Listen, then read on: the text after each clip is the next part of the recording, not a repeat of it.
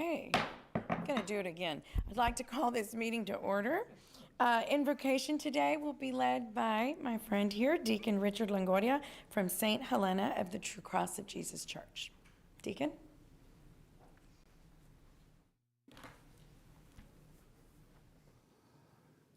Almighty Father, Son, and Holy Spirit, we pray, O Holy One, that you will bestow on this governing council your gifts of wisdom, compassion, and kindness to equip our governing men and women in decisions they make and in the manner of their comments and debates over issues that affect all our citizens.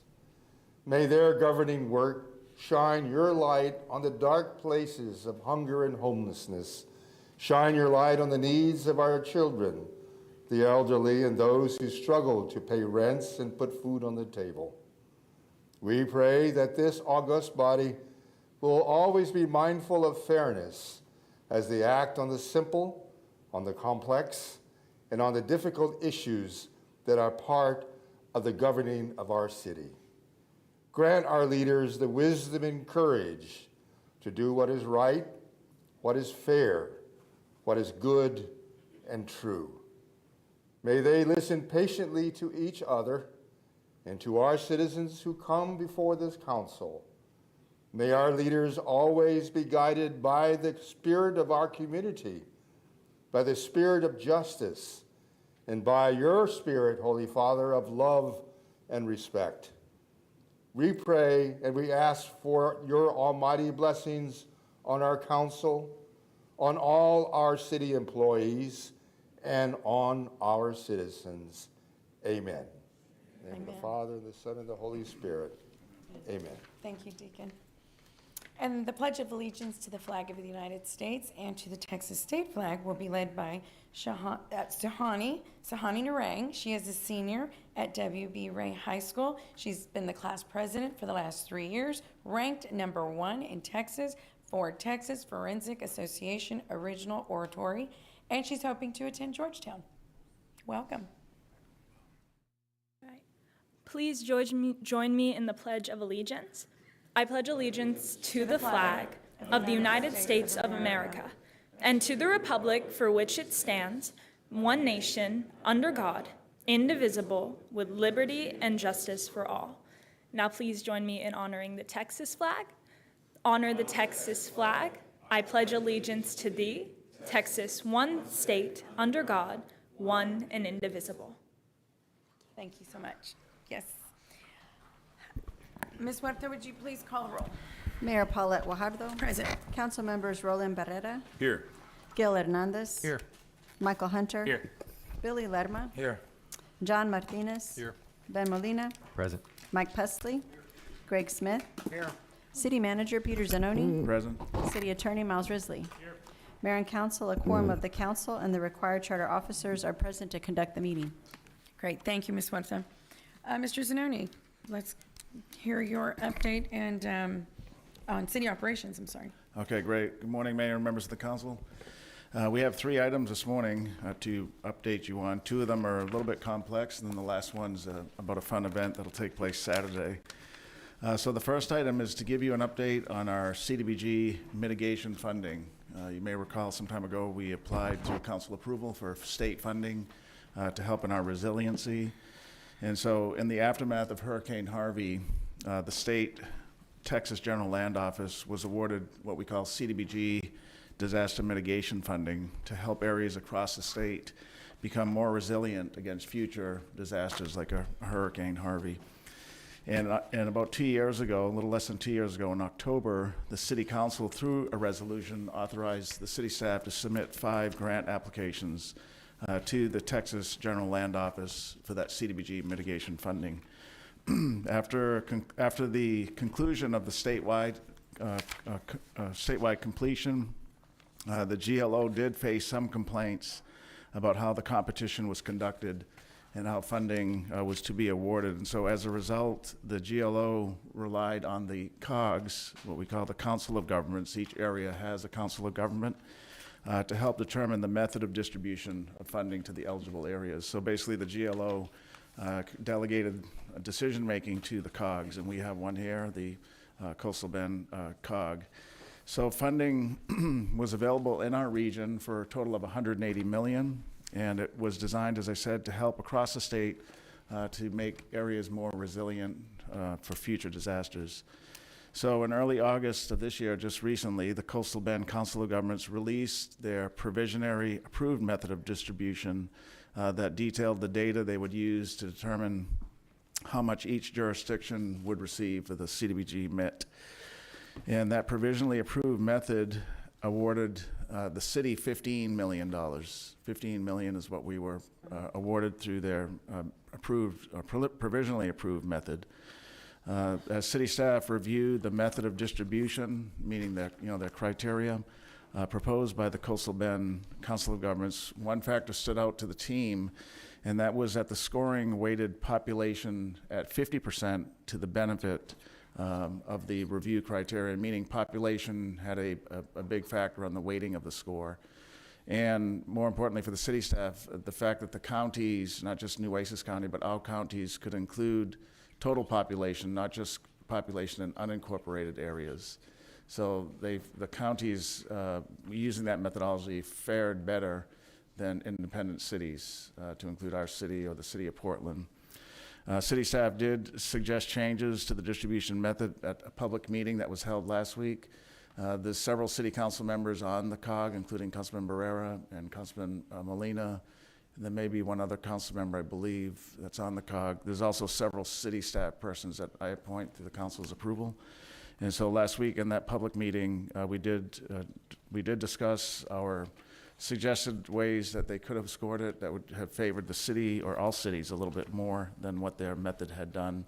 The GLO, though, stuck with their plan and did not take any of the suggested changes that some members had on that board. So we will be meeting, though, one more time with the COG later this week. A higher representative will be in town, and Tammy, Embry, and myself will meet with that person to give it one more shot to see if we can fare better in their distribution. The good news, though, is that $15 million is good for our community. We always want more, but we're happy with the 15. We did apply for $90 million. And this was a citywide effort. It was led by Development Services, but numerous departments put together ideas of what we could apply for. Ultimately, we applied for 5 projects totaling $90 million. And so we have to decide, still working with the GLO, on how the $15 million would be allocated. The 5 projects, just to remind you, were close to $6 million for downtown pump stations, drainage improvements. We know we have a series of pumps along the seawall. And so $6 million to improve those. We had $6.4 million to put backup generators at all of our lift stations. Right now, the majority of them do not have a backup power supply. And so if we lose power from a hurricane or some other natural event, we won't have power to our lift stations, which could result in some issue. There was a $11 million project at the Greenwood wastewater treatment plant to help it with flood mitigation and also emergency power there. We had a close to $46 million project at Oso Creek to improve the bottom of the creek, to dredge and improve the flow of water. And then a final project, $26 million, was at Williams Ditch, the Oso Basin flood mitigation. So those 5 projects totaled 95. The $15 million will decide, working with the GLO, on the best use of those dollars. So that is a quick summary. We thought it'd be easier to talk to you about it this morning rather than send a memo. Tammy's here as well, who's been the lead at the COG. If there's any questions from her or me, Mayor, if not, we can go into the next item. Okay, yes, Councilman Smith. Thank you. So, Peter, that's enlightening on there. You say 50% of the scoring was population-based, and so we know about 80% of the population of this county resides in Corpus Christi. So my question with the county is about 80%. What did the county get? The county, Tammy has that number. 30 million. It was quite a bit, yeah. Yeah. The county would have gotten $31,252,000. Okay, so my question is that going to be allocated population of that $31 million on their projects? Does that reflect inside the boundaries of the population base? They get their own $31 million allocation, and we get a $15 million allocation, and they'll get to decide what they do with the $31 million. I have heard there are a couple of smaller communities in Sanpete County that are actually petitioning because they didn't do an allocation for communities 2,000 and under. So there are some of those smaller counties that are going to petition their county to do that. But the COG board accepted the provisional method of distribution, which is, and so now the only additional avenue that we have to potentially change that is to meet with the GLO who has final approval. And so we're going to meet with the person who oversees this whole process on Thursday morning. Well, I think the projects that the city suggested are good and valid projects. And it would seem to me if population is a key metric for allocation on there, then the county ought to allocate within the population center areas on there if they have that division with it. Now, do we know the population of the Port of Corpus Christi? We do not know the population of the Port of Corpus Christi, but the Port of Corpus Christi did get an award under this program through the COG kept an allocation for themselves of $4.5 million and did not conduct any type of competition or anything else to award that money, but they went to the port and have decided to partner with the port to do a nature walk park along the bayfront near the Science Museum and the art museums. And there was an amendment offered at the COG on Friday that would have distributed that money entirely to the jurisdictions. And then if any jurisdiction chose not to accept that, we did not offer, that amendment was offered by Mayor Scuro. If anyone chose not to take their allocation, then the money that was not accepted could have gone to that project, but that amendment failed as well. Okay, well, I want to thank you all for your efforts on there, and I hope the good offices of the state of Texas, through the General Land Office, does take a look at this. So if we are basing it on certain criteria, that actually works down to the citizens themselves with it, and not we don't have a displacement or offset with that. So again, thank you. Councilman Barrera? Thank you, Mayor. Yes, I was there and was quite disappointed with the methodology with which, and I voiced my disappointment with the methodology of which they allocated it. For the record, I did support the recommendation, but for the only purpose of to expedite the process. But I was really disappointed, and one of the challenges that we face, and Peter, I'd encourage you to get your staff, and Tammy's doing an amazing job with there. However, we need to ensure that the rest of the individuals that we have as committee members be engaged, so much so with their administrative process. See, the challenge that we were facing is that you obviously have representatives of county commissioners that are there, of which they are also administrators and policymakers. Whereas the system of government which we have here, we are just policymakers. And I think that, I don't want to say, I was going to say, well, I think that their situation of which being engaged put us as policymakers, as non-administrators, at a disadvantage, because the system with which we have here is we have workshops, we go through the process, and then we're able to make decisions. They went through this very, very quickly. And so I can appreciate the fact that we're going to continue to work. I've met already with Commissioner Mades and Commissioner Hernandez and Commissioner Gonzalez, and they obviously were concerned, and they're very anxious to get projects started. Commissioner Mades and I have overlapping area, or District 3, I should say, has overlapping area along the Clarkwood area, which has some problems with has issues with flood mitigation. some issues with Commissioner Gonzalez's, are the areas around Old Brownsville Road and Saratoga. There's some colonias that are back there, not a subdivision, but actual true colonias that need to be addressed. So I would encourage us to, and we've had great partnerships with Commissioner Gonzalez. So I would encourage us to reach out to the commissioners and work with them so that way we can see which projects overlap, that we can work together. And so, because that was the thing, my frustration in which I voiced was that areas, because of the fact there was part of the and I'm not going to use the right terminology, that was income-based, or basically it was Low to moderate income, LMI. And my argument was, what they did is they took the city of Corpus Christi as a whole, and therefore that was another reason that the county's points were greater. And I said, well, there's a disparity even within my district, because if you take the southwestern area of the district in comparison to the eastern side, or if you compare that to the island or Ocean Drive, then what has been done is that it's just been balanced out, and therefore we've lost out again. So obviously we're all frustrated, but I think the thing is once again, homework I would suggest to reach out to the commissioners, reach out to the county and find out which projects that we may be able to work together on, and we could leverage some of those funds. I'm sure that they want to be able to leverage some of our funds so that way we can just get the work done. They recognize, the commissioners that I talk to recognize that this is the entire county. It's not just the unincorporated areas. So I think we need to capitalize on that. So thank you very much. Thank you, Councilman. Councilman Pusley. Yeah, just a couple of comments.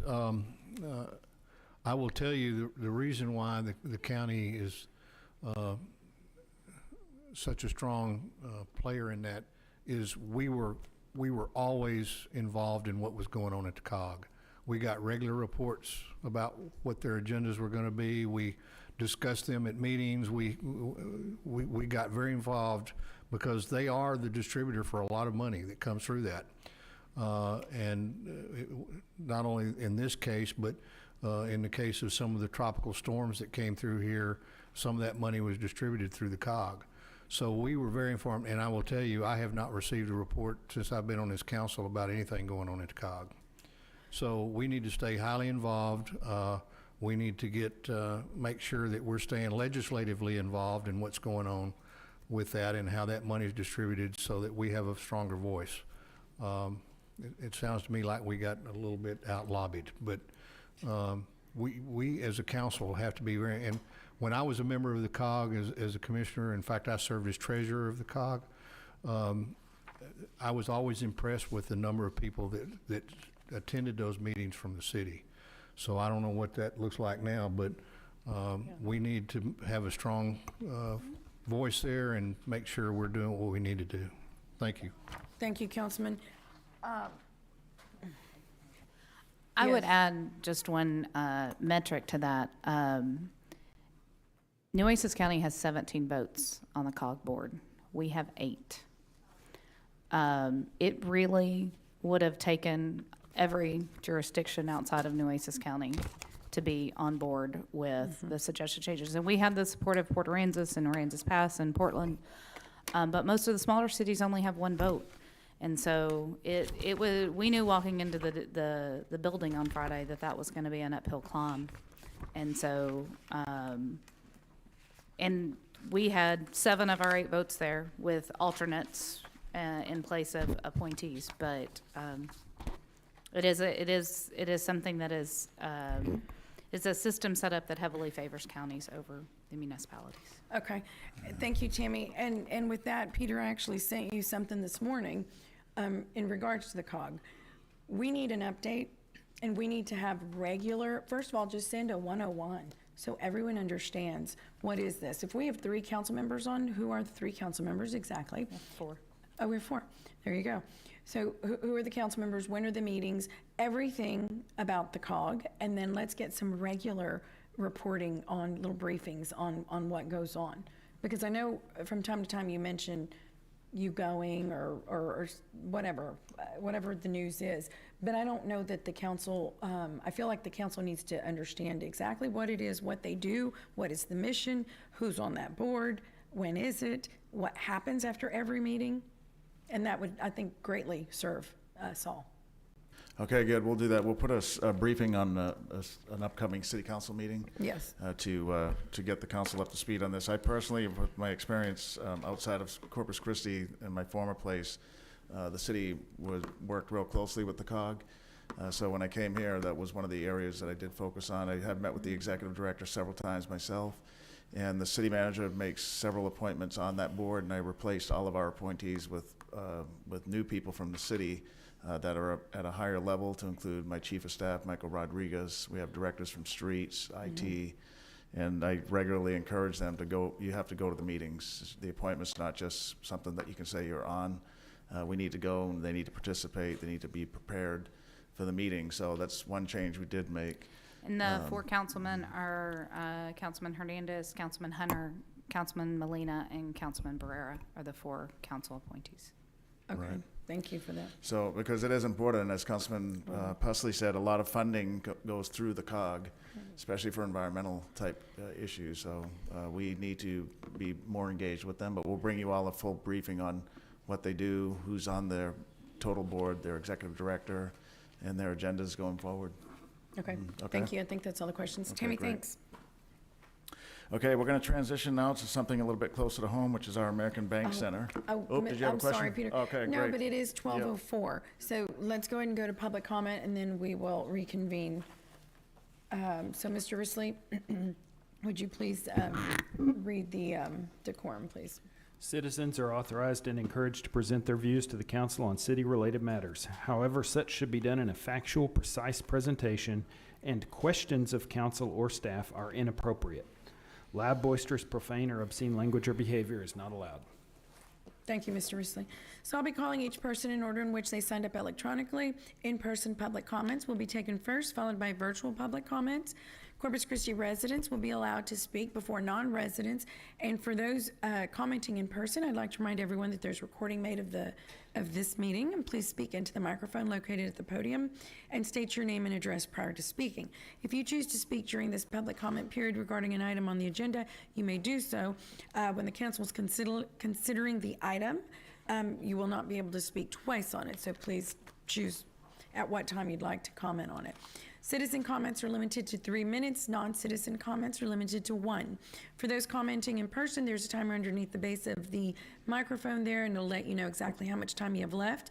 Once your time is up and hear the buzzer go off, if you would kindly conclude your comments. If you have any petition or any other information that you would like us to have prior to speaking, please hand it over to our City Secretary, Rebecca Huerta, and she will distribute it to us, and then you can begin your comments. So with that, we will begin with Jessica Palitza. And after that, if the next 3 people can come to the front and sit on the front row, I'd kindly appreciate it. Carrie Meyer, Ron Graben, James Klein, and Anna Trevino. And that will get us very efficient. Thank you. Hello, my name is Jessica Palitza, and I'd like to make my case against desalination. So I've lived in Corpus for 4 years, and in that time, I got my bachelor's from TMUCC in environmental science.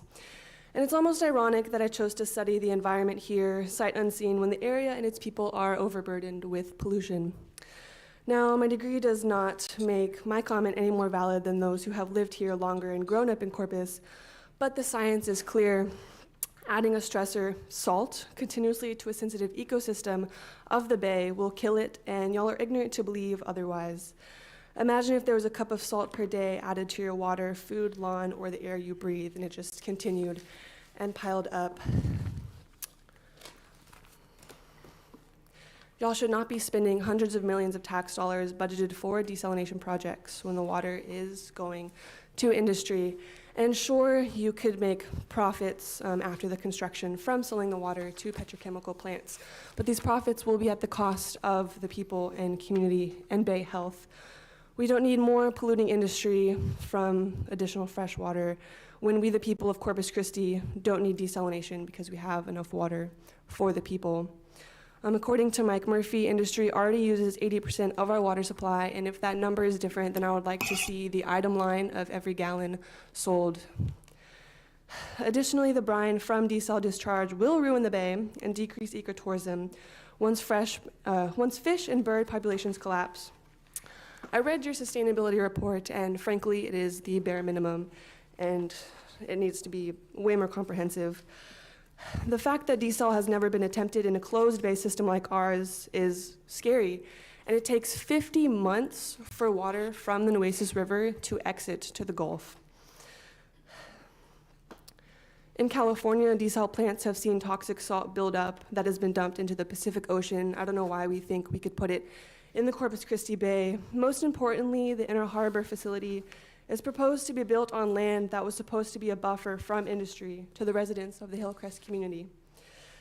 The people who live there are overburdened with pollution already, and by installing desal in this neighborhood, the city is saying they do not care about the predominantly Black people that still live in Hillcrest and want to profit off of their suffering.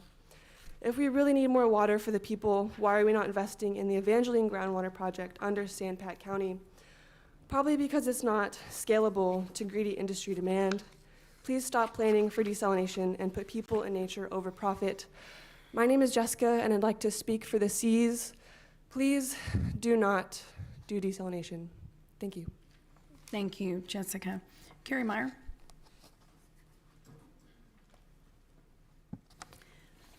Good morning. Carrie Robertson Meyer, 4401 Gulf Breeze Boulevard on North Beach. I'm here to speak about the last agenda item, I believe it is, right before executive session, the North Beach drainage discussion. And I just wanted to give you a little background on my own perspective on it, is that I moved to North Beach in 2001. And shortly after that, I met Betty Black, who used to be a city councilwoman.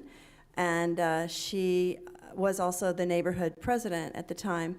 And I asked her, Betty, why is this area so, not developed? What's holding it back? And she said, well, it's the drainage. And I said, what's that? What do you mean? What's drainage? And so she first opened my eyes to, she said, when the water ponds at the end of the road and when the roads fill up with water and we can't get on, I'm like, oh, that, okay. Yeah. She said, if that wasn't happening, this place would just be exploding. And that was 20 years ago, more than 20 years ago. And so I just wanted to give a little perspective on seeing all these different councils work on this problem. And so I see it as a solution that's been incubating for a long time. And I see that you guys are the ones who are getting ready to hatch it. And you guys are the ones who have moved it from never even thinking about it to all these different solutions. And finally, because through Zanoni's leadership, I think that MIG was a really good company to hire. I got to meet with them and spoke with them for an hour, and they really listened and even took notes. And I was like, wow. It was really a great experience, one of the best meetings with anyone in the city that I've ever had, and Neiman Young was there as well, and Peter came in at the end, and it was just a really good experience. And I think through the whole canal thing that was real controversial and divisive, this is something that people are coming together on and is real pragmatic and affordable, more affordable, but still is going to bring in give us something more than just drainage. I think there will be, a development component and a economic development component to it. So I don't know a whole lot about it. I'm really looking forward to seeing the presentation today. I've looked through the PowerPoint, and I like how guys. I'm really thankful that you're moving, doing stuff, right? Making it happen. And Billy Lerma, our councilman especially, has not said no and keeps trudging ahead, and leading the way. So thank you, Councilman Lerma. Mm-hmm. Thank you, Carrie. Ron Graben. Ron Graben, 202 Surfside. Just to buttress everything she said, we're very pleased at the at what MIG came up with and supportive of it. I am the vice president of the North Beach Community Association, so we're excited to see it being enacted, and thank you to each one of you and Peter and your staff. it's just been outstanding. And so, real short and sweet, thank you very much. Thank you, Mr. Graven. We appreciate that. James Klein. And next, while James is coming up, Anna Trevino, Michael Lopez, Alec Jackson. If any of you are here, and you come up to the front, please. Go ahead, Mr. Klein. Madam Mayor, members of the council, thank you so much for taking time to listen to me. My name is James Klein. I live at 3501 Monterey Street here in Corpus Christi. I came today to speak again about desalination. I see that it's an item in the budget, proposed budget for the city. I really think that this is money being wasted. We should not be spending money on this project. Environmentally, it's unsound. The money is not designed, I'm sorry, the water is not designed for people, but rather for industry instead. So if industry wants this water, it should be paying for it, not for 75 or 50% or 20%, but for 100% of that water. And again, the environmental studies that we've seen indicate that this is going to dramatically increase the salinity of Corpus Christi Bay. As Ms. Polizza mentioned before, to the detriment of fish and wildlife, plants and animals in Corpus Christi Bay. The fact that there is not just one or two or three or four, but 5 proposed desal plants, all proposing now to dump brine into Corpus Christi Bay, is rather shocking. I know that the city only has 2 of these. The port has 2 as well. CC Polymers has one that's already been permitted but has not gone into operation yet. I'm working from the assumption that we're going to have 5 working desal plants. That's the only assumption that I can make at this point. The Bay simply can't handle that. I don't know if it can handle 1 desal plant. So I urge you to remove that funding from this year's budget. Thank you. Thank you, Mr. Klein. Anna Trevino. Hi, hello. My name is Anna Trevino. I'm a resident here in Corpus Christi. I'm here to say no to desalination, to the desalination project being proposed by the City Council. The truth is desalination is an expensive, wasteful, and dangerous project that will destroy our Bay ecosystem, hard tourism industries, increase utility bills, because let's not forget, desal is energy intensive, and it will cater to big industry.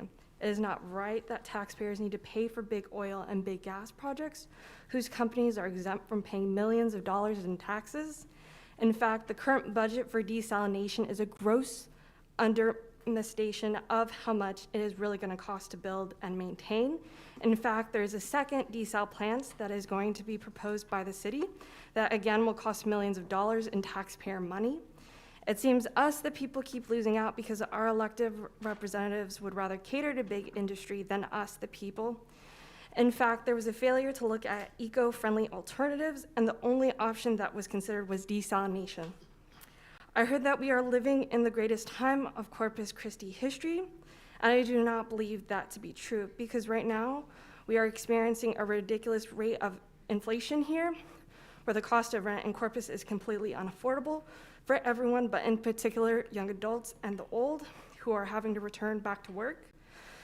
We are in drought because more than half of our water sources are sold to big industries who do not face drought restrictions till stage 4.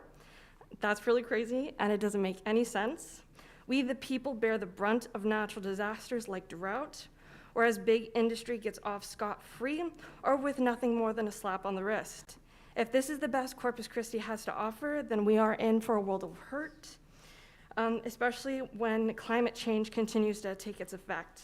What I do believe, though, is that Corpus Christi is living in a time where our actions here determine a lot of the future of the city, the United States, and at large the globe. We are already overburdened with refineries and petrochemical plants. The desalination plant will be used to invite more industry to encourage exponential growth of those plants and make us more dependent on them. Corpus Christi and the rest of the coastal bend will be but a wasteland for oil and gas due to the decisions you make, including with the desalination plan. So please say no to desal. Thanks. Thank you. Michael Lopez?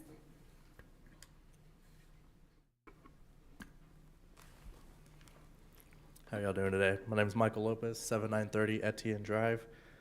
Good morning, and thank you for granting us this time out of your busy schedules to hear what we have to say. I would like to express my interest here sincerely in the best interests of the city and future contractor relations. All citizens of the city want fair treatment in life, guarded by applying ethical and moral standards to our actions. We all recognize the importance of this to the growth and strength of Corpus Christi. Most importantly, we take turn the tide of our culture's failure to take personal responsibilities for our actions. That does not mean an overbearing punishment system for people who make bad decisions or make decisions that turn bad, but it does mean when a bad decision is made, the person or team responsible for that decision own the consequences and be accountable for the damages caused, regardless of your status in our community. This forces upon people to strive for higher personal standards, double-check your work product, do your personal best, and maintain high standards of ethical and moral decisions in the things we do. If we can all adopt this mindset, Corpus Christi will evolve into the envy of Texas, ensuring that these pledges to moral and ethical standards will not just be words on a plaque hanging on the wall. As the history of mankind shows, a leader cannot legislate morally in society. It must come freely from the people, and it must be demonstrated by all leaders in order to be learned and absorbed by the children of Corpus Christi, the leaders of tomorrow. Failure by city's design engineer, Adora Engineering, and other parties to work in good faith as required in all contracts, these parties consisting of the City Engineers Department, LNV, known as Adora Engineering, and the Hazen and Sawyer Engineering firm. Requested for bid RFB documents were drafted by the design team and solicited for bid. 6 bidders bid on the project, see Exhibit 1. Prior to bid submissions, bidders requested additional information concerning the project and had opportunity to visit the sites for samples. Visit was not mandatory. The RFB documents included drawings, calculations, and responses to questions were all produced by the design team under the seal and stamp of a professional engineering license issued by the state of Texas.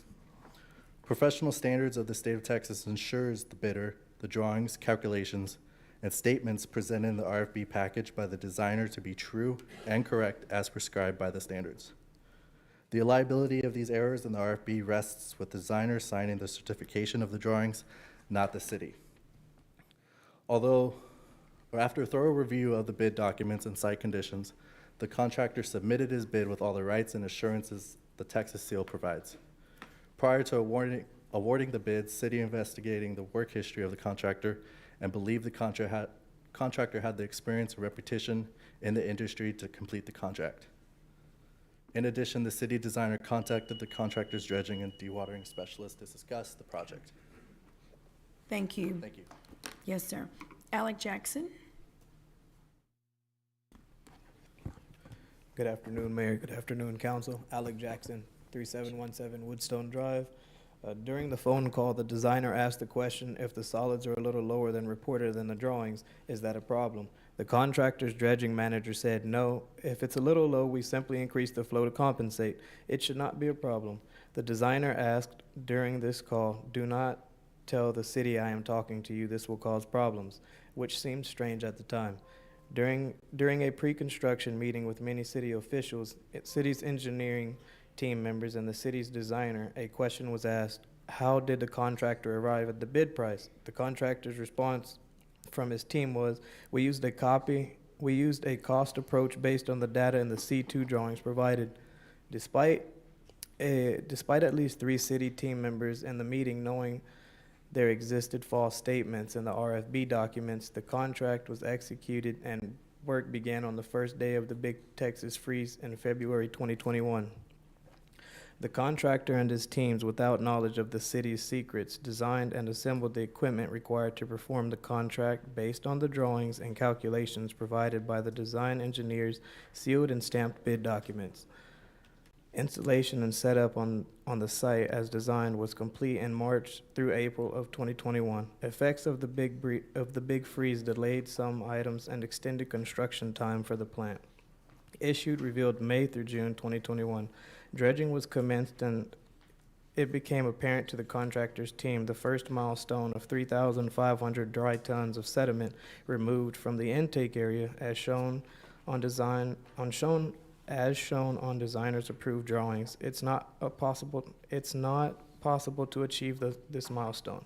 Because the sediment volume does not exist in the area and confirmed by documents recovered from the designer, under court order discovery, the sediment characteristics stated in the C2 drawings, Exhibit 2, was not calculated by the design team as purported in the RFB. The designer, under sworn testimony, admitted the sediment in the area was not tested. It was a guess and was not accurately reflected by the design team and the approved drawings. This created a major issue for the contractor. What if the calculations for the remainder of the preset basin are also guessed or incorrect? The city ignores contractors' positions that something is wrong until a formal RFI is submitted to the city demanding all information showing how the solids content in the lagoon was calculated. See Exhibit 3. Upon receiving the information, contractor discovered the formula for calculating solids volume in the lagoon was incorrect. The designer used a formula for calculating solids in a biosolids mass, sewage sludge. Thank you. Thank you. Yes, sir. Abel Rivera. And then we have Patrick Varela, Robert Benavides, and Sylvia Campos. If you could all come to the front row, I'd appreciate that.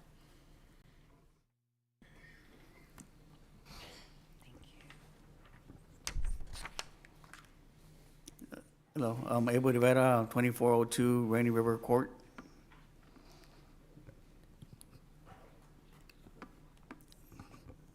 Contractor alerted the city engineering department that there is a serious issue that needs to be addressed on this project. A meeting with the designer and city engineering department was held to discuss the matter. The contractor asked in this meeting why the wrong formula was used. The design team told the contractor they initially used the wrong formula to control the total bid price. If they used the right formula, the bid number would be too high. This is not logical or acceptable procedure under professional engineering standards of Texas. Additionally, the city informed the contractor that if only 13,000 dry tons exist in the lagoon, the city would only pay for 13,000 dry tons, not the 28,500 minimum in the correct contract. This created an even greater problem for the contractor. First, the contractor's plant is under siege because of the false information provided by the design team. Secondly, the city is not going to honor the 28,500 dry ton minimum in the contract. The engineering meeting with the city and designer resulted in another meeting being scheduled between the contractor, designer, and their team for October 27, 2021 to resolve the concerns of the lagoon volume and the apparent change in the site conditions resulting from the false information provided by the design team. October 27, 2021, a meeting between the contractor and the design team member, Logan Burton, and Prachi Kylie. The discrepancies were discussed, and contractor insisted on seeing the documents used for testing of the lagoon as described in the bid documents. These documents were not available at the time of the meeting, but promised. During the meeting, Logan Burton admitted to the contractor they did not test the lagoon as described in the bid documents. Mr. Burton further described how the sampling was done, pointing to an area of the lagoon drawing. Thank you, sir. Patrick Varela.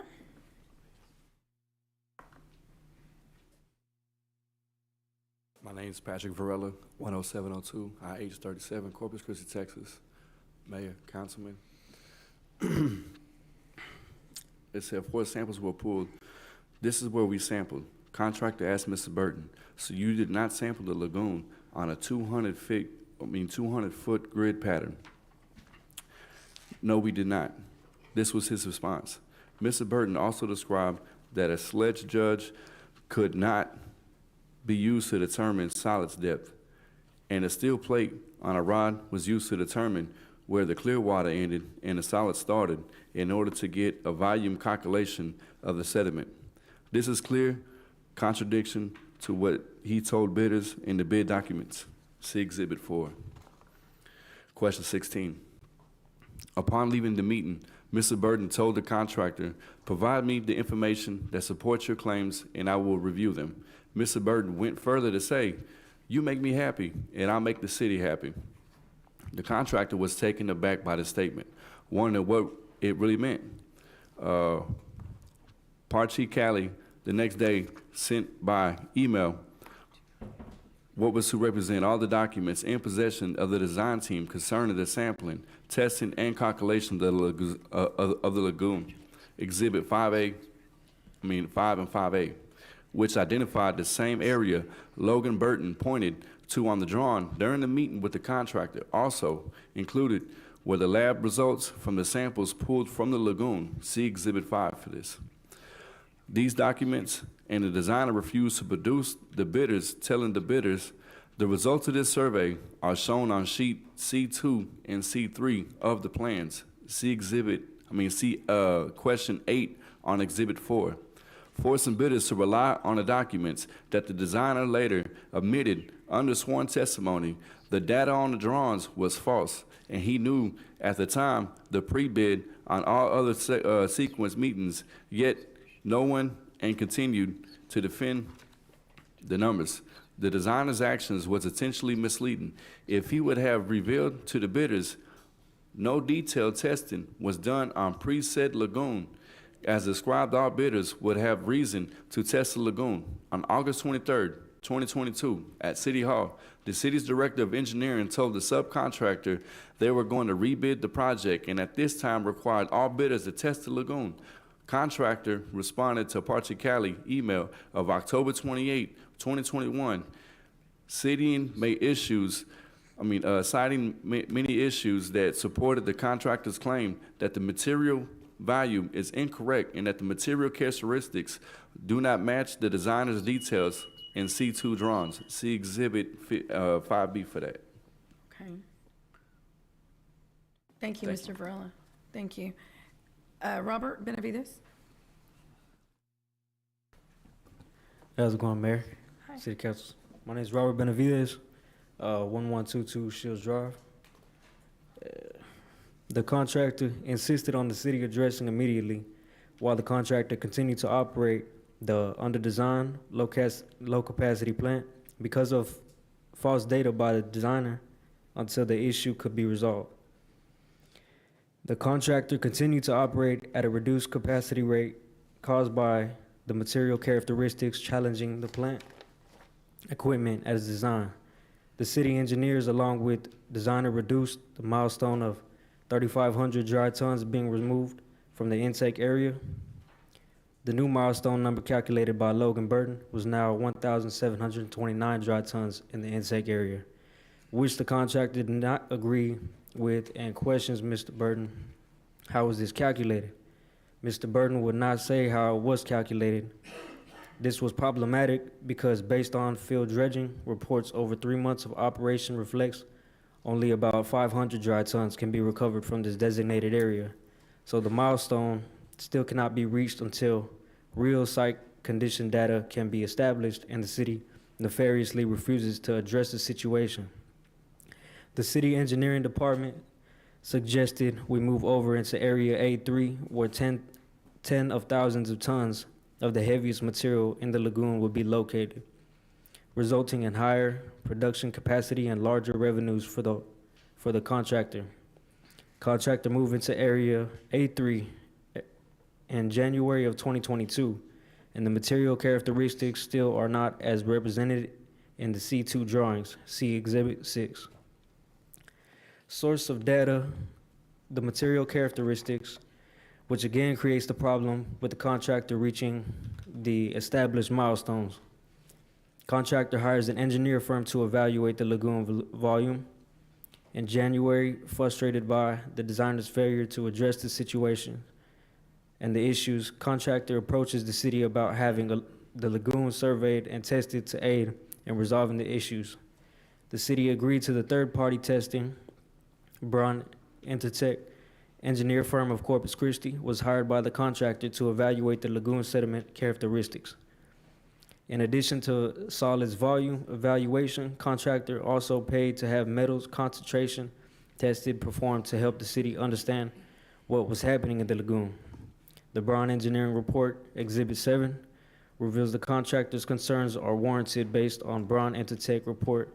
The preset lagoon contains approximately 14,960 dry tons, 45% lower than the designer's 33,500 dry ton calculations. Okay. Thank you. Thank you, Mr. Benavides. Mr. Zanoni, are we addressing all of this? Yes, we are, Mayor. So just for some context, I know we talked about this last week. This is a capital project at our Owen Stevens water treatment plant. And basically we have we have basins where water is pumped in from the Nueces and the eastern watersheds. And over time, silting has occurred, which minimizes the amount of capacity. So this project was bid some time ago to desilt the ponds up at Owen Stevens. There's some performance issues with the current contractor, and those are being mitigated by our engineering department and legal team as well. And the project is done by a joint venture. Who's speaking today is one of the firms in the joint venture. The other contractor is not here. We had reached a settlement agreement to terminate the contract, and Miles is working through that to obtain the appropriate endorsements by both firms. Okay. Mm-hmm. Okay. Yeah. All right. If you want anything else, Miles? If any city council members want to discuss, want a briefing on this issue privately, the legal team is available to give you that briefing. Okay. Thank you. We appreciate that. Okay, Sylvia Campos. And then we have Brandon Marks after Sylvia. I think Mr. Marks is online, Mayor. Oh, is he? Okay. Yeah, I think he signed up in error. Oh, okay. I hope more than one of the city councilmen will meet with this group of men. My name is Sylvia Campos, 4410 Fur. I'm here to speak on item 20 and item 21, taxes. Those are the kinds of things that we don't like to talk about, but yet it affects our lives tremendously. I was speaking to someone last week about the tax rate versus the taxes that are going to be increased. And it's funny how we get around with that kind of language, and we try to pass it on as if we're doing the right thing, which we're not. Where we need to be honest with the people, our taxes will be going up, and items 20 and 21 do acknowledge that. It's going to go up by 11.7% increase, and so don't kid yourselves that that all this that is happening is free. So this brings another point, which that's why I've been coming for so long, since 2018, is the unfairness of the taxes. And that comes to the industrial district agreements. Again, you know, it's not a sexy topic. It's not something that you can just say as a one-liner. But the fact is that we have corporations, especially like Valero and Flint Hills, that say one thing and then do another. They go into agreement with the city and say they're a corporation and that they're going to pay a fee in lieu of taxes. Then turn around and challenge their property taxes. And to this date, they're still challenging them. So is that fair? No, it's not fair to us. It's not fair to the city. It's not fair to any of us, again. So the other is the unfairness with the water. You know, I would have sent you the form that the city actually proposes, and I'm grateful for that. And it does state that, you know, where the rates are for the customer and the rates outside the city district, which is the industrial district. They do get a large discount. And when we have to cut back, they don't cut back. So is that fair? No, it's not fair. So the other thing I wanted to point out was I just emailed you on the alternative sources for water and harvesting water, which we've talked about, stormwater, and the point is that we also can get a tax break, okay? That should, hopefully open your ears there. The tax code of 151.355 allows a state sales tax exemption on rainwater harvesting equipment. We've brought this up before. So the point is that we have alternatives before we go into desalination. And desalination would be the last thing you ever would want to do to the bay, to tourism, so please reconsider this. Thank you. Thank you, Ms. Campos.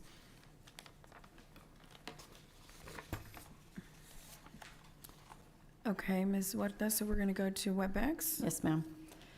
So the first person on WebEx phone is Julie Rogers.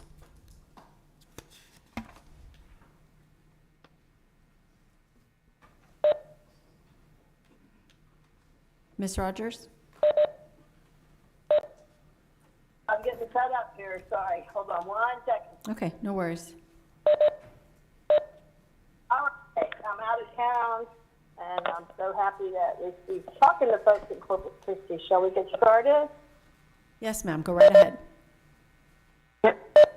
All right, thank you. This is Julie Rogers. I live in downtown Corpus Christi on Furman Avenue. When I signed up for public comment, it was hard to decide what to write, and I wrote democracy. And in light of that, I've been thinking about the budget talks and how you refer to obligation to the future and also moving Corpus Christi forward. And I do want to acknowledge that we are way, way behind. There are deficiencies, and that I do think that you are moving us forward, but it is by inches. So how do we keep going forward and move in bigger steps? We need to let participatory democracy be the current that moves us, like you often have done with some of the community input sessions. The budget ones, they seem to have been the most genuine community input sessions I've seen since I was retired here in 2017. They've resulted in some changes, and I thank you for that. And you tried with recent redistricting, but many of us who participated, we walked away thinking, they listened, but they did not hear us, as very few changes were made, and we still have the same 40-plus-year-old district maps. And then there's the desalination. There's community input sessions, there's town halls, there's public comment, and many of us have never, ever, ever been heard or listened to. That's why you're hearing the frustrations today, and I was glad to sign and circulate a petition from For the Greater Good asking for a charter amendment that would let us vote, let the people vote on such a fiscally and environmentally expensive project. The threshold for a referendum was almost met, which was remarkable since it was the beginning of the pandemic. And we were never given a chance to vote on the proposed desal project because of that. We weren't able to meet the threshold. And we could have voted on the subsequent loans. But the city council, you could have put it to a vote, and you didn't. I don't think democracy has been a guiding force for you. That's how we're going to move forward faster. The decisions on proposed desal plant or alternative water sources, we need to get a chance to have more input on that and to vote on it.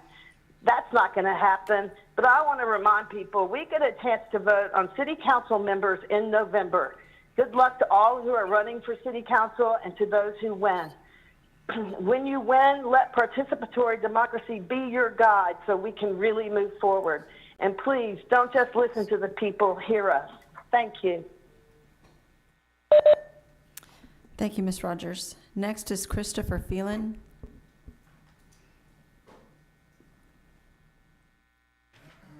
Chris Phelan, 3806 Kingston Drive. We've been coming and talking about desalination since 2016. We've been against it because we know that you're mandated for freshwater releases. We know there's been a lot of studies that prove that you can't put that much salt into the bay systems, let alone from one. We know that You voted not too long ago to replace a 90-year-old water pipe down over in Annabelle. We drink out of 90-year-old water pipes, and you gaslight us, and you say that we need desal. You constructed a drought yourselves, right? You dewatered to work on the gates. You constructed this drought. Even though we're getting inches and inches of rain over there, Choke Canyon hasn't moved. Why? Because H&S has the gate open, right? We've seen 30% rise at Mathis in 1 week, just like predicted. We predicted that. We know when the rains are going to come, and we know that climate change is real. You want to fight with the county over money. That money is for climate change. You can't fund and have us subsidize climate change on one hand and then go and beg for money on the other. You have to have a holistic approach to the drainage here. And it has to go beyond the county. I've talked to the Army Corps of Engineers about it. They have no interest in it because they're owned evidently by the oil companies. I don't know what's going on there. But Ted Cruz right now, he's got a bill before Biden to be signed. They want to give away even more land to the port. They want to give the Army Corps building down there to the port. All of this land, y'all have not neglected your duties, and just like water has neglected its duties, we can see that they're not managing Owen Stevens. The contractor has to come here and tell on them. You're hurting these local businesses. You're hurting this local business right here because the city is not managing our water resources right. We see it at Choke Canyon. We see it the way that the contractors are treated. We see it because there's water leaking all over town. We've got all these dead-end water mains. You won't even answer Freedom of Information requests as to how many there are. You gaslight us. You say, oh, we're going to answer questions, and then you ignore our questions. How many dead-end water mains are there? How many have been removed since 2016? How many gallons do you run out on the ground every month just to try to maintain water quality? You want to go and paint little doodads on the water towers. You're not in TCEQ standards. You don't have enough water towers. We haven't been under the TCEQ standards for over a decade. And you don't Mr. Phelan, thank you very much. Next is Melissa Zamora.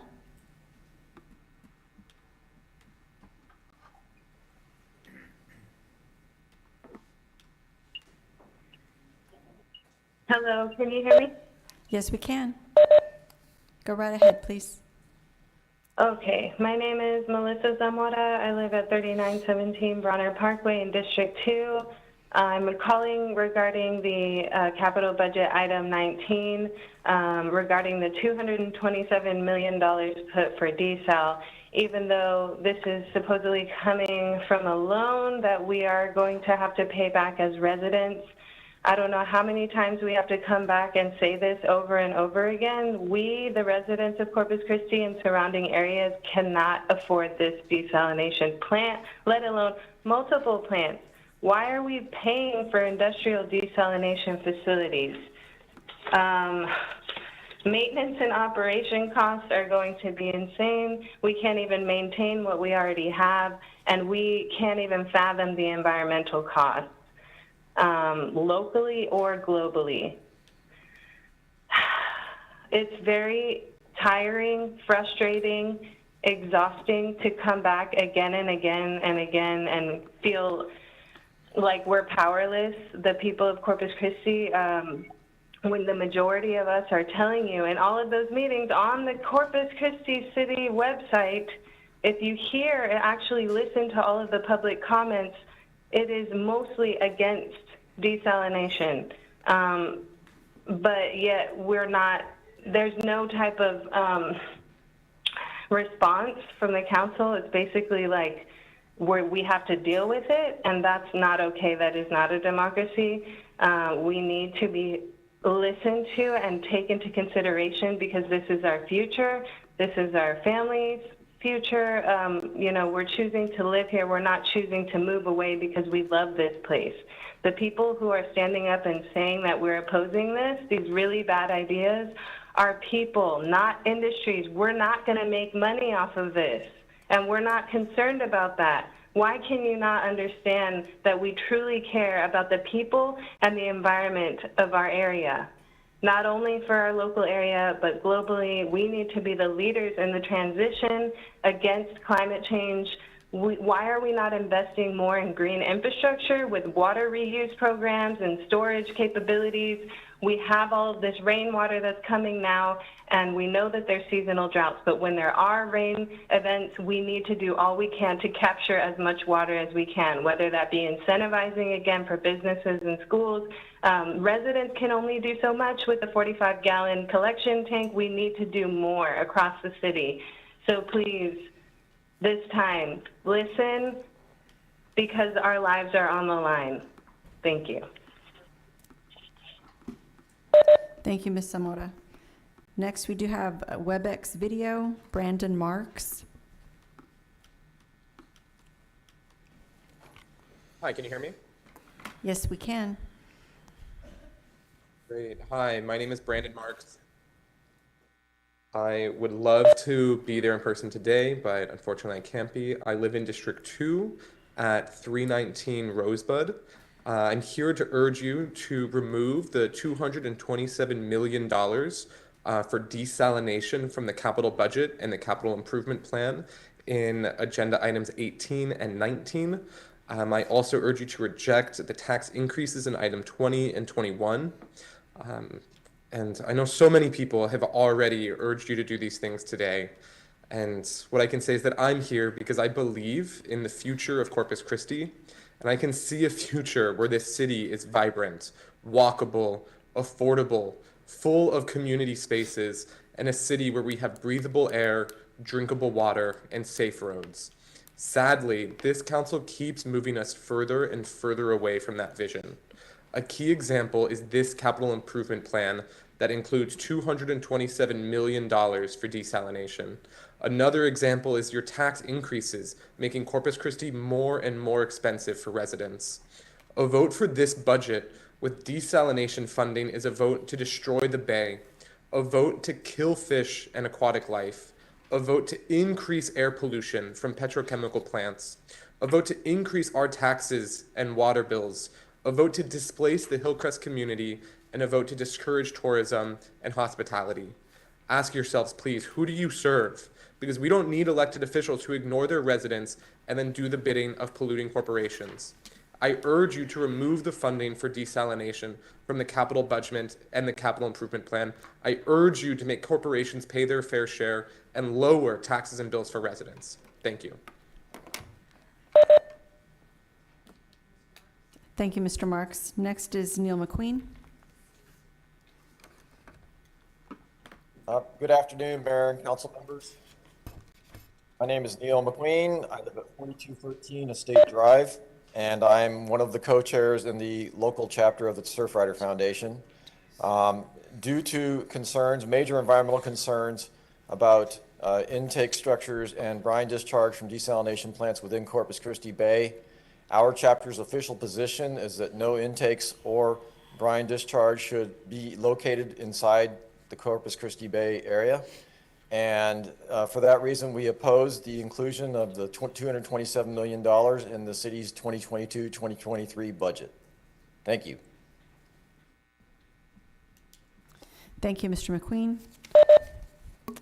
Mayor, there are three individuals left who would like to speak. These individuals are non-resident, so they do get 1 minute per person. Okay, we'll start with Martin Sendejo. Martin Sendejo, is he here? Pardon? Okay, we'll come back to him. David Alanis?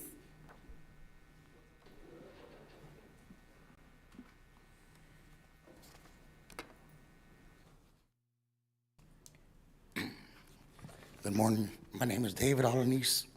I live at 504 Hughes Street in Sinton, Texas. The city designer tells the city that this previous report that been being read with the other coworkers of mine, the city designer tells the city this report is not valid because the results of percent solids was given to Braun Intertech by Dennis Gold, implying Dennis Gold did the percent solids calculations. Reality is the lab performing the test sent the results to Mr. Gold, who then forwarded the results, including the percent solids report from the lab, to Braun Intertech. He, Mr. Gold, did not calculate them as implied by the city's designer. This was merely an attempt by the city's designer to discredit the report. Once again, no progress is getting made and no one from the city has visited the site. The city's designer, Mr. Burden, has never yet visited the site to date, despite all these issues. Thank you. Thank you. Thank you, Mr. Alanis. Martin Sendejo, is he back? That's me. Okay, great.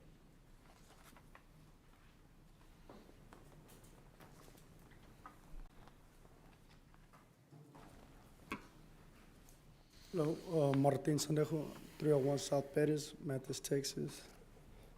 Designer surveys the lagoon and reports to the city results. The city designer surveys the preset lagoon in February of 2022 to evaluate the contractor's performance and report the performance to the city. The survey was performed by the designer survey crew comparing pre-bid sediment levels with to-date sediment levels as of February 2022. Mr. Burden then submitted the resulting report to the city's engineering department, resulting in the city's delivering a notice of termination being issued to the contractor by the city. The obvious animals in the designer's report are detailed in Exhibit 8. The purpose of these reports fabricated by the designer. Thank you. Okay. Thank you, Mr. Sendejo. Denny Gold. That is our last one, Ms. Marta, correct? Okay. Yes, ma'am. Thank you. Good morning, Mayor, City Council. Good morning. We didn't get through our entire presentation. We'll have to do it another time. I just wanted to set the record straight on a couple of issues. I'm a subcontractor to the joint venture. I'm not a member of the joint venture. And we have tried to set up meetings. We have tried, and the reports that, hey, there's a settlement offer. The last red line item that the city is asking for is they want all members to give a complete release of liability to Adora. So I'm the designer. And I'm here to ask City Council, why are you people protecting a designer that screwed this project up? Why are you people refusing to meet with us and talk about these issues? Mr. Zanoni told me, come see him. I've not been able to even get a meeting scheduled. Why? This is not something we did wrong, ladies and gentlemen. Your designer screwed this up. It's going to cost you $5 million more. If you had dealt with this thing a year ago, it would have been a very small increase on a very low bid. I would like to have the documents back that I presented here for as an exhibit. We did it for the courtesy, Mr. Risley, so you could see what we were speaking about. And if you would like to talk to me, I would love to sit down and talk with you about the rest of the contents in this, so we don't have to go through this event. Yeah, I'd like to request that you all meet with Mr. Gold. Thank you, thank you, Madam Mayor. Yeah, Mr. Zanoni, Mr. Risley, I'll leave it to Mr. Zanoni as our chief operating officer to do that and make sure that it gets handled as it should. Right, yeah, I talked to Mr. Gold earlier today, so Okay. we'll be working that. I'll be working with Miles. But you'll be meeting with him yourself. Right. If you could, please. I'm gonna work with Miles to see what the appropriate thing is to do. That's fine. Right. You look like you want to say something, Mr. Risley.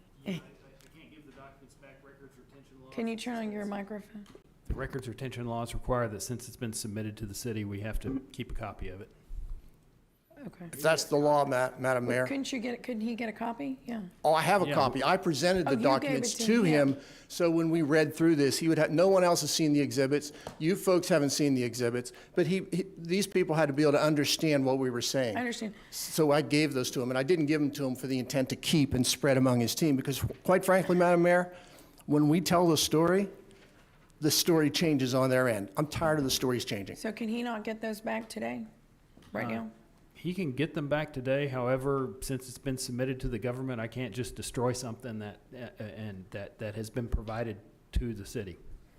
I promise, Madam would be Mayor, they will illegal. not be destroyed. They'll be used in the next meeting. Yeah, Right. but we have an obligation, since it's been submitted Sure. to the city, to maintain Well, to since maintain Mr. it or a copy Zanoni of it. or whoever's going to meet, I mean, you're going to have those documents. You have them already, right? I So would like they're to gonna keep them in my possession, so when we meet, I hand them to them.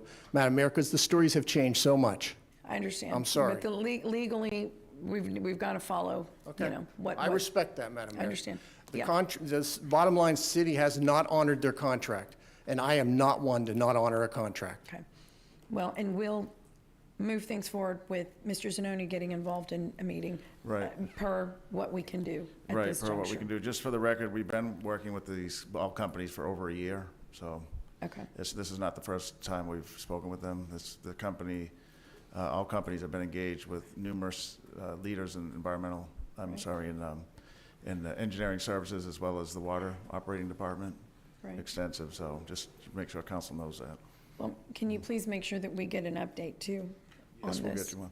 Thank you. Thank you, Madam Mayor. Thank you, Mr. Gold. Yes, okay, that'll conclude our public comment period. Mr. Zanoni, we'll go back to your city update. Okay, great. We're going to go back to the second item that I had listed on the agenda, which is an update on the rental rates for the American Bank Center. So we know that the American Bank Center has been transitioned to a new operating partner, OVG 360. And they've done a lot of changes since July 1 when they assumed operations at the American Bank Center. We know that the American Bank Center has leasable space, including big exhibit halls and smaller venues as well. Part of their business program was to evaluate those lease rates to make sure they're competitive with the region and that they're not overpriced and that we're providing appropriate setup to the customers when they rent them. So in a prior ordinance, City Council delegated the responsibility to approve rates if they change annually to me, the city manager. And OVG has submitted some new rates to me per that ordinance for me to review and approve. I thought it'd be good, though, to share them with you this morning in the city manager report, just so you're aware. I'm going to go through a slideshow in a moment, but just some more context here. The schedules that have been submitted, the rate schedules, as I mentioned, are commensurate with the area. And in fact, in many cases, they're actually lowering them, given the condition of the American Bank Center. They feel that some of them are overpriced today to be competitive with the market. So the rental rate changes will be for the Water Garden Ballroom, the Henry Garrett Ballroom, the first and second floor, what we call the C rooms, the Harbor Room, the Exhibit Hall, the Salina Auditorium, and then the arena itself. So Brian Martin is here as well, our OVG General Manager, if there's questions, but you'll see on the screen, we'll just go through each of these real quick. Starting with the Water Garden, this is a room that's rented on the second floor. On note on all these slides, there's a two-step fee structure today, or with the prior managing partner. That was where somebody could just rent the space and then they would set it up, meaning whoever rented it would recruit people and they would set it up using our furniture and other things. This is really not a best practice, as you can imagine. The clients can get injured. They could damage the facility, damage tables and so on. So the best practice is to have OVG 360 or the managing partner actually set up the room. So when you rent it, you pay a rental rate plus a setup fee. So if we look at the last two columns on the last three from the left, that's really the highlight of the presentation. So for the Water Garden room, the rental plus the setup was $8,775. It decreases 3%. If you split the rooms with an A and B, there's a decrease of 4% and then a decrease of 9%. Let's go to the next slide. So the Henry Garrett Ballroom, this is that nice ballroom on the second floor. Various configurations can happen here. If you rent the entire ballroom, a 4% decrease from $8,000 to $7,800. A small adjustment if you rent A, B, or other configurations. And then C and D, that combination drops by 11%. On our next slide is those row of rooms that are in the first level that oversee the bay on Shoreline. And people can rent those individually, and an 8% increase in all the rooms, or rooms 100 through 107, and then a decrease on some of those smaller rooms towards the end. There's also what they call a show office. It's not labeled, but it's a small little room that didn't have a fee before, so we're recommending, or OVG is recommending, a $250 rental fee for that one. The Harbor View, which is, I believe, on the second floor as well, kind of oversees the big exhibit hall. Some adjustments there. For $225, if you rent the entire thing, it would go up from $1,500 to $2,500. Same thing with A, B, C, or some combination thereof, A, B, C, or D, E, an increase there as well. And then A or E, and then B and D, a decrease there if you rent just those smaller rooms by themselves. We're going to go to the next slide. One important thing to note is that these fees have not been adjusted in over 4 years. And we're not too sure how they were really calculated under the prior operator. So we think these rates are commensurate with what OVG does across their customer base or their client base, as well as commensurate with the area. So C220 rooms, these are also on the second floor. A decrease there because of they're not really the best configuration or view. So 35 and 25% decrease commensurately. And then let's go to the next one. And then so our big exhibit hall, you can configure it to have the whole thing AB or just half at a time. And so an increase there of 31% for exhibit hall entire, and then exhibit hall A at 25% or exhibit hall B a 42% increase. And then the last slide here, I believe, is the Salina Auditorium. And so we have the auditorium plus what we know to be the Salina Rotunda. There's a rehearsal hall and some of the rooms that are smaller by themselves, no change on that venue. And then actually here's the final slide, the next one, is the arena itself, no change on the arena, but if you do half the arena, slight increase on that from 10,000 to 11,000 or 10% increase. And I believe that is it on the slide. So we just want to bring that to your attention. This obviously is a big part of the business plan for OVG 360 and for the city itself, because we do need to be mindful that revenues generated from the facility help to renovate the facility, keep the facility running. We know that in last year's review, which led us to this point, that it's a $14.5 million subsidy from the city taxpayer from sales tax and hotel occupancy tax that locals and tourists pay. And then the monies that come in from rental and other fees were only $4.5 million.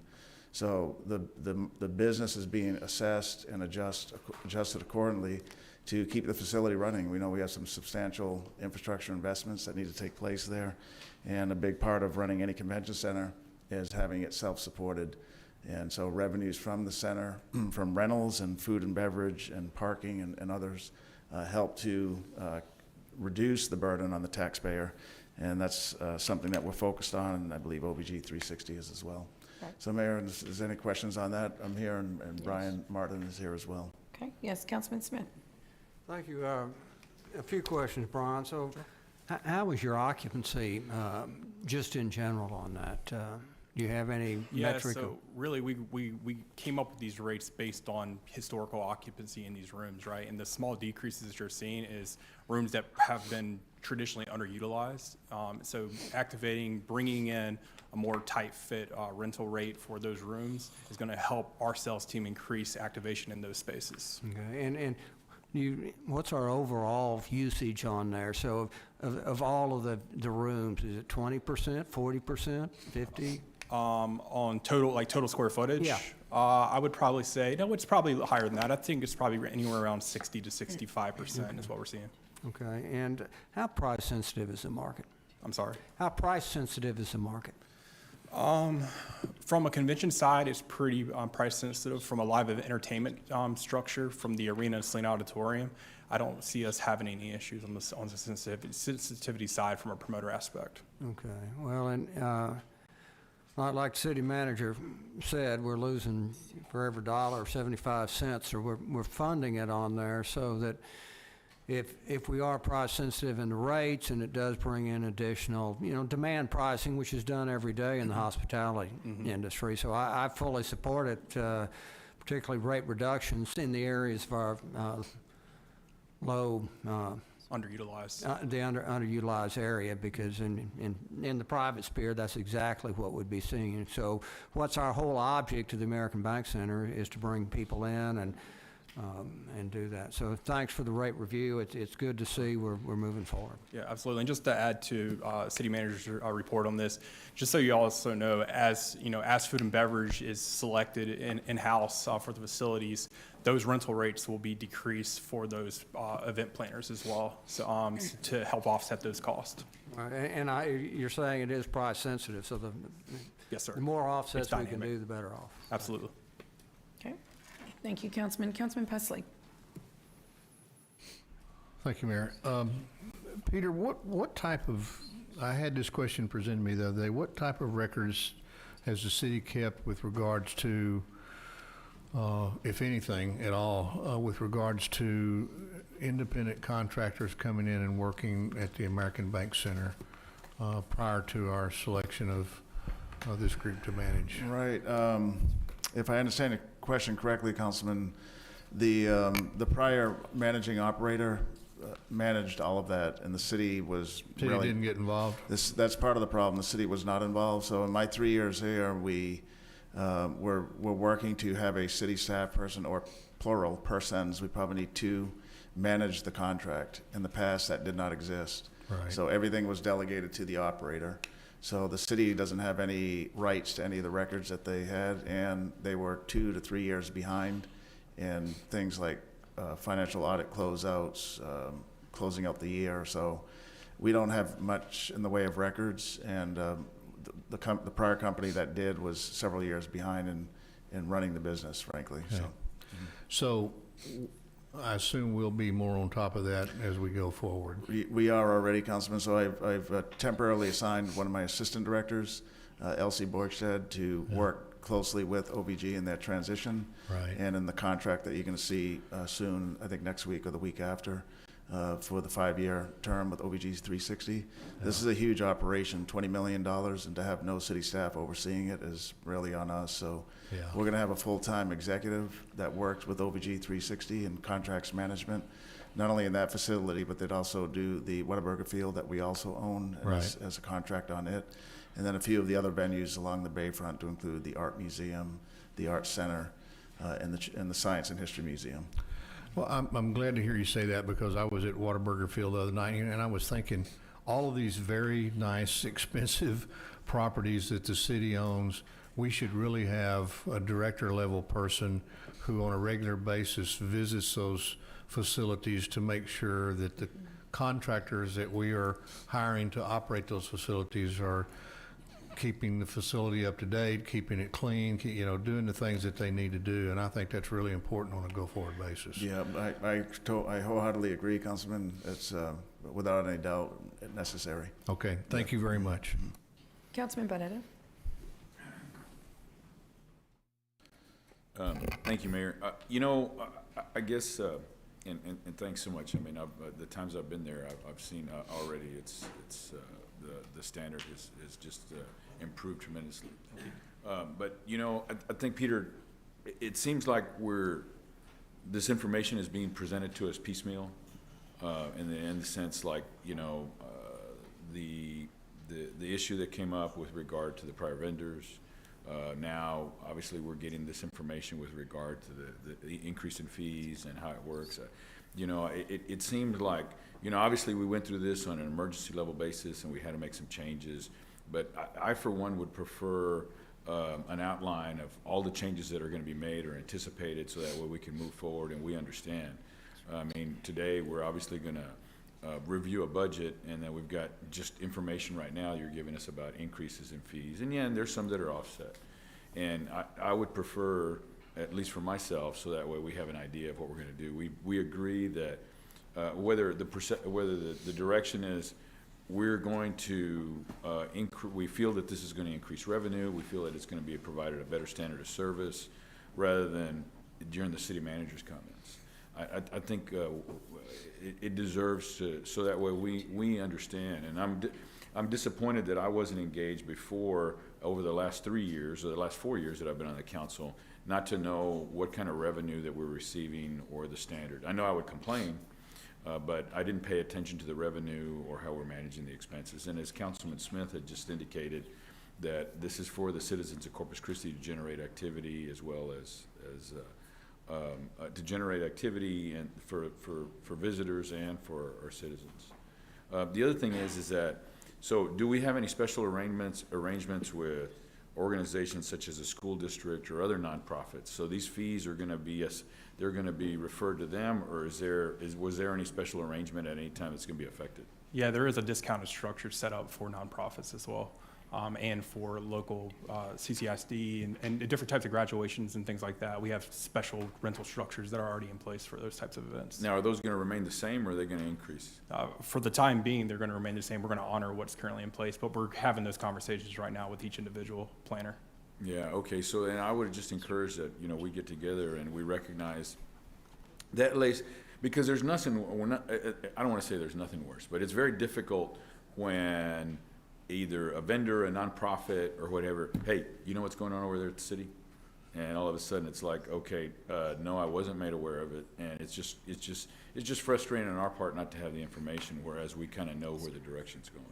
Right. So, yeah, that's why we're presenting this today, Councilman. So the prior council-approved ordinance didn't even require the council to be engaged, but we know it's important. We know that if you as a policymaker are approached by anybody in the community that may want to rent a space, we want to make sure you are aware that OVG is recommending some fee adjustments. Yeah. And I would say after a decade of the prior contractor, we don't have a good menu of everything we have to change. We know there's a substantial amount of items that need to be corrected with the American Bank Center, but we'll try to come up maybe with a forecast that we can show you, okay, over the next quarter, these are things we're going to be tackling. It's going to take us years to turn things around at the American Bank Center, both from a structural standpoint and then a use standpoint.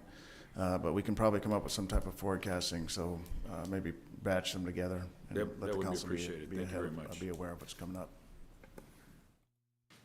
Okay. Councilman Molina. Thank you, Mayor.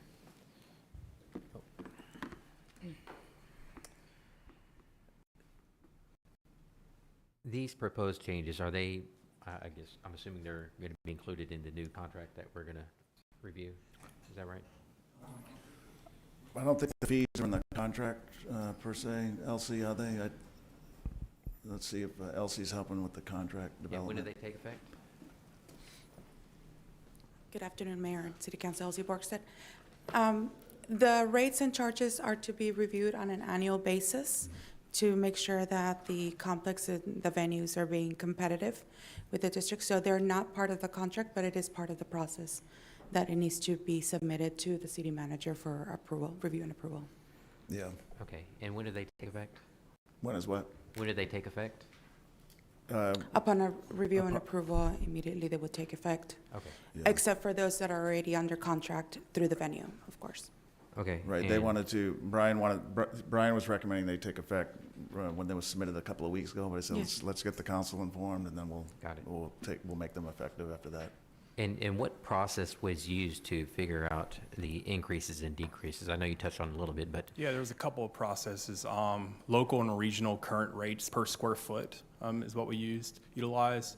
Also, just utilization, like we were talking about earlier, of the space, right? The exhibit hall. We know the exhibit hall and the Henry Garrett ballrooms utilized much more often some of the C100 spaces, the C200 spaces as well. So adjusting rates based on the need and demand.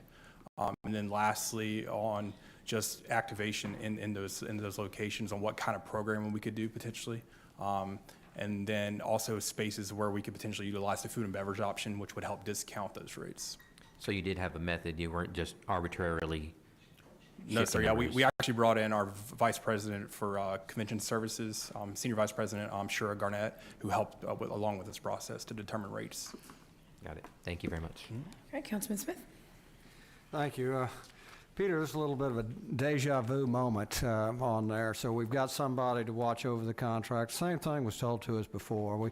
We spent several council meetings before your time. But we had trouble with contracts, and not only the ABC contracts, to Mr. Pusley's point on there, but it was the instructions of the council to staff to monitor these contracts, because we have, like Whataburger, we have a number of them. So it's incumbent on you. We said this before. That's why I'm saying it's deja vu. Deja vu, Mayor, Ben, Michael, right? So please, don't give us just say, yes, Elsie, that when things happen and stuff, we recognize the importance of it before, you're bringing it up, you're recognizing the importance of it now, but the policies and procedures that as time goes on, people get assigned elsewhere, that we do follow these contracts and we do administer them, because these contracts are truly partnerships. And you want everything black and white, but there's always gray. And to have both sides going, then we don't have issues that really today we're talking about, we're remedying on there, but the importance of that contract administrator that this council and past councils have asked the city manager to do. Right, I agree, Councilman. We're glad to be part of the process in this revitalization of the American Bank Center. And the commitment to have at least one, maybe even two, we've contemplated that. Staff members 100% dedicated to the monitoring, and the partnership is critical. So we appreciate you saying that. Great. Thank you. Thank you, Councilman. Okay, I think that's all the questions. Okay, Mayor, we do have some fun here in the city, so I do have one more item. Try to lift the mood here a little bit before we get into the budget. We do have, want to bring up, if it doesn't rain, which we're thankful for the rain as well. Yes, but, we are. Right. We do have an event planned for this Saturday, September 3rd, the Labor Day weekend. This will be the first ever. The city's Parks and Recs Department is partnering up with the nonprofit Bay Jammin'. We know they do the weekend, the weekday series at Cole Park. So they're creating the first ever Saturday in the Park Festival, and it would be at the Water's Edge Park this Saturday in Shoreline Boulevard. It begins at 3 and it ends at 10 o'clock Saturday, weather permitting. We're going to make the weather call Thursday, Friday, because of the setup that's required. But the Saturday in the park features plenty of family fun and activities, including live music from 4 different musical groups. There'll be food trucks offering good eats like burgers and street tacos and fruit cups. There'll be a kid zone with a 40-foot inflatable obstacle course and a variety of yard games. Yep. And there'll be arts and crafts on display to purchase as well, maybe for some early Christmas gifts. So festival, like I said, is 3 to 10, weather permitting, at the Water's Edge Park. We do have a small video that the team put together. We want to show that real quick. Great. And that'll conclude this item. Do you know what music, who's playing? I don't know. Okay, just curious. I was just curious. Yeah, but 4 different bands there. Yeah.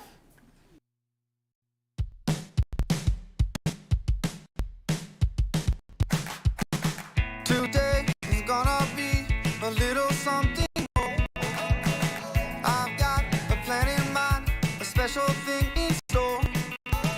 The light bulb is at my head, says get out and play, 'cause you never feel this way. It's my lucky day, it's my lucky day. It's my lucky day, my lucky day. Awesome. All right. It's a great video. Yeah, we want to thank Bay Jammin'. They're a great nonprofit, and they offer some real unique to Corpus Christi events in the summertime. So hopefully it doesn't rain. We'll see people out there Saturday. If it doesn't, Exactly. Good. That's wonderful. Thank you for that. Thank you, Peter. Before we move on, and what we're going to end up doing is we're going to go through consent agenda items 1 through 8, and then we will break for lunch and come back for the rest of the budget discussion.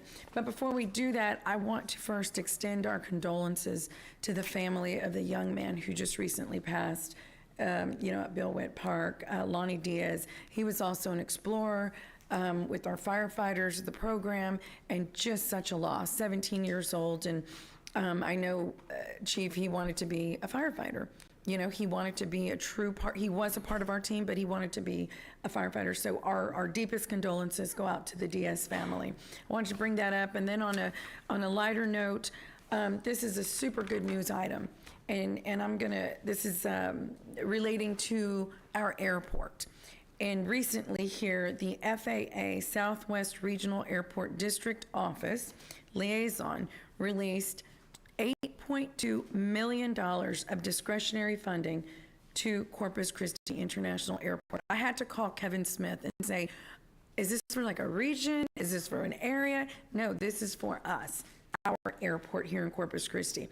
And this means that within the next 24 months, we will have new restrooms, a mother's nursing room, service animal relief area, an outdoor patio, a new HVAC system for the entire terminal, a new roof, including recoating the waves and the big barrel roof out front, window replacement, reglazing, switch gears for our main generator, and many other projects that were in our 15-year plan.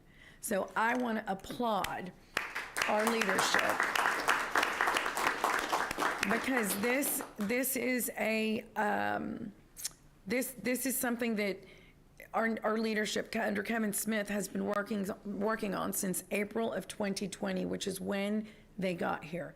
And that is true leadership. That's huge. $8.2 million for all those improvements that were in our 15-year plan.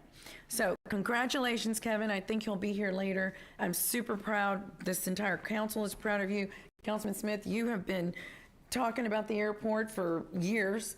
About to end. Well, it is about to end, but we'll carry it on. So I wanted to highlight that. That's a very big deal. No one hears about this. If anybody in this room knew about this, please raise your hand. It doesn't get out there. So big kudos to our team. And with that, we're going to go to the consent agenda items. Would anyone like to pull any items 1 through 8? Mayor, I don't want to pull it, but I want to bring attention to item number 8 and the continuing effort to support our naval base here, NAS Corpus Christi, with the application for the DIAC grant. Okay, and item number 8 is a resolution authorizing the submission of a grant totaling up to $1,611,059.39 to the Office of the Governor for funding from the Texas Military Preparedness Commission's Defense Economic Adjustment Assistant Grant Program with a match contribution of $387,000. Very good. Thank you for highlighting that. That's another big deal. Tammy's back there. Raise your hand, Tammy. Thank you for all the work that you do. She leads all of this, so thank you very much. Who else? Where? Yes, and we've got our liaison, our Navy liaison. Raise your hand, Ben Pollock. Thank you. Great partnership. So thanks for bringing that up. Anyone from the public like to pull anything from or make comment on anything? Okay, I'll entertain a motion to approve consent agenda item. We got a motion and a second. Any further discussion? All in favor say aye. Aye. Any opposed say no. The motion carries. Mr. Zanoni, do you have a comment? Yes, yes, Mayor. I wanted to just say that item number 24, which is our wrecker ordinance. We're going to postpone that for 1 week. The chief, we needed a little bit more time, so we'll put it on next week's agenda. Just want to point that out in case anybody was here to hear that item. So number 24, we're going to remove from the agenda. We'll put it on next week. Cool. Got it. Thank you. Okay, so with that, let's see, we're going into executive session. Can't see. So the council will go into executive session on item number 28 and for lunch. Texas Government Code Sections 551.071 and 551.074. We will return.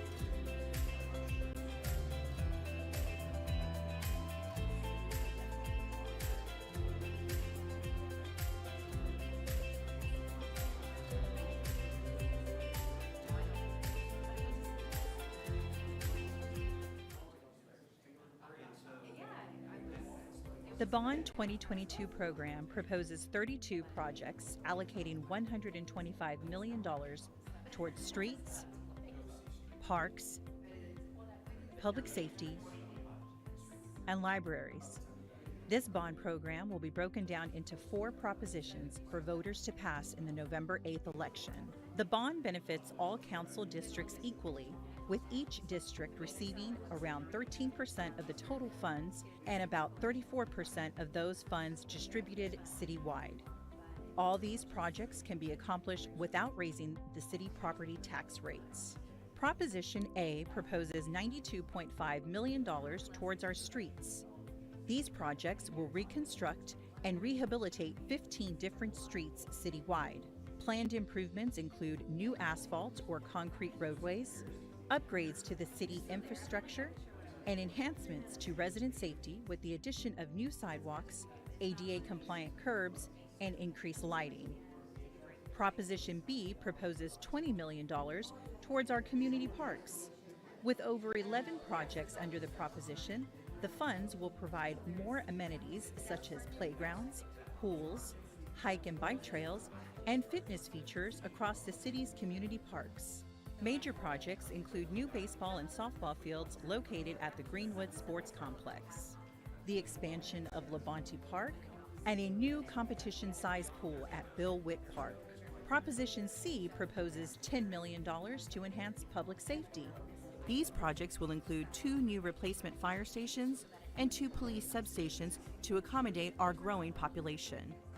Proposition D proposes $2.5 million to upgrade the La Retama Central Library.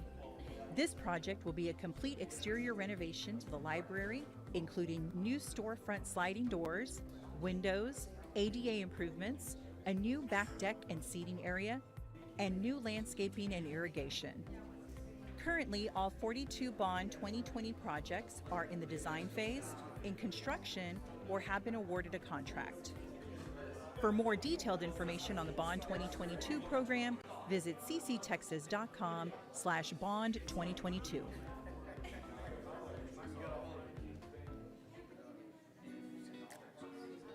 The City of Corpus Christi is proud to introduce a new 311 call center. What is 311? It's an easy-to-remember citizens hotline to report non-emergencies or ask questions about city services.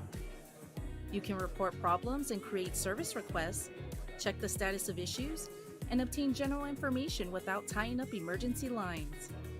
All you need to do is dial 311, and you will be connected with a trained customer service agent who can help you with all types of issues like reporting potholes in your neighborhood, illegal dumping, graffiti, animal cruelty, and much more. Have a question about your utility bill or need to find out if it's your day for garbage or recycling collection? That's right, 311 will get you that information and much more. There's also a free 311 mobile app available in the App Store and Google Play Store. App users can snap pictures and upload them with complaints and requests, and even track the progress from start to finish. Another way to access 311 is by going to 311.cctexas.com. This option allows you to send in your requests online and has a live chat feature where you can chat instantly with a call center representative to help you with any questions you need answered. The 311 call center is open Monday through Friday from 7 a.m. to 6 p.m. The 311 service is part of an ongoing effort by the City of Corpus Christi to make city government easier and more responsive to the needs of residents, business owners, and visitors. Corpus Christi 311, where solutions start with a call.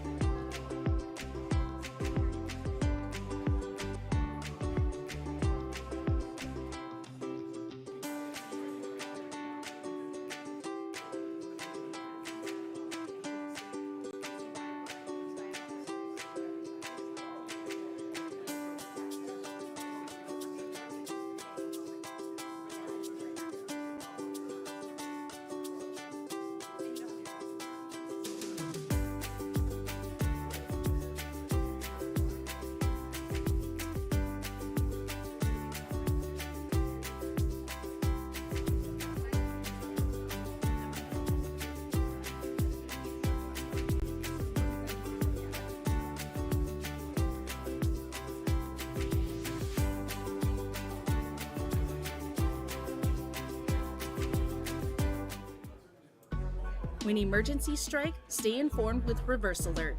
Everything from incoming severe weather, traffic alerts, police and fire activity, industry alerts, and citywide information. Reverse Alert will provide you time-sensitive information to keep you safe. Signing up is a fast and easy process. Text BeReadyCCNC to 888-777 or visit cctexas.com/alert signup. Choose to receive notifications by phone call, text, or email. And with fully customizable options, you pick what notifications you want to receive. And you can designate what hours of the day that you don't want to be disturbed. Stay informed, stay aware, stay alert. Sign up for Reverse Alert today.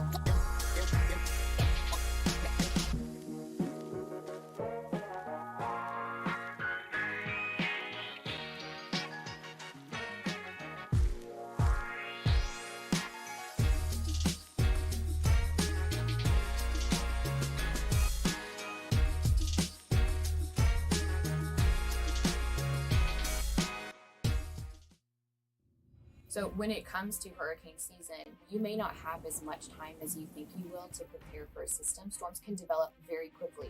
In fact, with Hurricane Nicholas last year, Hurricane Nicholas developed and made landfall as a Category 1 hurricane in less than 48 hours. Are you prepared to make decisions and react to a hurricane in less than 48 hours? The time to prepare is now.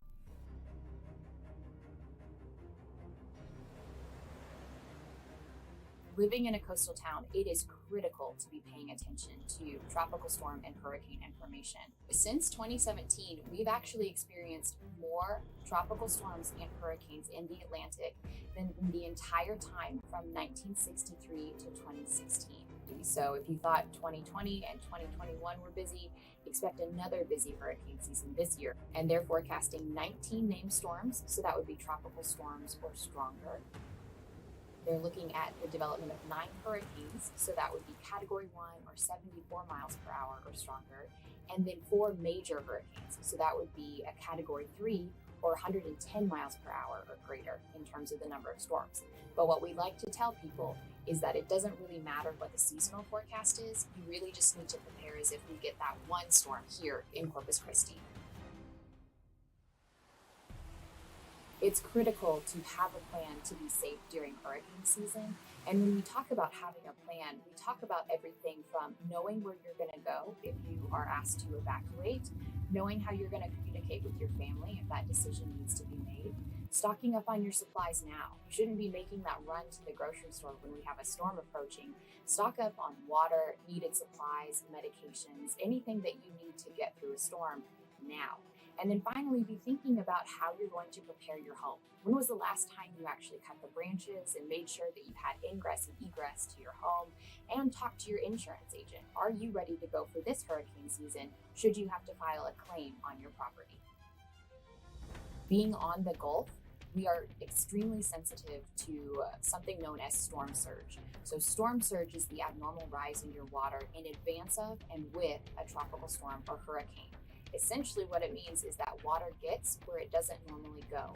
Tropical storms and hurricanes act like arms in a bathtub, and as they move across the surface of the water, they actually push a lot of water with them. So wherever they make landfall, they push that water inland with them. Storm surge is one of the biggest drivers in an evacuation, so if you live in a coastal community, you are at a risk for storm surge. When it comes to evacuation routes, you need to be thinking about having multiple ways to get out of the city, because where you evacuate is ultimately going to be dependent on where the storm is going. So checking with folks like the Corpus Christi Office of Emergency Management, the Texas Department of Transportation, those are the agencies that really have the most up-to-date information on the recommended evacuation routes to get away from the coast. Having these decisions made before the storm is going to help minimize the stress in what's already going to be an incredibly stressful situation.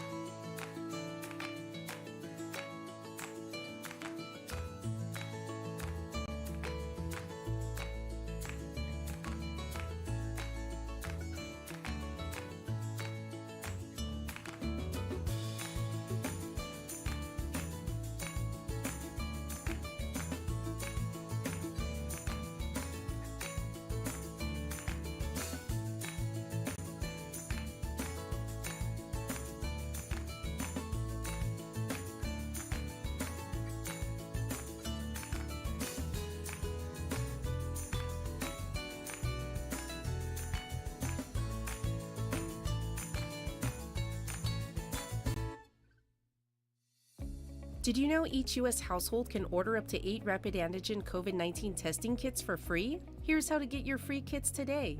Visit covidtest.gov.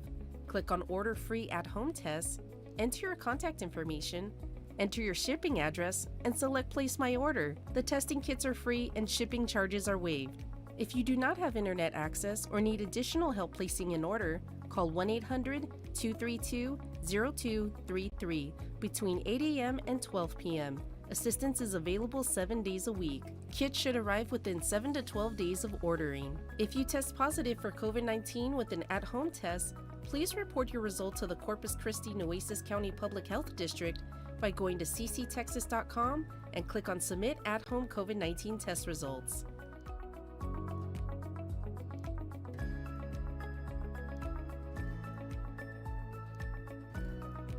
Before planning your trip to one of our beautiful beaches, here are beach rules to keep in mind.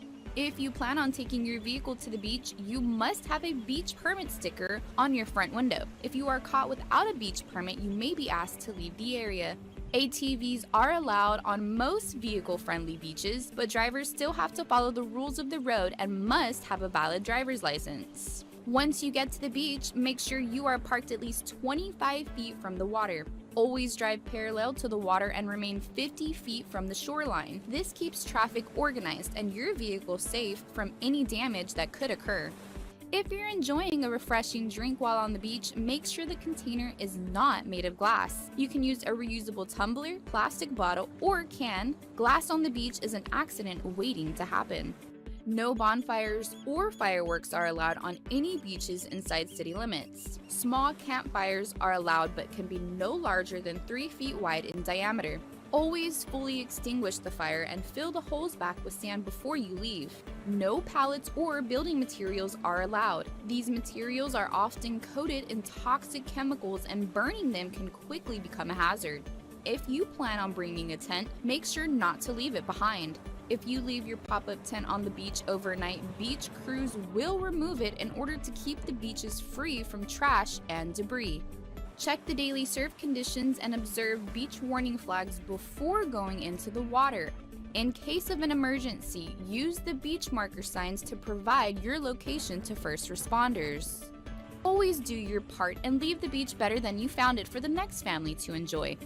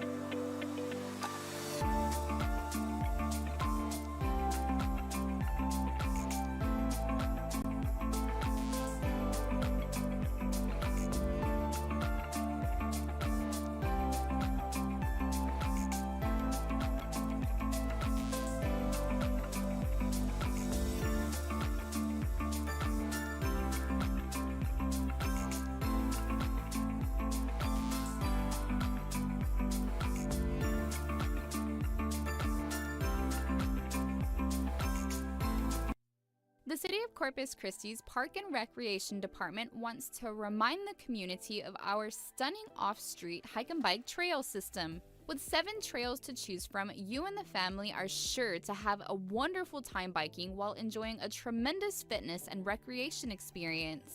If you're looking for a scenic route, the Corpus Christi Bay Trail is a great route to explore. It is 8 miles long and runs from the Art Museum of South Texas to Texas A&M University Corpus Christi. This trail boasts beautiful bay views along with 7 parks on the route, including Cole Park and North Bayfront Park. If an 8-mile trek is too ambitious for you, consider enjoying the fresh coastal breeze in the shadow of the USS Lexington as you stroll down the Corpus Christi Beach Walk on North Beach. For residents looking for a bike trail on the south side of town, the Bear Creek Hike and Bike Trail connects parks, schools, and neighborhoods between Bill Witt and Oso Creek parks. The 1.5-mile path is great for all ages to enjoy.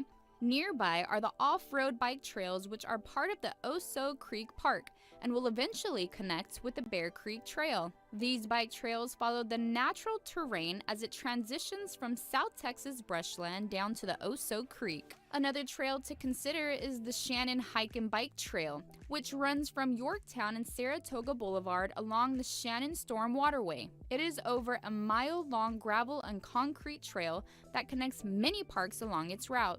The Hans and Pat Suter Wildlife Refuge Trails offers nature lovers an ideal spot to ride along Oso Bay. Along the 1-mile trail, you can observe many kinds of birds and other wildlife as you cruise through the grassy marshes and woodlands in the area. If you're looking for a bike trail on the west side part of town, then look no further than Salinas Park. Located on Airport Road and Horn Road, it offers a 93-acre sports complex, complete with a play-for-all playground and splash pad, with a 1-mile bike trail wrapping around the entire park. Located in northwest Corpus Christi, the trail at West Guth Park is another great way to enjoy time with the family and get in a great workout. It offers a wide-open park experience with natural environment and wildlife views. Take some bird seeds and you can feed the ducks at the pond. All these trails provide a convenient way to exercise and connect our community to the places where we live, learn, and play. So grab your bike today and make our parks and trails your everyday outdoor gym. For more information on bikes and trails in our city, visit cctexas.com. The cost of repairing or replacing leaky or old gas lines could be too much for some residents of Corpus Christi. The City of Corpus Christi, in partnership with NextEra, is here to help you. The Plumbers to People program is dedicated to the safety and well-being of Corpus Christi residents by helping with repairs for their homes. We have partnered with multiple plumbers in the community to repair and replace old leaking gas lines free of charge to the consumer.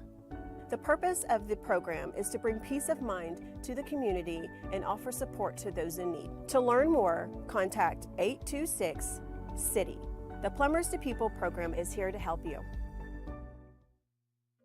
Before you head out to the beach, make sure you grab your beach permit. For only $12, this permit provides access to explore and enjoy miles of our local beaches. Permits are required, so be sure to display the sticker on your vehicle. All the funds from the permit sales will be used to provide clean and safe beaches for all our visitors to enjoy. The permit is good until December 31st, 2022, so come back and visit us as often as you like.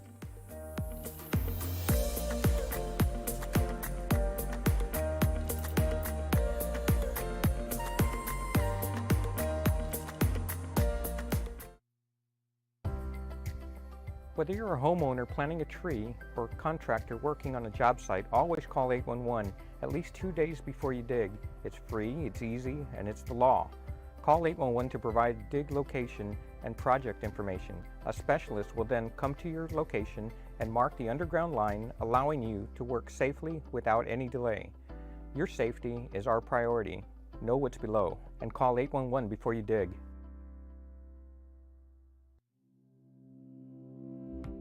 The City of Corpus Christi proposed a record-setting budget for the fiscal year 2023. This year's $1.4 billion budget will be the city's largest proposed budget to date, focusing on public safety, streets, parks, neighborhoods, and water and wastewater. The proposed budget reflects Corpus Christi's economic growth and continues significant improvements that will keep our community moving forward. Public safety, including law enforcement and the fire department, are at the top of the agenda. The proposed budget addresses Mayor Paulette Guajardo's July 2022 challenge to add 25 additional police officer positions in fiscal year 2023. The budget has similar investments in our fire department by adding 24 more firefighter positions.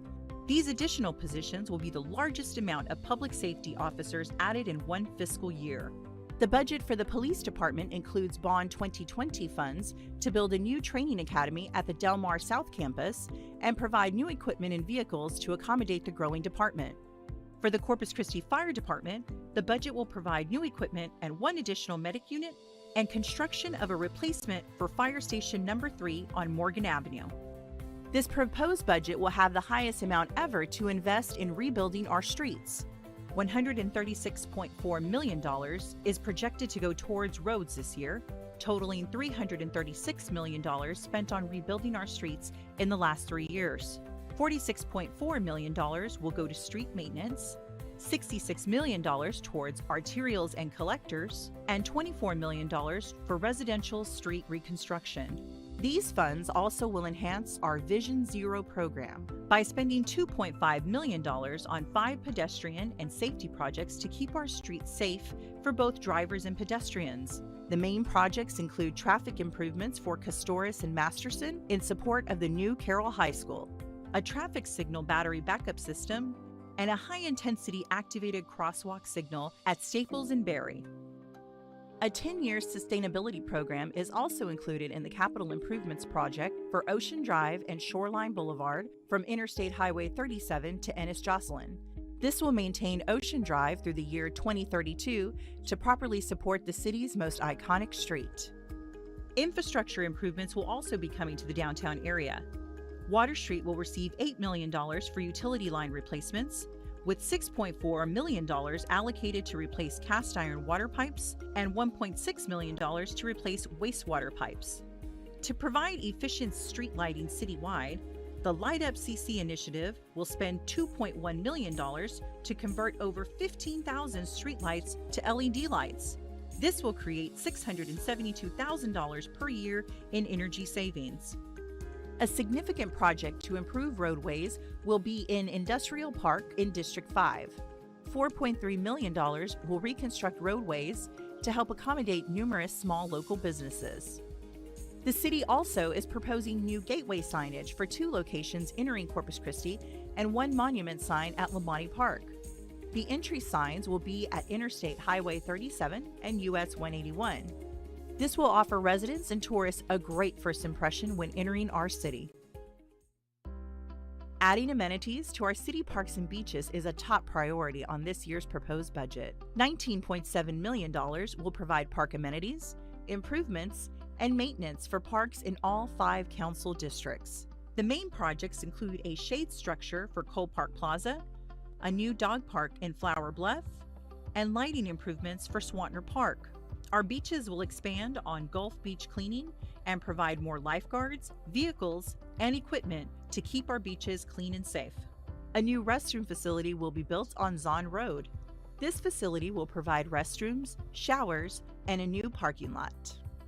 Rebuilding North Beach is important to our city's growth. A new design for North Beach Eco Park is proposed in the city's Bond 2022 program. The North Beach initiatives include 4 lifeguards and vehicles for the summer season, a merchant and vendor pilot program, a shade structure at the new History Plaza, and funding towards the restroom, playground, and parking lot improvement project funded from Bond 2020 funds. Water and wastewater will also remain a high priority on this year's budget proposal. $148 million will be invested over the next 3 years to replace and repair water lines citywide. The O.N. Stevens Water Treatment Plant will receive $195 million over the next 3 years, with $55 million in fiscal year 2023 for improvements. All 6 wastewater treatment plants will receive $157 million over the next 3 years for improvements, and lift stations will receive $66 million over the next 3 years. This budget will create the most robust stormwater system in the city's history. In 2022, the city joined other major Texas cities and approved a stormwater maintenance program. The overall goal is to reduce flooding and improve water quality of our bays and creeks. City rates for residential customers will not increase for city property tax rates, water, wastewater, and gas.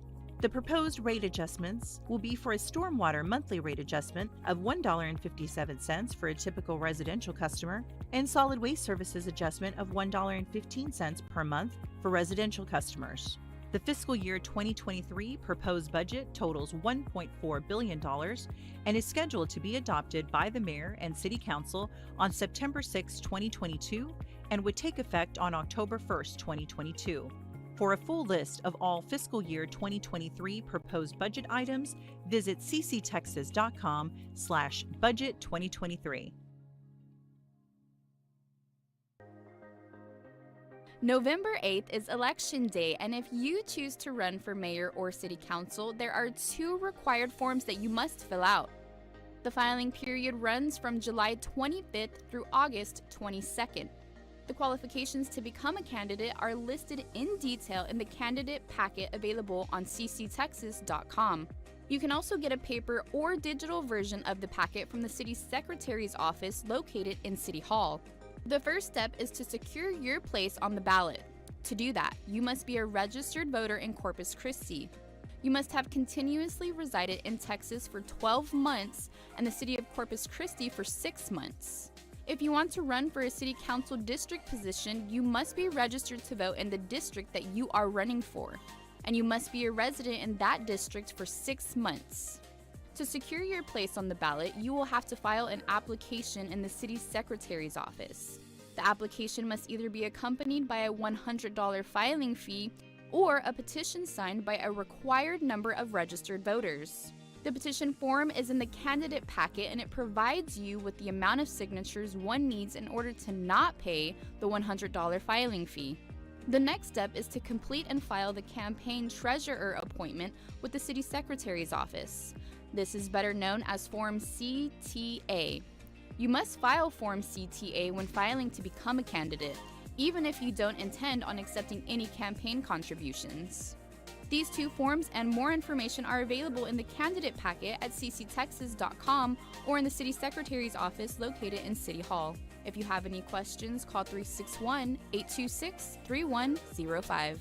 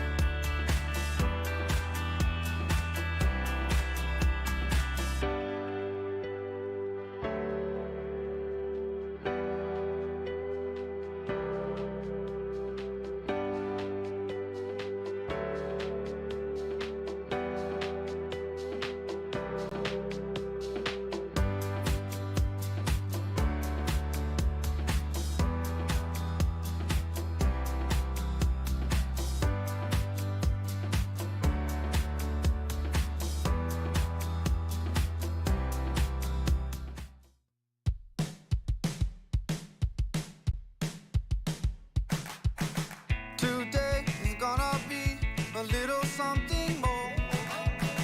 I've got a plan in mind, a special thing in store. The light bulb inside my head says, get out and play. 'Cause you never feel this way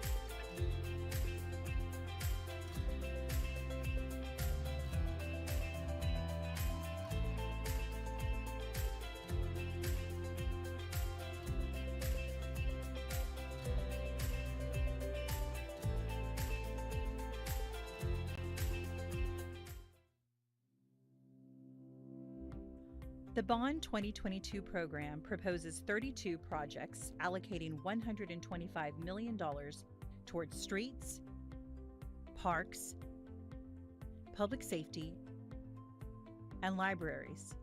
This bond program will be broken down into 4 propositions for voters to pass in the November 8th election.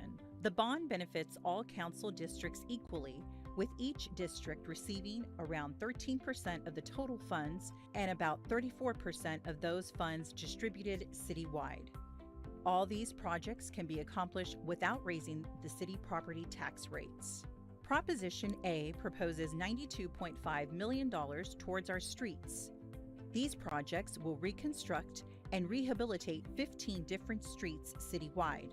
Planned improvements include new asphalt or concrete roadways, upgrades to the city infrastructure, and enhancements to resident safety with the addition of new sidewalks, ADA-compliant curbs, and increased lighting.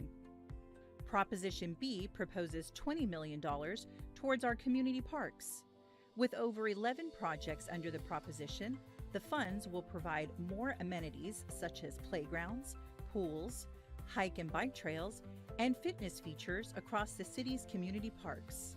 Major projects include new baseball and softball fields located at the Greenwood Sports Complex, the expansion of Labonte Park, and a new competition-sized pool at Bill Witt Park. Proposition C proposes $10 million to enhance public safety. These projects will include 2 new replacement fire stations and 2 police substations to accommodate our growing population. Proposition D proposes $2.5 million to upgrade the La Retama Central Library. This project will be a complete exterior renovation to the library, including new storefront sliding doors, windows, ADA improvements, a new back deck and seating area, and new landscaping and irrigation. Currently, all 42 Bond 2020 projects are in the design phase, in construction, or have been awarded a contract. For more detailed information on the Bond 2022 program, visit cctexas.com/bond2022.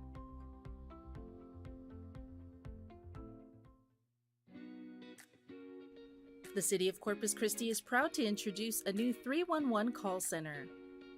What is 311? It's an easy-to-remember citizens hotline to report non-emergencies or ask questions about city services. You can report problems and create service requests, check the status of issues, and obtain general information without tying up emergency lines. All you need to do is dial 311, and you will be connected with a trained customer service agent who can help you with all types of issues like reporting potholes in your neighborhood, illegal dumping, graffiti, animal cruelty, and much more. Have a question about your utility bill or need to find out if it's your day for garbage or recycling collection? That's right, 311 will get you that information and much more. There's also a free 311 mobile app available in the App Store and Google Play Store. App users can snap pictures and upload them with complaints and requests, and even track the progress from start to finish. Another way to access 311 is by going to 311.cctexas.com. This option allows you to send in your requests online and has a live chat feature where you can chat instantly with a call center representative to help you with any questions you need answered. The 311 call center is open Monday through Friday from 7 a.m. to 6 p.m. The 311 service is part of an ongoing effort by the City of Corpus Christi to make city government easier and more responsive to the needs of residents, business owners, and visitors. Corpus Christi 311, where solutions start with a call.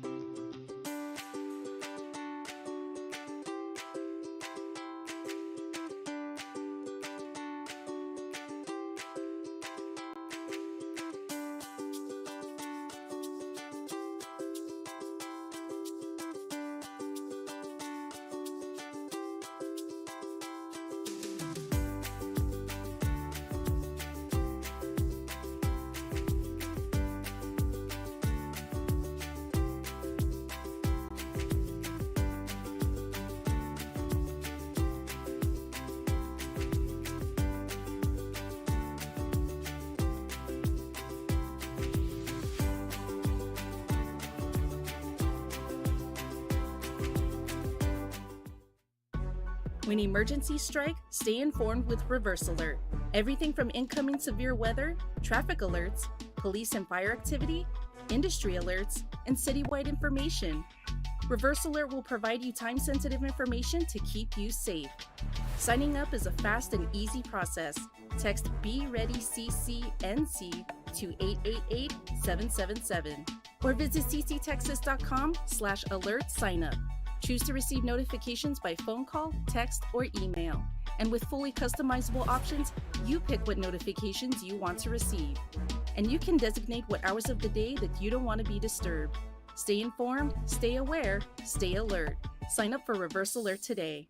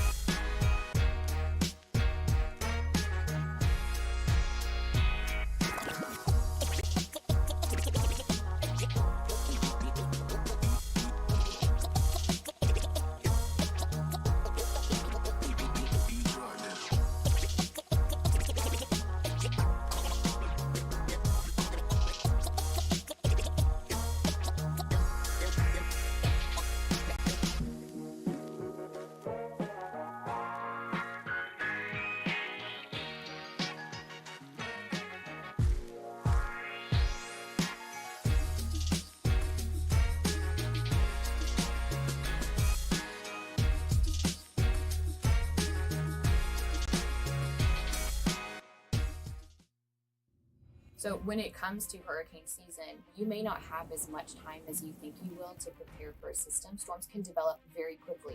In fact, with Hurricane Nicholas last year, Hurricane Nicholas developed and made landfall as a Category 1 hurricane in less than 48 hours.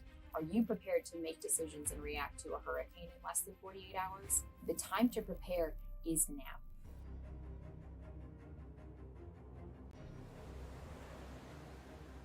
Living in a coastal town, it is critical to be paying attention to tropical storm and hurricane information. Since 2017, we've actually experienced more tropical storms and hurricanes in the Atlantic than the entire time from 1963 to 2016.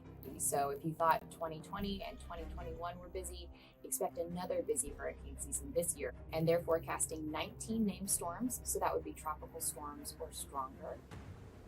They're looking at the development of 9 hurricanes, so that would be Category 1 or 74 miles per hour or stronger, and then 4 major hurricanes, so that would be a Category 3 or 110 miles per hour or greater in terms of the number of storms.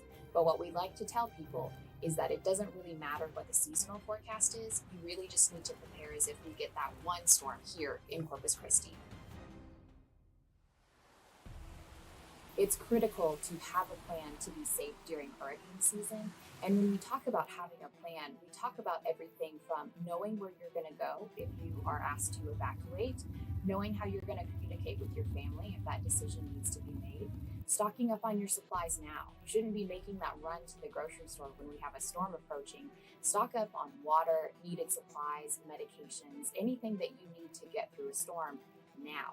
And then finally, be thinking about how you're going to prepare your home. When was the last time you actually cut the branches and made sure that you had ingress and egress to your home?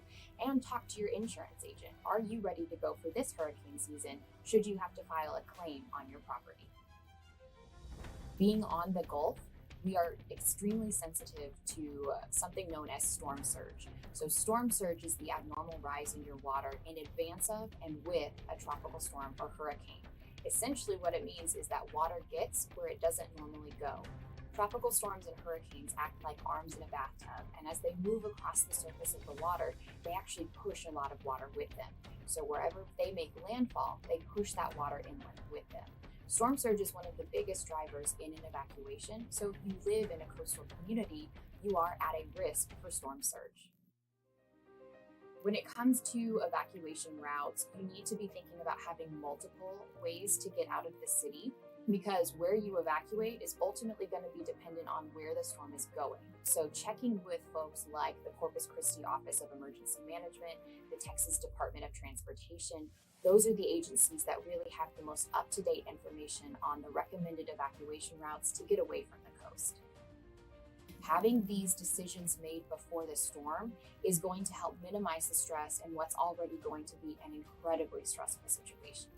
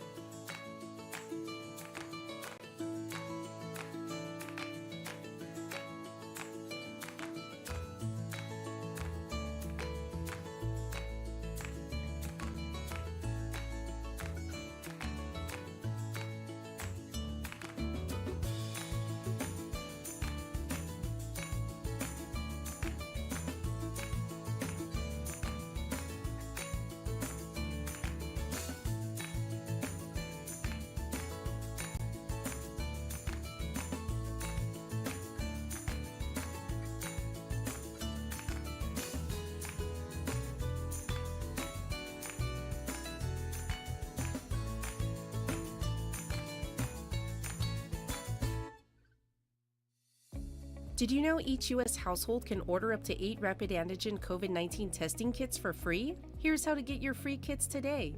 Visit covidtest.gov. Click on Order Free at-Home Tests, enter your contact information, enter your shipping address, and select Place My Order. The testing kits are free and shipping charges are waived. If you do not have internet access or need additional help placing an order, call 1-800-232-0233 between 8 a.m. and 12 p.m. Assistance is available 7 days a week. Kits should arrive within 7 to 12 days of ordering. If you test positive for COVID-19 with an at-home test, please report your result to the Corpus Christi Nueces County Public Health District by going to cctexas.com and click on Submit at-Home COVID-19 Test Results.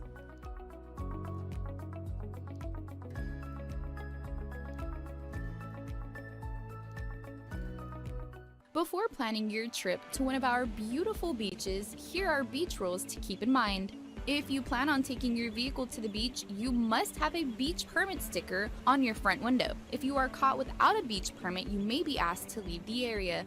ATVs are allowed on most vehicle-friendly beaches, but drivers still have to follow the rules of the road and must have a valid driver's license. Once you get to the beach, make sure you are parked at least 25 feet from the water. Always drive parallel to the water and remain 50 feet from the shoreline. This keeps traffic organized and your vehicle safe from any damage that could occur. If you're enjoying a refreshing drink while on the beach, make sure the container is not made of glass. You can use a reusable tumbler, plastic bottle, or can. Glass on the beach is an accident waiting to happen. No bonfires or fireworks are allowed on any beaches inside city limits. Small campfires are allowed but can be no larger than 3 feet wide in diameter. Always fully extinguish the fire and fill the holes back with sand before you leave. No pallets or building materials are allowed. These materials are often coated in toxic chemicals and burning them can quickly become a hazard. If you plan on bringing a tent, make sure not to leave it behind. If you leave your pop-up tent on the beach overnight, beach crews will remove it in order to keep the beaches free from trash and debris. Check the daily surf conditions and observe beach warning flags before going into the water. In case of an emergency, use the beach marker signs to provide your location to first responders. Always do your... Okay, we'll go ahead and reconvene our meeting back from lunch. And do we have any action that we need to take, gentlemen? Madam Mayor, I would like to make a motion on there, and this motion I'm making is the city secretary's salary. And when I make it, I want everybody to keep in mind that the city secretary has not had a raise since 2017. She's worked loyally and dutifully for this city for 26 years, and since 2014, been our secretary. So, with that in mind, I would like to make a motion to provide for an increase in base salary for the city secretary, Rebecca Huerta, by 17.369%, effective the beginning of the next pay period. Second. Okay, any further discussion? All in favor say aye. Aye. Any opposed say no. The motion carries. Congratulations, Rebecca, and thank you for all you do for us. Thank you so much, Mayor and Council. Yes, ma'am. Okay, so that will take us over to Section J, our budget-related items 9 through 21. So we have item 9 is an ordinance amending Corpus Christi Code, Section 18-20, to increase ambulance rate schedule by 3%, effective October 1, 2022. Motion to approve. Okay, any further discussion? All in favor say aye. Aye. Any opposed say no. Okay, the motion carries. Item number 10 is an ordinance amending various sections of the Code of Ordinances. I'm sorry, let me go back. I didn't open public comment. Rebecca? Sorry. Yes, yeah. that's right. Do we have any public comment for item number 9, which is what I just read, an increase in ambulance rate schedule? Okay, there being no public comment, we'll move on. Close public comment. We already voted on that and it passed.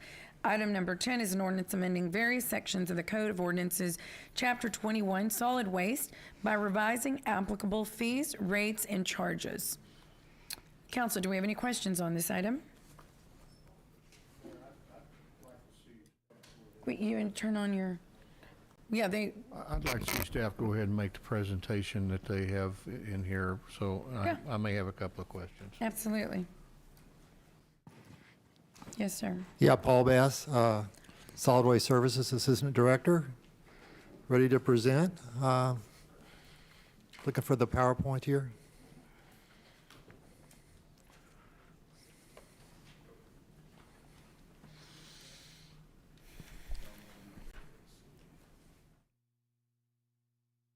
Hey, do you guys see that PowerPoint? I'm waiting for him to bring it up on the monitor, so Okay, that's fine. bear with Paul. me. Thank you. Yes, item number 10, please. Thank you. Okay, this is solid waste fee increases that are included in the fiscal year 22-23 budget. Total revenue generated about $2.1 million from the fee increases alone. So next slide, please.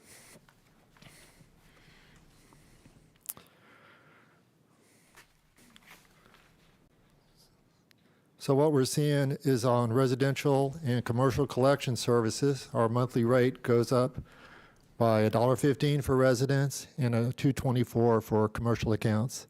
It's a 5% increase. Next slide, please. Can I just clarify for the council? We don't do any of the big, large commercial dumpsters that you may, attribute to a commercial account.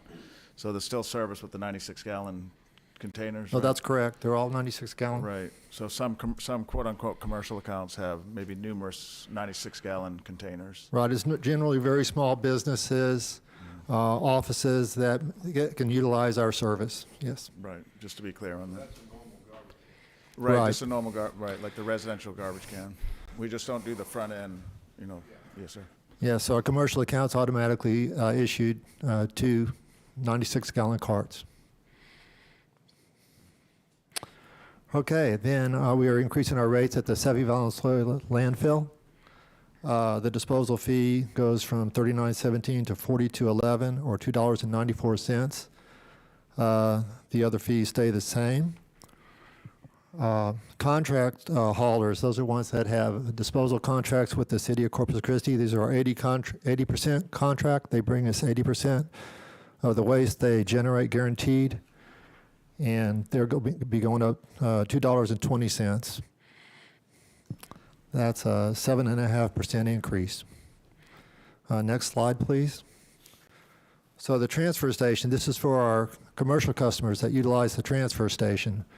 Our residents, of course, use it free of charge. And we're increasing the rates at the transfer station 15%. And the total fee increase goes from $40.95 to $47.09 per ton. And $6.14 total. We also charge sales tax at the transfer station, and that increased for a total of $6.65 per ton. And we're also increasing the MSW SSC rate, just in this one category, to make it equal with the contract and non-contract haulers that utilize our landfill. So it's going from 31 cents per cubic yard to 91 cents. Increase of 60 cents per cubic yard. So that's what the commercial hauler bills the customer per cubic yard based on the size of the dumpster and frequency of service. And that acronym, Paul, the acronym? Oh, Municipal Solid Waste System Service Charge. Thank you. Okay, can I just add to that too, Paul, that you all have used a national consultant that specializes in solid waste services? Right, that's right, Burns and McDonnell. Right, Burns and McDonnell, to actually assess the cost for collection on all these rates. They actually recommended you implement these last year, but you guys held off because of That's COVID. correct. We held off on the residential last year. Yes, Right. sir. Okay. So Burns and McDonnell's a recognized consultant in the waste business, and they did a cost for study model assessment with the department and made recommendations last year and again this year. Absolutely. Right. It keeps pace with inflation, Yes, which is maybe not even been updated for the current rate of inflation now, sir. Right. So I stand by for any questions. Councilman Pusley? Paul, did y'all do any revenue calculations on what these rates will generate over what you did last year? Yes, sir, absolutely. Okay. Do you have those? I'm going to have to ask. I mean, overall, it was 2.1 million. I don't have the breakdown with me right here. I'm sorry. Right. Do you have the categorical breakdown, though? Yeah. Do you happen to have that, maybe? Yeah, I was. Well, I'm embarrassed to say I didn't put it in my folder here. Can I? Well, I should have notified you earlier. I apologize for not doing that. I think it's important for us as council members to understand what the revenue stream of this is and what it looks like compared to last year, so that we get a fairer idea, because these rates, they don't mean anything to me unless I have a revenue at the end of it. Yeah. So, can we get, we could probably, we could hold off on this one. They can get can we them. table this one, or? Well, not table it. We'll just But- go to number 11 and then we'll come back to We'll it come when they back have to the it. information. Yeah, that'd be good if. And I'm going to You want guys to know get that it, Paul? information. Right. Yeah. I'm going to want to know that information for every fee increase. Okay, great. So we should be able to. Absolutely. Yes, sir. Okay. Thank you very Okay. much. Thank you, Paul. Yes, sir. You're right Thank back. you. Okay. So item number 11, Councilman Molina is abstaining, and that is an ordinance affirming development services fee schedules. Oh, I'm sorry, I didn't open public comment. Do we have public comment on item number 10, which is what we just discussed? Okay, I'll close public comment, and then we will come back to item number 10. Item number 11 is an ordinance affirming development services fee schedules, including fee schedules for technical construction codes, excavation and fill, unified development code, zoning, beachfront construction, dune protection, and billboards. Do we have a presentation? Al Raymond? Oh.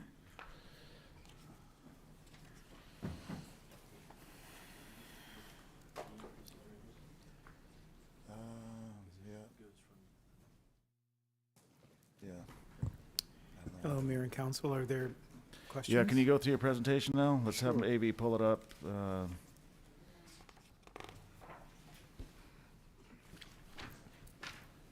you go. Oh, okay. This is, there you go. It's reaffirming ordinance 032546, which is an ordinance that we passed in this current budget that addresses all of the fees you mentioned, Mayor, increasing by 10% over the next 4 years. Okay, great. As you all know, and we discussed at our workshop in 2018, a fee study was conducted and showed that we're about 40% behind on cost recovery. Development Services did extensive community outreach and in preparing our FY 21-22 budget, which, as it shows right there, the input sessions resulted in us increasing our fees over a period of 4 years. As you see there, year one includes some new fees, 36 new fees. We removed about 12 old fees, and we increased our existing fees by 10%. Year two through four will increase each year at 10%, and year 5 and beyond, it will be adjusted to the construction cost index.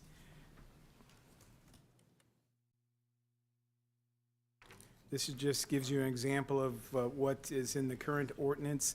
It shows that in year one, which we are in now, the square foot cost of a new residential is 11 cents per square foot. In year two, which is this current budget, this proposed new budget, it'll go up to 12 cents per square foot. That's the presentation, and I stand by for any questions. I kept it short and sweet. You know, we have a ton of fees, and I didn't want to bore you with all of it. Okay, I don't. Councilman Pusley? So, Al, what you're saying is that, I wanted to make sure I understood that right. So each year from this year going forward for the next three, you're going up 10% per year Right. on But- each fee. Correct, but each year, I have to make that pitch to the community, and I've got to make that pitch to you. So you have every right to say, not this year because of whatever. So they're not going to be automatic every No, year. sir. It'll be automatic when you give when me a thumbs up. when the council approves it. Yes. Okay. Okay. And have you visited with our development community about these fee increases? And Come on, of course I have. well, I see one of them in the audience, so I just wanted to make sure. I think maybe 3, 4. Yeah. So Yeah. we've met. Yeah. And of course we meet every month. I should say twice a month. And fees are of course very important subject. So we've and I was talking to Bart about this. We've said we were going to do something, and we have done it, right? And you know, the fee increases has allowed me to do a lot of that. So yeah. I think they're satisfied for now. You know, tomorrow's another day. I'm but- sure they didn't hug you at the end of the meeting, but I just want to know if they were, you know, semi-okay with what we're doing here. Yeah, Councilman, he said he met about 3 to 4 times in individual, 3 to 4 unique meetings on the fees. Yes, sir. Okay. All right. Very good. Thank you. That's all. And Councilman Smith. Thank you, and to Councilman Pusley, I know when this came up before, I had concerns with it, and we've kind of got it automatic, but not quite. And so now I'm seeing this pop back up again with it, because we as a body did increase these 10%, and we need to think this is 10% compounding on there. And Mr. Raymond, I want to compliment you on you and your staff, that the job you've done. I think the report that you did for the workshop, that you're improving in your service levels. You're running pretty close to 90% on turnaround times, and taking plats to council, it's 100% on there. Improvements on there. You've got goals with it. I know just myself, Development Services, that's kind of a department that you always hear about. But thankfully, I'm hearing much less about it on there, and I think it's making some of these service goals. But as I'm going through the budget on there, so, you know, we got the projected budget and the amended budget and what the expenses actually are and what they ought to be. So you're running a good department. You informed us you're improving performance, new software upgrades. You've got some process upgrades that you've done just as far as utilization of your employees and things like doing a great job as a manager on there. But I'm taking a look at the personnel expenses. And so we've got this year estimated at $4.2 million. And we've got the proposed budget for next year at $6.5 million. Now, there's always some needs on there. It'd be helpful to have a liaison for people that don't have that much experience coming in for a permit, as opposed to the people like Bart that do it daily on there. But, you know, that's a 50% increase in personnel costs. And I'm looking at this, and I'm seeing a 10% each year increase in fees. Your numbers are great. You're running in. We're cost of service on there. And yeah, we may be behind some of the other cities on there, but we're cost of service. You're doing a great job. You're going to be doing better. Do we need to raise 10% fees? Do you need 50% more? You can always use a little bit more in your personnel costs on there, but does it need to be, is that line what you're doing right now for 4.2 million? Do you need 6.5 million to do that same next year? Keep in mind, Councilman, we are proposing, and this is going to sound strange, but we're proposing 16 new positions, right? And the numbers at the workshop, and I think you were there, I don't remember, but the numbers at the workshop showed that our residential output has increased tremendously, right? Yeah. The commercial side has not, although it does, there's a slight increase, but the residential service demand has increased, which is causing me to need, assuming that the economy doesn't fall off a cliff, right? I still have to perform, and I need people to do that, right? Right. So your revenue, your offsetting revenue, because you're a cost of service, should reflect that. Understood. On there. And I guess my biggest point that I'm trying to make here, that this year, the future years on there, I'm really seeing a budget, if we're based on how you're operating now, you're doing a good job, that you don't need a 50%. And you've got 16 new in the budget, but I think you've been under. Why are we so? We're $1 million less this year than what the original budget for, because you've been doing it with less than your authorized amount, right? Understood. Yeah.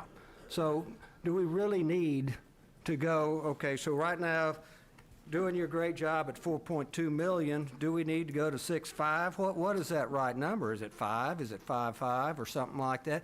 And since it's fee-based,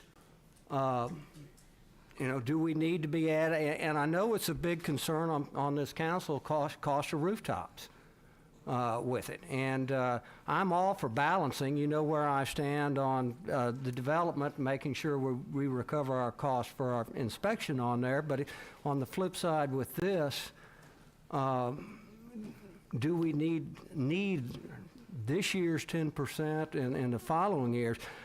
Personally, I would prefer a CPI adjustment than a cost, and I can't see the financial need to go for the next 3 years a compounded 10% based on the good financials that you're reporting and your good service levels. And your comments are understood, but I'm still setting up my machine, so to speak, right? And you mentioned the Infor software, which I'm not finished paying for, and I've got to pay for it. I've got to get people here who want to be here, who are talented, who are real competent individuals, and I can't do that at our normal pay scale, right? So it's going to cost me something to get to where I need to get to, and if we're performing now, that's great, right? Because I mean, we've got new people, but I've got to complete the building of what I'm trying to do. And at some point, let's say next year, hopefully next year, you'll say, well, you don't need the 10%. That's great, but I feel I still need it because I'm not quite there yet, right? I appreciate the comments. There were some great comments made the other day about development services, but we're not quite there yet, right? So anyway, that's just my... And Al, can you remind us of the last time fees were adjusted? Was it over a decade ago? Yeah, in 2002. In 2002, the last time fees were adjusted? Well, he's referring to overall, right? So yes, we voted to increase 10%. Yeah. Prior to that, though? Yeah, prior to that was about 2002. So a decade ago was the last time fees, except for this year. It was 10 years ago. So he's trying to, you're catching up. Incremental, right, based on the input from the development community. They said all in 1 year is too much. We said, okay, we agree. So you had a 4-year phase in. But what Al's saying is we'll see what we need next year. You may not need 10% next year. And I guess, Peter, where I'm trying to come from, I'm looking at your financials. And what you're spending, do we need 50% increase in personnel costs from this year to next year? I know we need some, and Al, I fully appreciate that. It's 50% the right number. Is it 25%, which is a substantial, we gave the city secretary nothing for 5 years, 17. So that's where, and you're building, you're putting stuff in the CIP. I fully support that, getting a 21st century there, but it's just the fact that you're doing well, and I'm not supportive of fee increases to get a fee increase. To show me the numbers on there. I'm not saying go quick spend more money to show me the numbers, but you've been doing a good job. Do we need that full 50% increase in personnel costs over what you're doing right now? What is the right number? And then whatever that is, that we don't need to raise the cost of the rooftops if we...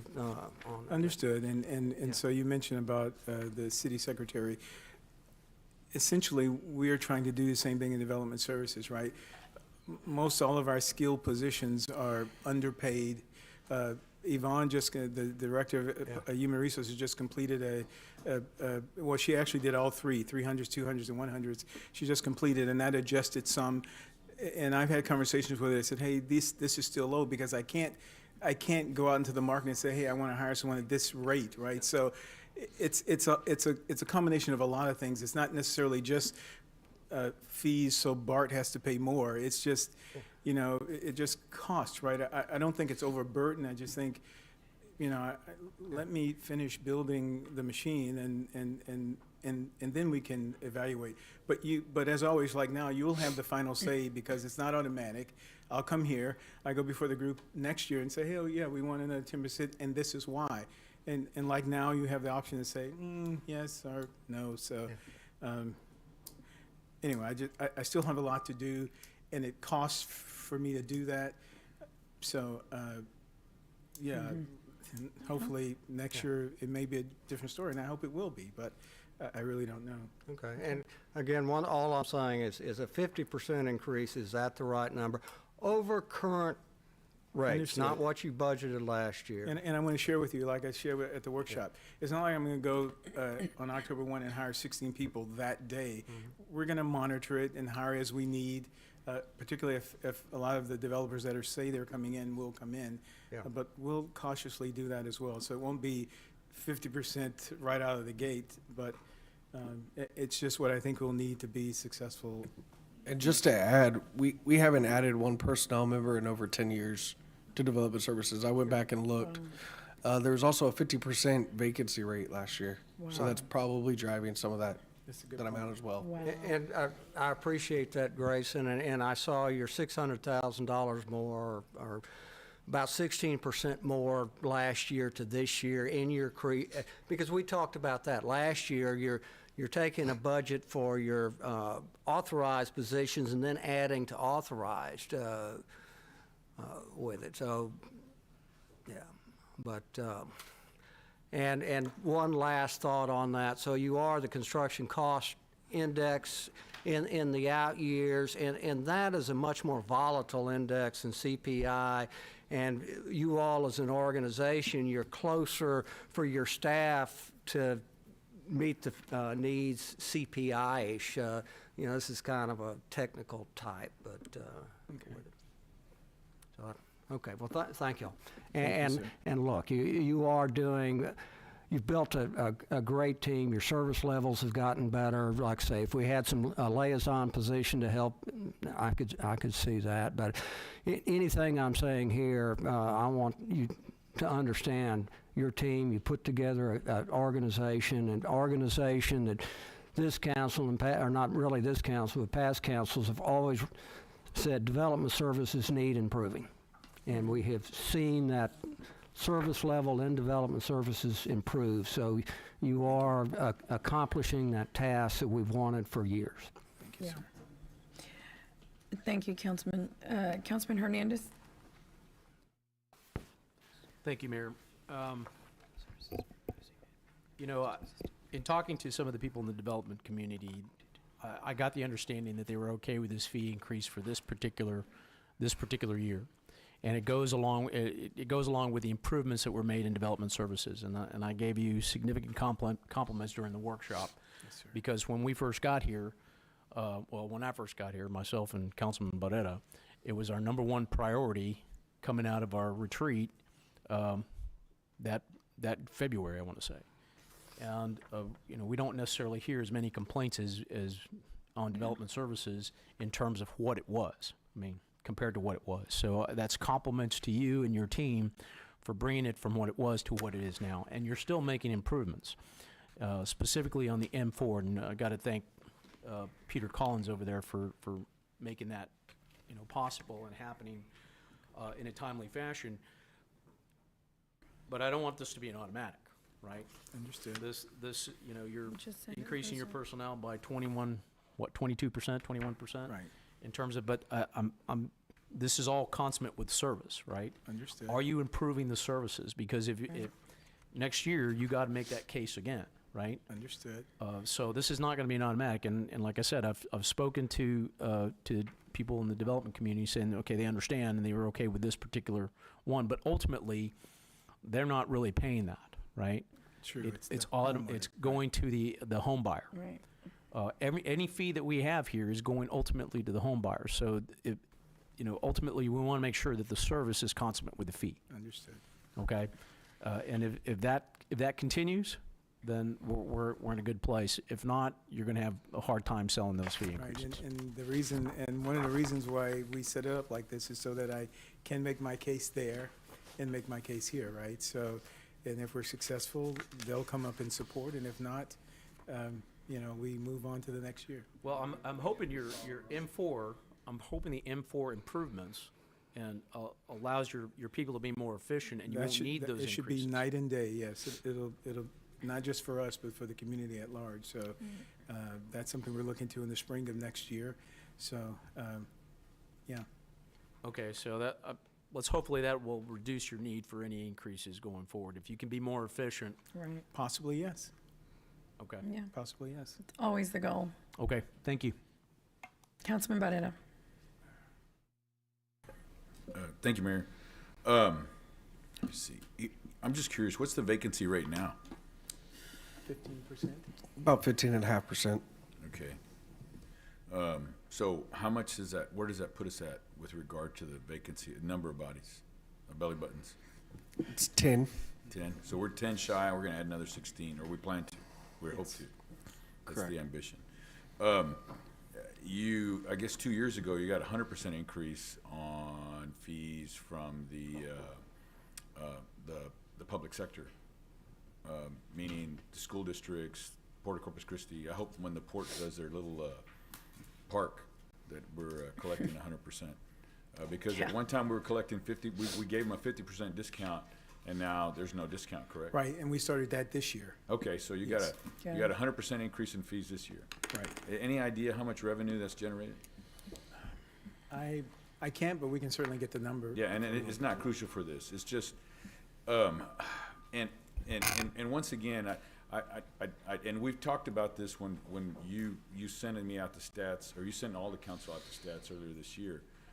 If with regard to service, if you were to remove MPM homes from those stats and DR Horton, what would our statistics be with regard to service with the individuals that don't have groups or departments to be able to manage through development services?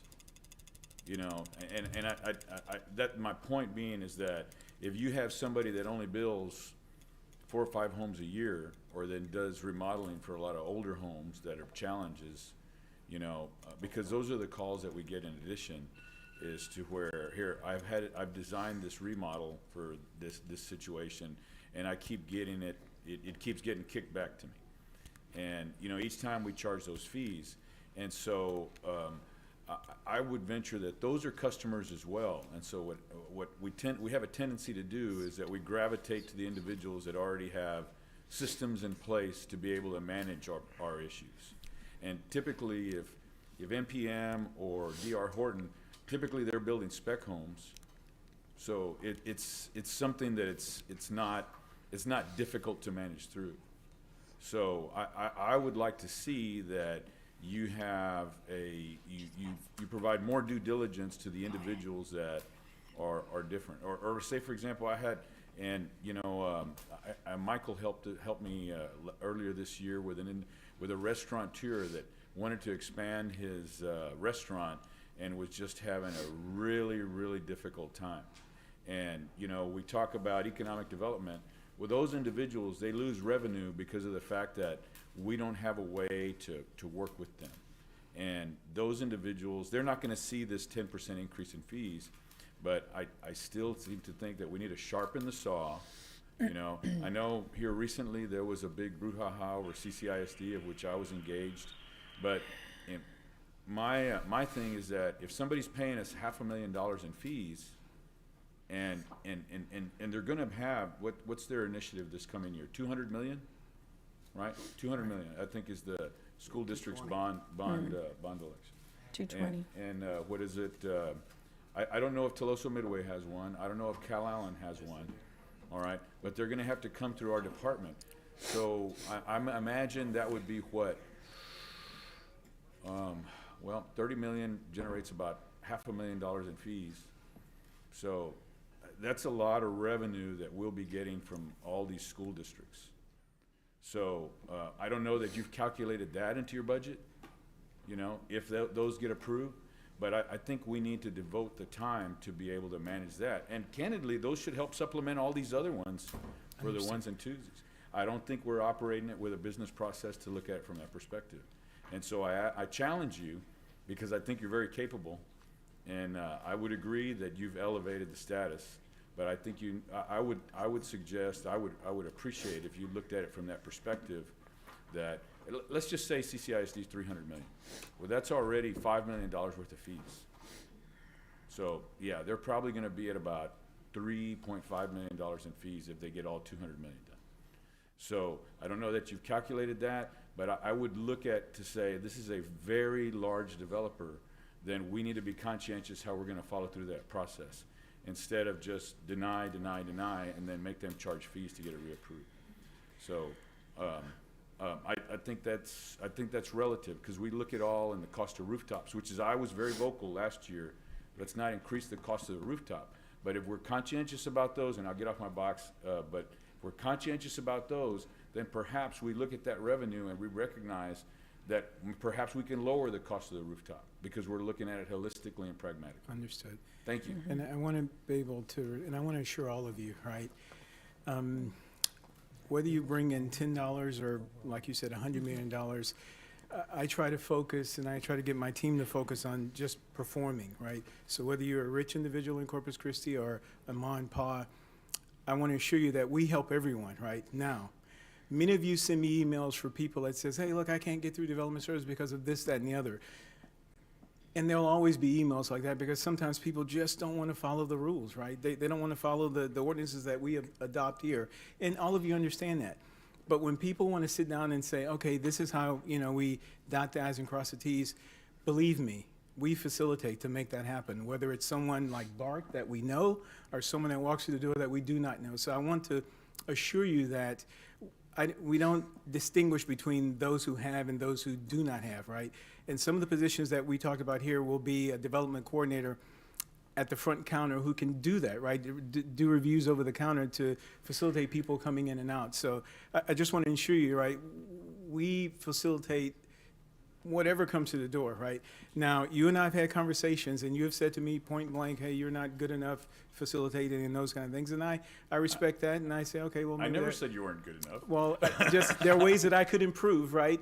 But I don't look at the money that someone's going to bring me to determine the service I'm going to give them, right? I would agree with that, because CCISD is paying us $500,000, and I think that, like I said, I could tell you as an individual business owner who, once again, whether the group is 500 lives or 2 lives, we want to devote to them the same level of service. However, we have to be conscientious based on the revenue that they have. Understood. To be able to provide them with the resources necessary so they can expedite that. I've long been frustrated is that we forget about what the cost of revenue is to a developer, to that one individual restaurant owner that doesn't know any better, hires an architect that's not qualified or a contractor that's not qualified. And every month that we wait or we're not able to facilitate this, because of our responsibility, we had a big talk about economic development. And from that standpoint, just to get somebody to that standpoint where they understand, all right, sir, under these circumstances, you're going to lose a month's worth of revenue in the expansion to your restaurant, and particularly if you have to close it. And I think that's one of the things that we need to be more conscientious about. And I have said that I joked about the comment, and I'll just say the beginning that you're probably the best we ever had. Right? but the bar is very low, he said. So he throws out. The thing is that that statement's not exclusive to you. I want you to know that. But my point is that I agree with you. I'm just asking you to look at it from a perspective, Understood. not so much as just the permits, because you have a responsibility for, number one, you represent those or you facilitate the individuals that have yet to be represented. Because when we're building a home, someone's building a home, that individual still has yet to move in there. And so you're representing that, and your fees are representative of that cost. Number two, if a restaurant owner wants to expand his restaurant, as I said, they're counting on us to be able to facilitate. They want to expand their restaurant to increase revenue. And every month that we hold that back, that's revenue that's never captured. It's lost. And so just such a thing with the going back to the school district. And granted, we're not the only ones without fault. Okay, I mean, there's a lot of fault to go around.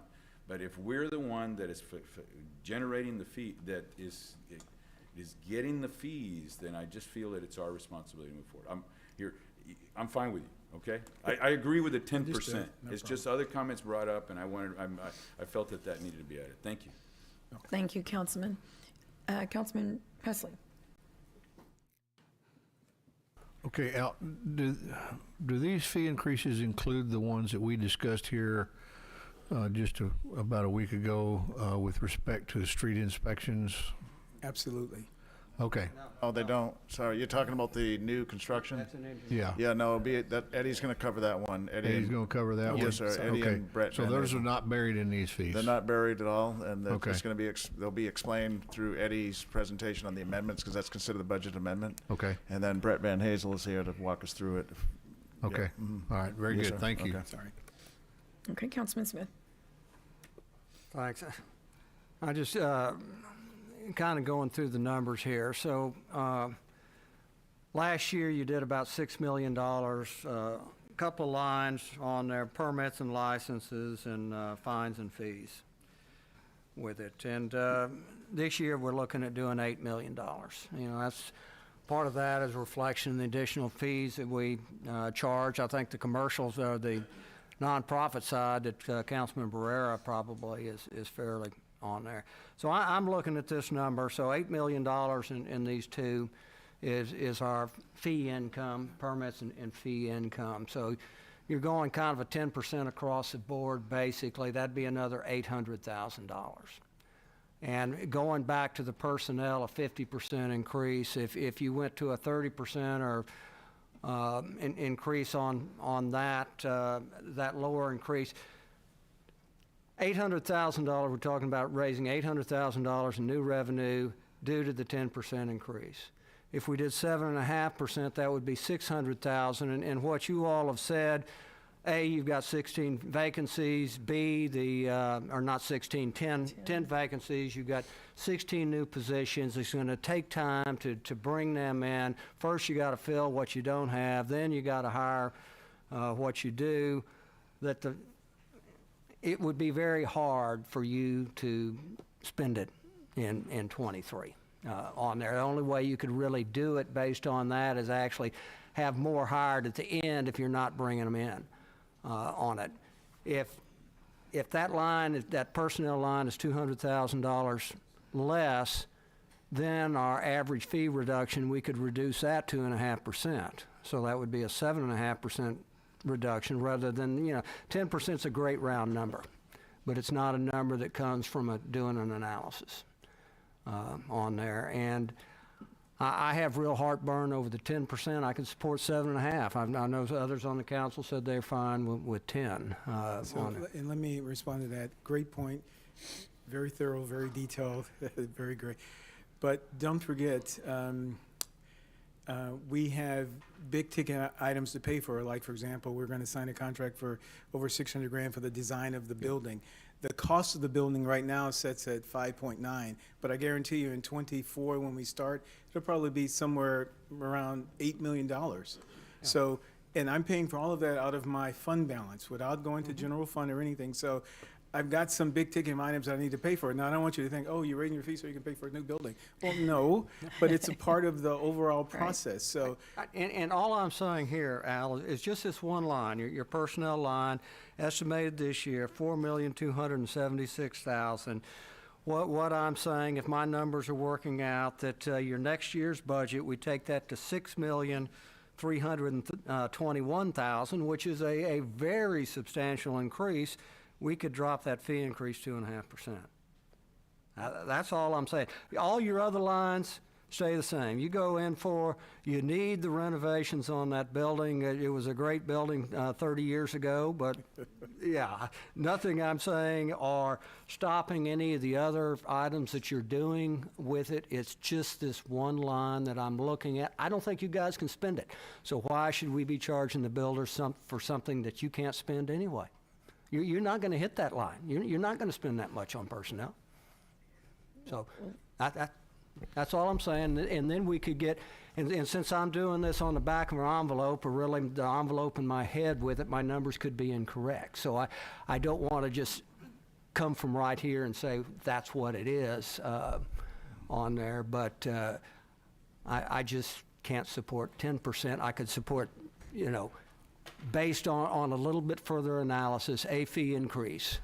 And I want to make the point that you said, and I want to remind council, Councilman Smith just said, hey, the 10% is kind of a wild-ass guess.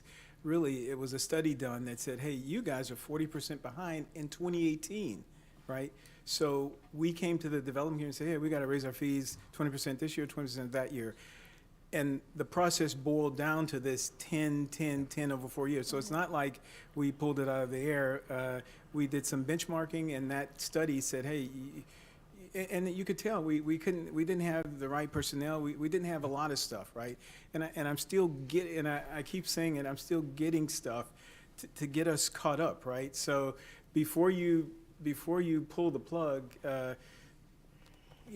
bless this 10%. I say I need it, right?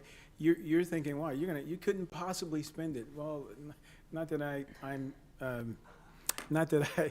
measure myself on, let me see how much money I can spend today, but we still have catch-up work to do, right? We've got a long way to go before we can say, yeah, we're there, and I think we're on the right road. And getting there cost, right? Good performance costs something, right? So I understand what you're saying. I'm just defending my 10% for this year. And I understand what you're saying. And one last, last year we budgeted you for $5.2 million on personnel. You're spending 4.2, so you're $1 million under that budget. You did the year before 3.6, so you're expanding your staff and stuff like that. You're growing, and this is my one point on there. We've got a budget. I don't think you can't get the people fast enough to spend that money. So why do we have to charge the development community for that amount? Right. Can I speak to that, Councilman and Mayor? So when Al had a high vacancy rate, you all may not have heard about it, but I did, and it was bad. It was 2 or 3 complaints a week. Yes. To where we had to sit down with Al and have a come to Jesus meeting. Yeah. So the $6.5 million he needs to spend, so we don't have more of those meetings. He needs to be filling all his vacancies. That's my challenge to him. But we're not getting the calls at 4.2, Peter. You had them at 3.6. We got the calls at 4.2. I wasn't here for 3.6. Are we getting the calls now? No, because he's caught up. Because he's spending 4.2. But that's because he had a vacancy rate of 50% earlier in the year. I'm saying, okay, we're 4.2. We're not getting the calls. Why do we want to go to 6.5? You'll get the calls if it goes below 6.5. Well, we're not getting them at 4.2, so I don't get it. So, Councilman, most of that savings was at the beginning of the year. We really haven't been saving in the last couple of months when we've been close to full staff. Yeah. I also wanted to add that the 16 positions, we only budgeted for 9 months. I only started them in January because it's going to take us 3 months to get them created, hired, interviewed, all of those things. So we didn't budget a full year this year for those positions. Okay, but we've got 26 to fill. You said earlier we're 10 short right now, and we're hitting service levels. So we're going from what, 66 to. So we'll go from 70 to 71 to 77. No, okay. So how many do we have right now? Hired? We're 10 short, right? 61. We have 61. We have 61. You're adding 10 short. That's 71. Correct. And you want 16 more. Correct. Two of which are. We've got. And 2 of which are dedicated strictly to SDR. So it's really just 14 in the development services part. Yeah, but we've got a computer program that you just go on the website that I did. So are they really going to be full-time STR? Yeah, they have to check they have to go for the block face, they have to go into the street and see. Yeah. Because we're going to hear The it. computer program is just to get the permit, but then they have to go, if it's in a block face situation, they have to actually look at the map and see. But whether they got that's that another percent. fee coming in too because we're charging people for STRs. You're right, yeah, just the SDR operators that council approved, well, right? I think I've taken that. Okay. Your light's on. Okay. I think that's all of our questions and comments. Do we have anyone in the public that would like to make comment on item number 11? Okay. Wendy Herman, Executive Officer of the Coastal Bend Home Builders Association. By the way, it's really hard to hear in the back. I don't know if I was straining, but maybe that's because Councilman Smith's so soft-spoken. But I do want to thank you, and I want to assure you that the Coastal Bend Home Builders Association will keep a very sharp eye on Al Raymond and his expenses. But that's easy to do because Al Raymond has been very transparent with us, and we greatly appreciate the improvements that we have seen there, and we know exactly what he plans to do with this money, and we are okay with it, like I told you during the workshop. The little part that we're not so okay with is the engineering fees that you guys have heard endlessly about from me about this. They're buried in Al's because he is the collecting agency, so they're in that part of the ordinance. Although, right now, you guys asked, there's been a lot of debate about, is it contractors that are cutting corners? I would counter, is it inspectors that are not doing their job properly? And there's a lot of conflict about that. But I'll tell you what, just a minute ago, Bart and I had the honor of speaking with Brett and Neiman and having one of the most productive conversations we've had about this topic of late. They have not been able to give me something that I've been asking for, which is metrics. With Al Raymond, whenever there's an inspector that goes on, there's a pass-fail, there's metrics, there's checklists, there's things that have to be done, and that's not how it's done whenever they're building streets and when they're inspecting streets. So there's no point when they stop and they have to get an inspection to pass-fail kind of thing. It doesn't work that way. It's a little bit different animal. And so part of the thing that I've been asking for is metrics. If this is supposed to be cost recovery, then show me what it's costing you. Don't just tell me what it costs to employ these people, because that doesn't mean what they're doing is beneficial to us, and why should we be charged for it? Well, it wasn't they're holding out on me. They don't have these metrics. They haven't been keeping these metrics. So I talked to Brett about this, and he was like, maybe we could implement something like that. It's just not information they'd ever needed before.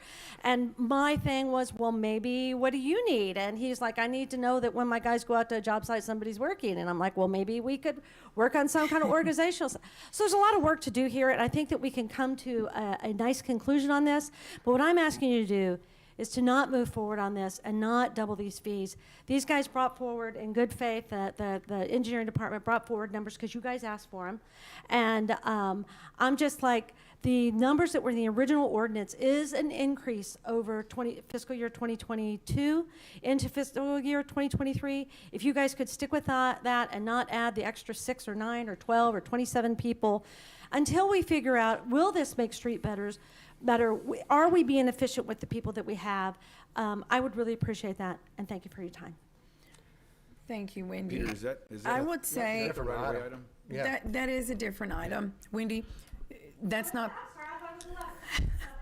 No, that's okay, but we're gonna take all that Yeah, can I notated. Right, just to state it again, so it's not buried anywhere, number one, because we're very transparent. But number two, we're going to cover it when we go over the amendments to the budget.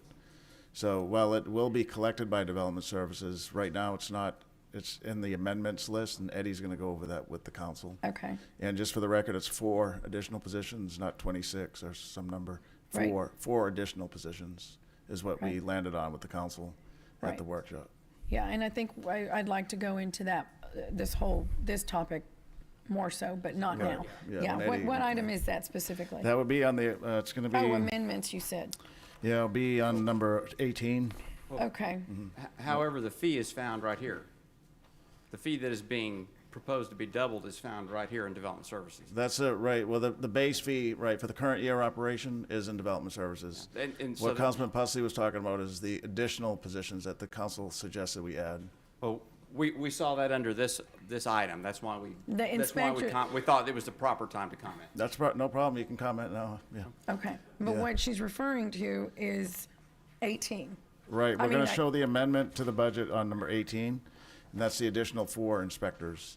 There's Right. 2 steps, there's 2 parts of it. One, the development community agreed to on this fee for inspecting new development, new infrastructure, and Right. new, increasing it over a 4-year period, starting this year, 2022. So in the budget is the second year increase in 2023. That's in Al's budget. Okay, Now, the additional inspectors, if we want to add 4 more inspectors, that's a different set of information altogether. That's under number 18 when we go over the budget and the budget amendments. okay. Councilman Martinez. Yeah, I guess the question is if we voted to approve this item, as far as they're concerned, that's the one that they're okay with. And the one that they're not okay with would be the amended budget that adds to it. Correct, Councilman. Yes, sir. That is, Okay. that is good information to have. That is not Right. how we understood it. Okay, go ahead, sir. Bart Brazelton, Coastal Bend Home Builders Association. Just wanted to thank several of the council members today who talked about their concern about the cost of houses. Every new fee is paid not by D.R. Horton or Brazelton Development or MPM.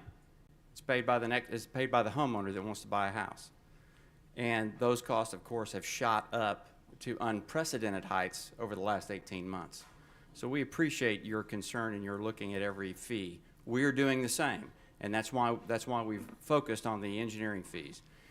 I just wanted to reiterate that. We appreciate your concern because we're working on some numbers, and I think the cost of the simple cost increase in city fees alone, what that's done to rooftop prices, I think will be a surprise to everybody. The other thing I wanted to say is, while this has been agreed to, I want to go back to the very basic question we asked the first time. This is public infrastructure. This is not private infrastructure. When city streets are inspected that are built by a private developer, they are public assets, not private. So from the very beginning, we've been asking the question, well, why are we being feed to death on that if it's a public asset? A home where development services send their building inspectors out, that's a private home. That owner pays for that. Well, this owner's paying for this, but it's not owned by them, it's owned by the public. So our contention from the very beginning has been, how do we end up paying, we being private developers and builders, paying this fee? Thank you. I really appreciate your focus and your focus on cost. If you look directly at how many permits there are and how much this fee will raise, you'll do a real quick math and figure out how much the cost of each new home just went up. Thank you. Okay. You want to wait till it comes up and talk about it now? What, the next one? Thank you, Mr. Brazelton. We can discuss all of this, on this particular item before moving forward because they relate. And we're hearing, comments on both. Peter? Yeah, we can bring it up. You want us to bring that one up? Where's Brett? Eddie, let's bring up the summary, and then Brett will bring up the details slide. Bring up 18B. Yeah. Right. Yeah. Yeah, everybody's here, so yeah. Brett Van Hazel can walk through it for us. Eddie will summarize it, and then we'll have Brett. Is there any summary yet, or just Brett's going to speak? Not yet. Okay. It's coming. All right. There's just a one-pager that shows Right. where we were at in 22, where we proposed to go in 23, and then what the additional 4 inspectors, what would be the rate if we go with the additional 4 public inspectors. 18B.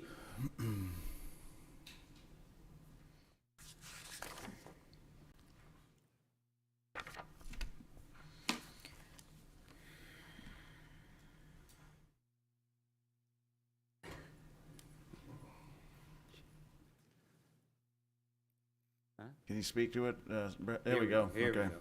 Yeah. So I'm gonna let Brett, this is it's just one slide here. Can you make copies, somebody, please, and hand them out to the council? Eddie? It's kind of small on the screen. We'll make some copies, Councilman, while he walks through it.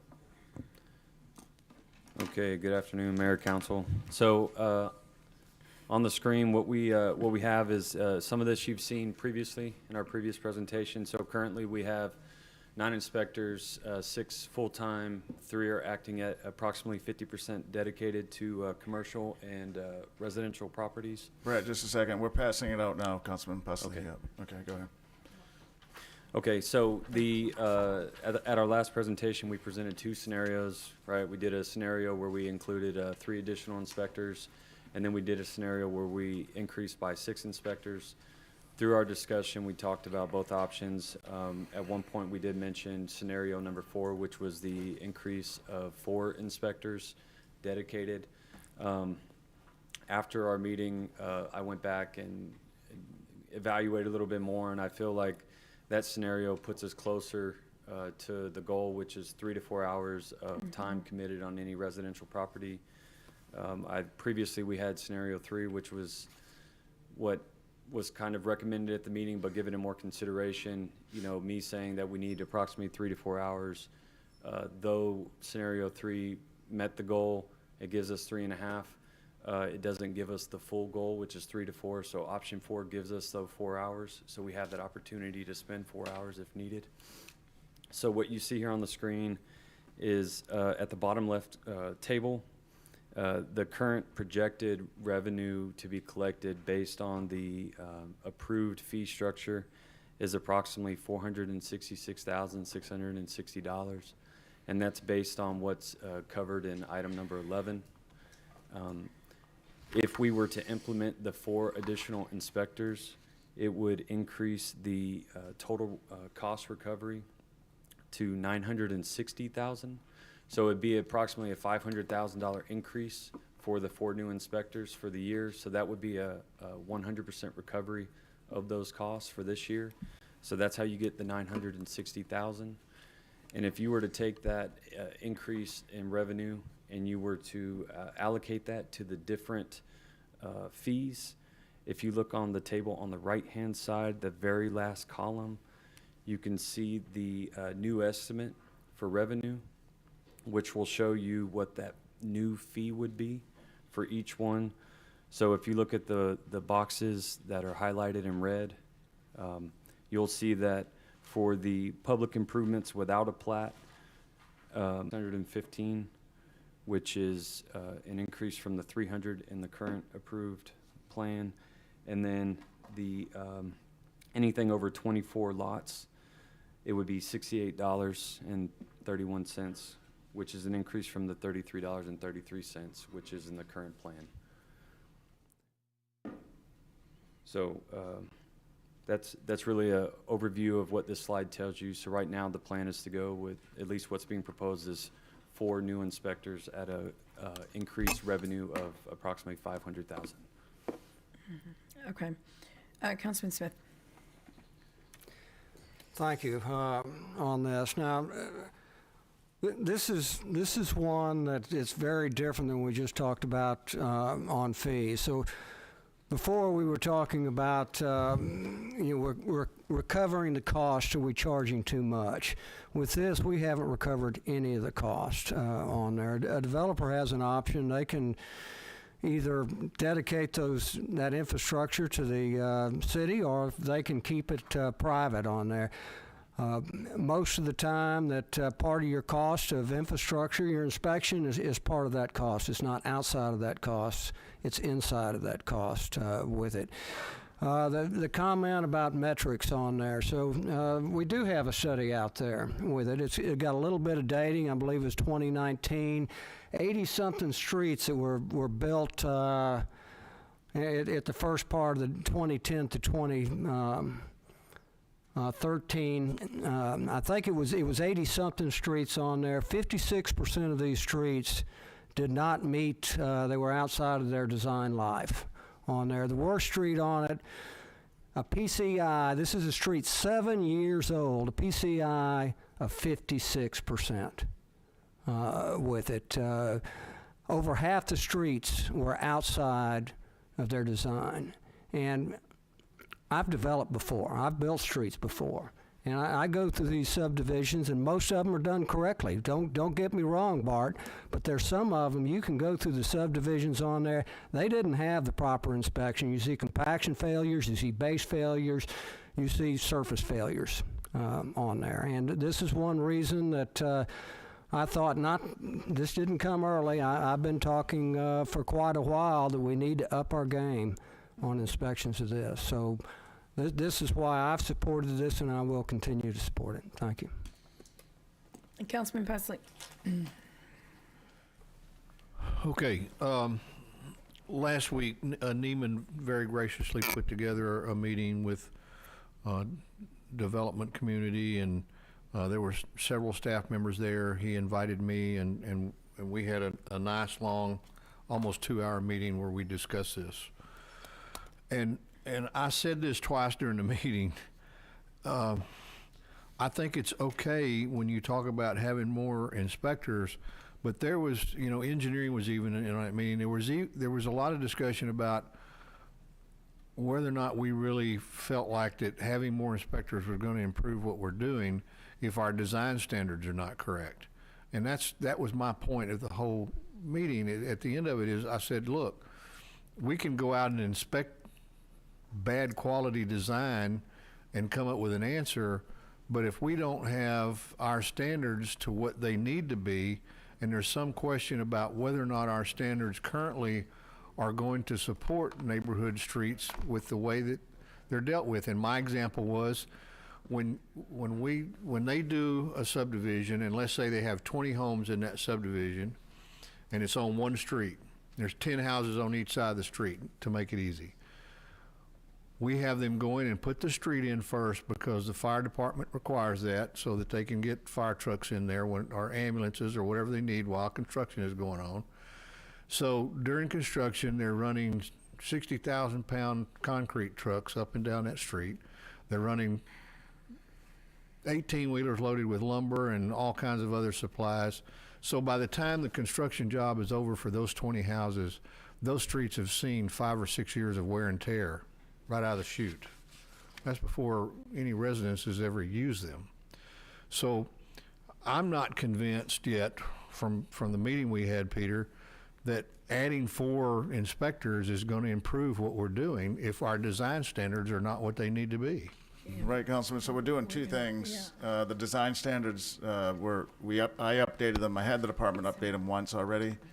We eliminated the mat, the GeoGrid plastic mat that supposedly gave soil some integrity, but they're not good enough, and we had developers tell us that. So by September, Jeff Edmonds will have a new revision to the design standards manual before the beginning of the new fiscal year. So that's step 1. You're absolutely right. We need best quality design standards. We don't have them still, even with one update that was contested, I should say. Not well, people weren't hugging up on that. So we're going to increase them again, and that will be before October 1.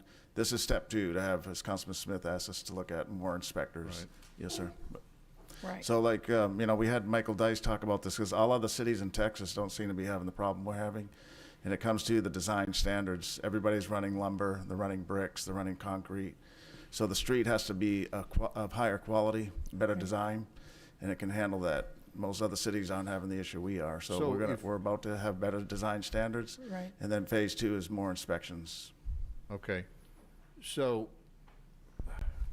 do we absolutely need additional inspectors if we upscale our design standards? Yes. The professionals are saying yes. So Brett, that's been in the business for almost a decade, is saying you need more than 1 hour to inspect a brand new subdivision.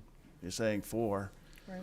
3 to 4 hours to see, because there's always there's activity through that whole 8 to 10 hour period. And go ahead, Brett. I must have made some popular comments because everybody's lining up to talk. Well, and you can also make the argument, Councilman, that if we have design standards that are not where they need to be, it's even more important for us to have those inspections to make sure that they are as put in properly, because if you have lesser quality standards and they're not putting them in properly, then you're going to have even worse condition roads. And again, I want to also reiterate, the developers, I don't think Bart owns any asphalt trucks that I know of. So they go contract with some contractor, third-party contractor, to come in and build these streets.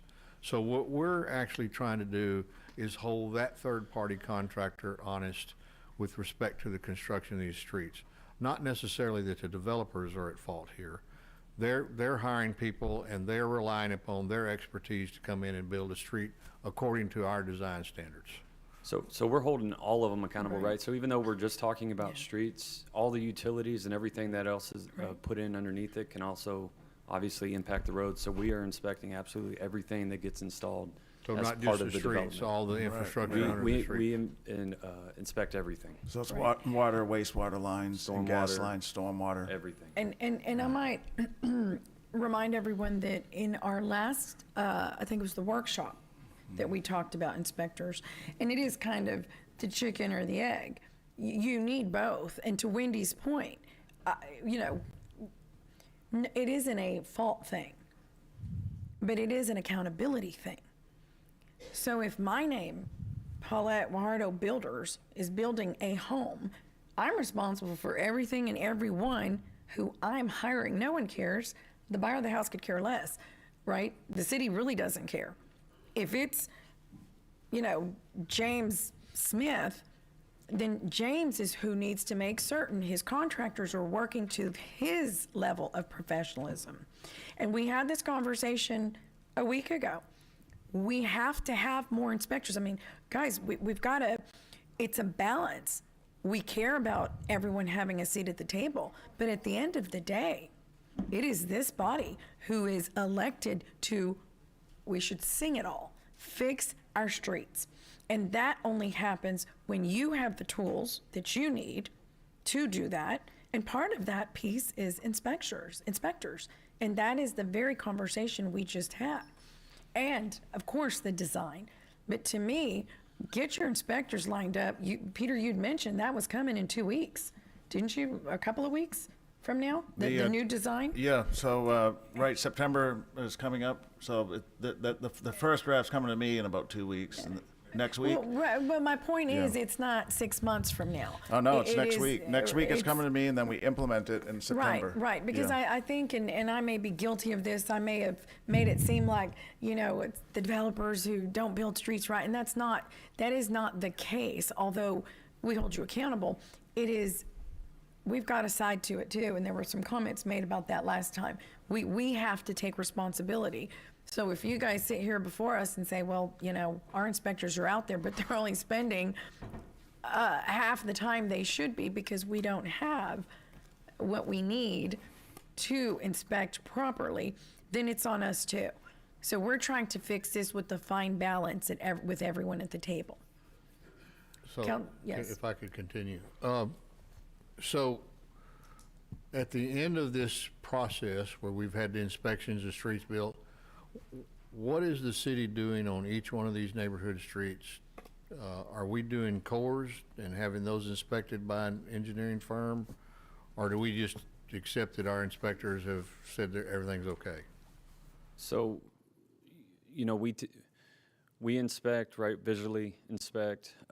There's testing done on the subgrade to make sure that we have the densities that we need. After or before? This is all during the installation. So we have testing done from the subgrade all the way up to the asphalt. We get the test results, the builders, the contractors have the test results. And we review all those to make sure that we meet the design standard or requirements. And then once we've met those and we've completed all the work, then we will issue out 100% acceptance to development services, who then sends that out to the developer. Okay.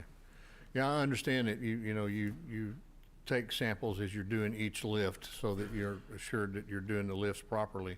Right. But I think it's also something we should examine is whether or not we need to go back and, because things change. I mean, you do a core sample here and there and you can tell exactly what you ended up with. But I'm going to remain cautiously optimistic about this new inspector thing until we see that the design standards are going to come up to what we need them to be. Thank you. Thank you, Mayor. Okay, so I get it. We need to improve the standard. I get it. We got to improve the standard.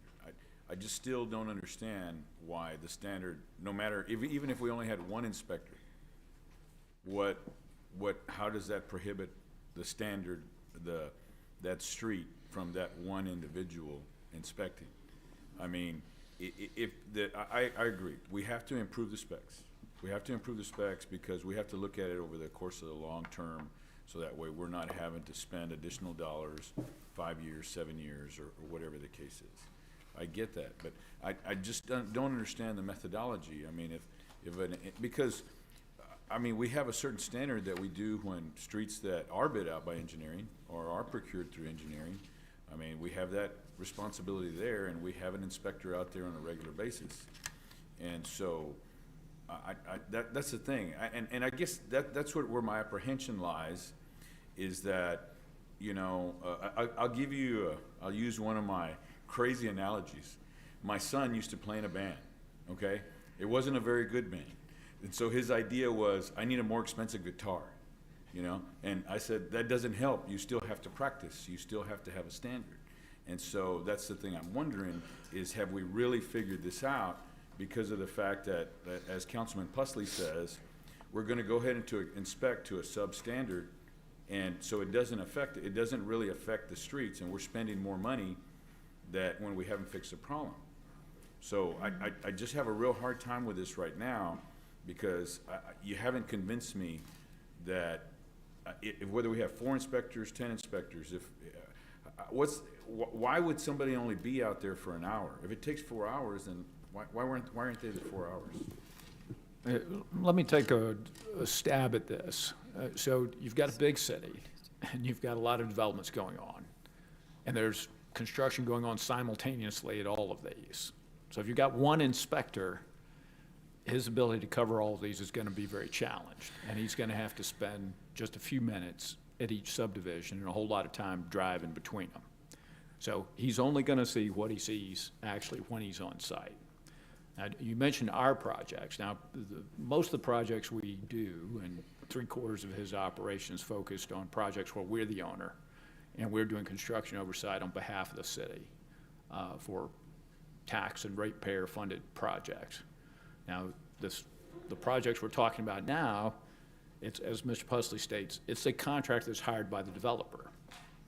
Now, we inspect our projects because we're interested in the long-term performance of that construction, and that it's done correctly, it satisfies materials and workmanship requirements of the contract.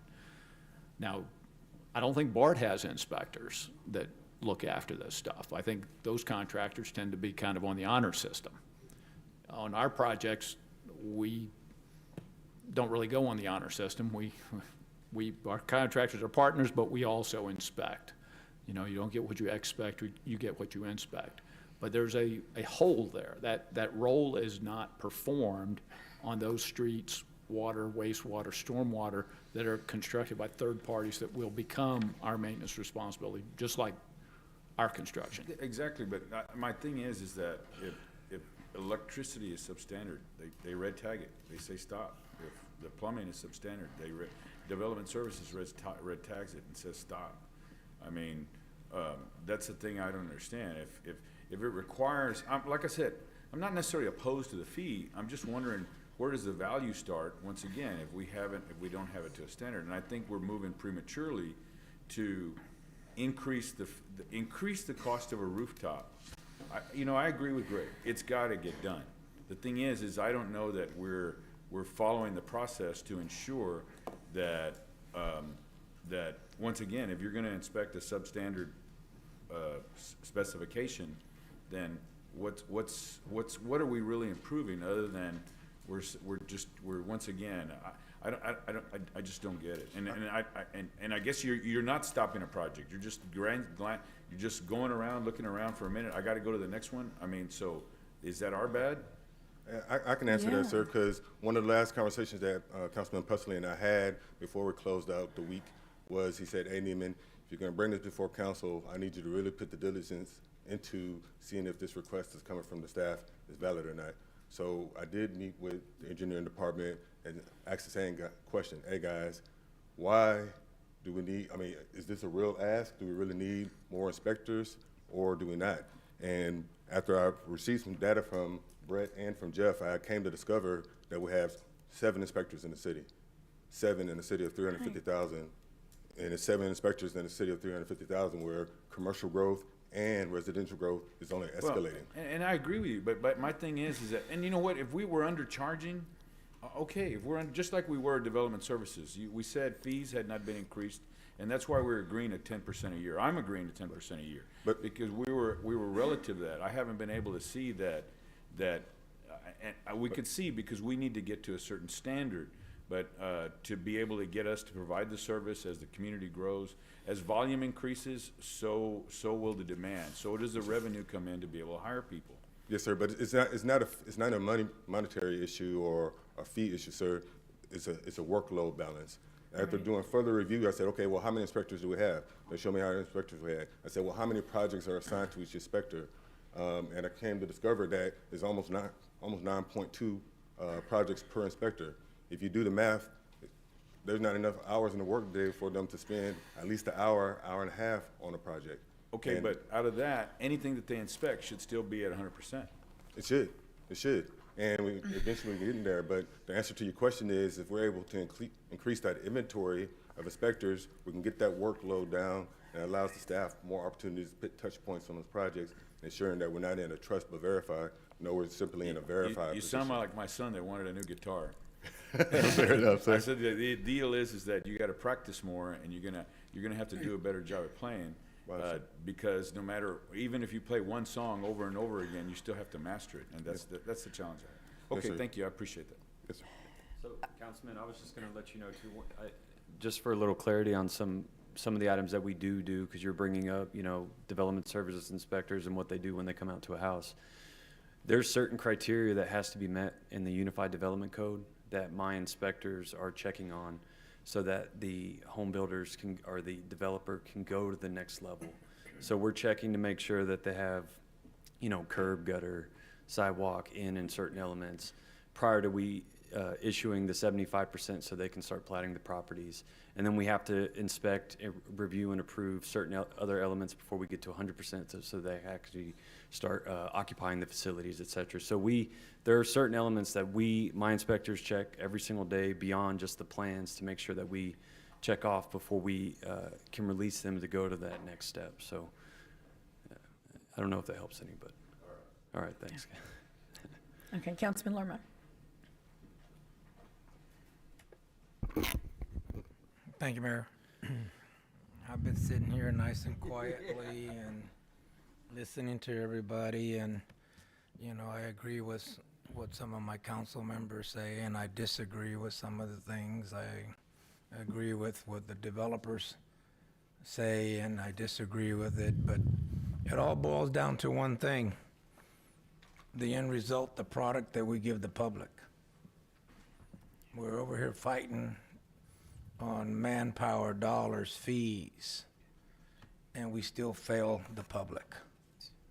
Interesting. Since I got on board, I've been fighting about the standards of streets. I've always said that we have the worst standards probably in America. But yet, I think we've only increased them one time, Jeff? The standards have gone up once, I think, and since I've been on board. I don't know why we just went to this level here, why we didn't jump straight to the top level, that we need to make sure that our standards are high.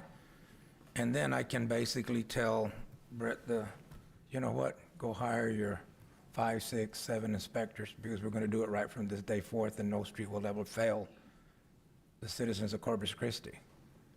But until you move the standards to that highest level, I'm not sure I can support your 4 or 5 inspectors. To be quite honest with you. I'm not blaming this department, I'm not blaming that department. I just want to make sure that we don't fail the citizens of Corpus Christi on streets, and we've been doing it for 30 years already. When is it going to stop? When can we just move forward and get it and give them the top quality? I don't care if the standards cost us X amount of dollars, but we're going to give them the best, and they're not going to fail. Okay? That's what we need to concentrate on. And I think the developers will accept that also. We're just taking a little step at a time and increasing fees here, increasing this, increasing manpower here, increasing manpower there. We've got to stop doing that, ladies and gentlemen. We need to just bring forth, you're the professionals. I'm not the professional. I'm the guy that gets elected, okay? You guys are the professional. I depend on what you tell me, what's the best out there. And I think you need to set your goals much higher in your departments to get it done properly. You know, that to me is the most important thing. And I don't think the citizens of this city will gripe one more day about streets if we meet those high standards. Take a look at that. And I ask my developers out there also to take a look at that. I think they will be pleased with the outcome. We can't be killing them every single year that we want to go up on fees for this, for that, for this. Let's just move forward and get those standards up there where they belong. That's the most important thing. You know, we need to agree on all this. You know, but everybody's made great comments. They really have. But I mean, the end result is our streets to the citizens of Corpus Christi. Let's look at that as the top priority. Thank you. Mr. Zanoni? Sorry, I was just going to remind the council that to get to this first set of design standards increased, it was a challenge because we talked about this earlier. It goes to the cost of the rooftop, and so the developers, rightly so, challenged it. And we had numerous meetings with them, and we made revisions based on their input. And you may recall, if we show the tapes, there was strong opposition from the development community on the first set of revisions. So it's not that people aren't, ready and willing to make these changes because it costs more money to have a better built street. So there was some opposition. We did work with the development community for months to get to where we got to in the first phase. But we're going to increase them again, and they'll be, in September, they'll be implemented. And they should be of a higher, if not the highest, for Councilman Lerma's comment, quality. But I can tell you right now, we'll have the development community here talking to you about it when we go to that higher standard, because it means better material, more cost for the developer or for the home buyer. So just to put that on our radar.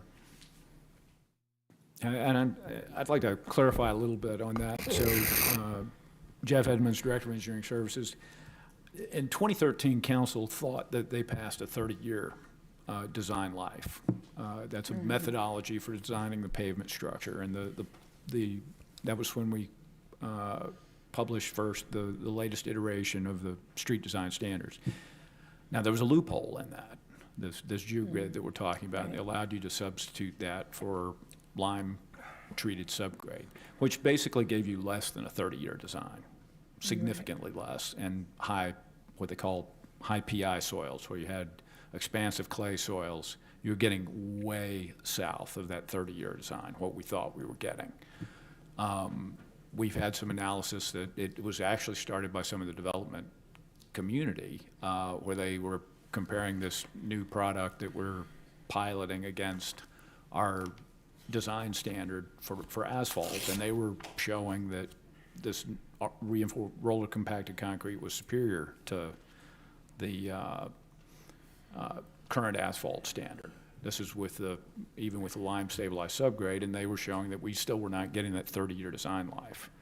And so I think where we're headed is trying to give council what council thought they adopted back in 2013, where we're getting an AASHTO 30-year design street. And with current standards, we're not quite there yet, and we're hoping to get there real soon. Right. Okay. Thank you. And I guess I want to also reiterate, Councilman Lerma, both are happening. That's what we're addressing. It is improving our design standards and having the tools, the inspectors, to inspect them.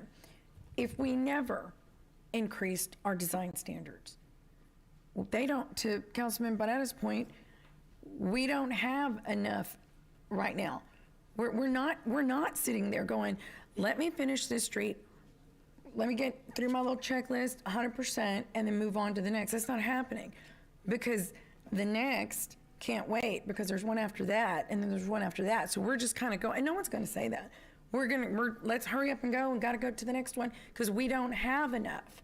So we have to do them together, and that's what we're doing. The design standard's coming.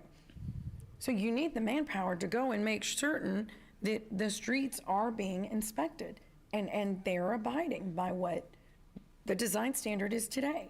But we are moving that forward. I just want to make sure that you understand it is moving forward together, and it's really addressing what both of you are saying, because we're not doing what should be done.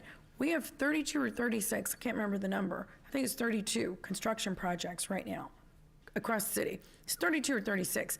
And we have how many inspectors? 7. I mean, I don't even know, that's not my world, but there's no way 7 people can properly inspect, go from one to the next to the next. So anyway, this is extremely important to me. I just want to make sure everybody's understanding that the two go hand in hand, inspectors and improving our street standard. And we just heard improving our street standard is coming. So they're going to be together, moving forward for the long run. Councilman Hernandez. Thank you, Mayor. And I want to say that, this is not all on developers. In a lot of cases, we didn't do the preventative maintenance needed over time. And so some of the culpability for past streets is on us, okay? So I want to make sure that's clear. We're not beating up on developers here. Yeah. But I want to ask a question here that occurred to me after our workshop was, in terms of the inspections we do, how many streets have we not accepted?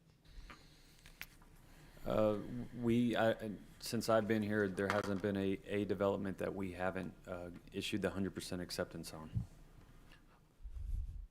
on. So everything's hunky-dory? I mean, are we receiving, everything that we're inspecting is perfect since we're accepting everything? Because you're just fine getting more inspectors, but yet you're accepting everything. So again, there's certain criteria that has to be met, right? So we need to review the design drawings, make sure that everything is installed where it's supposed to be, the size it's supposed to be, to the standard it's supposed to be. In addition, we make sure that all those check boxes in the UDC are met. And then once we meet those at the stages that we have to meet them, then we accept them at those different levels. So what's the issue?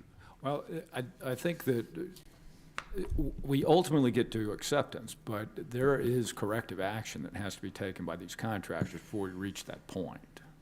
Okay, because Right. I spent a lot of time here because I've had some, with the limestone shortages, and I spent a lot of time talking to people about their streets that have been redone. Most of them are our projects. So so what is it that's missing? What are the developers or their contractors not doing that we're failing? And that we're not. Because if we're accepting all the streets and there's corrective actions that are being done, what are we missing? So again, since we're not out there all the time, there may be certain elements that are not done 100% correctly. Just like when you do testing, we don't test every square inch of a road, for instance. So it's possible to have certain sections that don't have the proper density. So if you have 4 more inspectors, you're gonna be able to inspect every square inch of the road. We inspect everything. We're just not out there when all the work's happening at every time, right? So if we have more inspectors, it gives us more time to watch and engage with the contractors during the construction, so it'll help mitigate the amount. Okay, so to Councilman Barrera's point, do you have red tags where you stop work?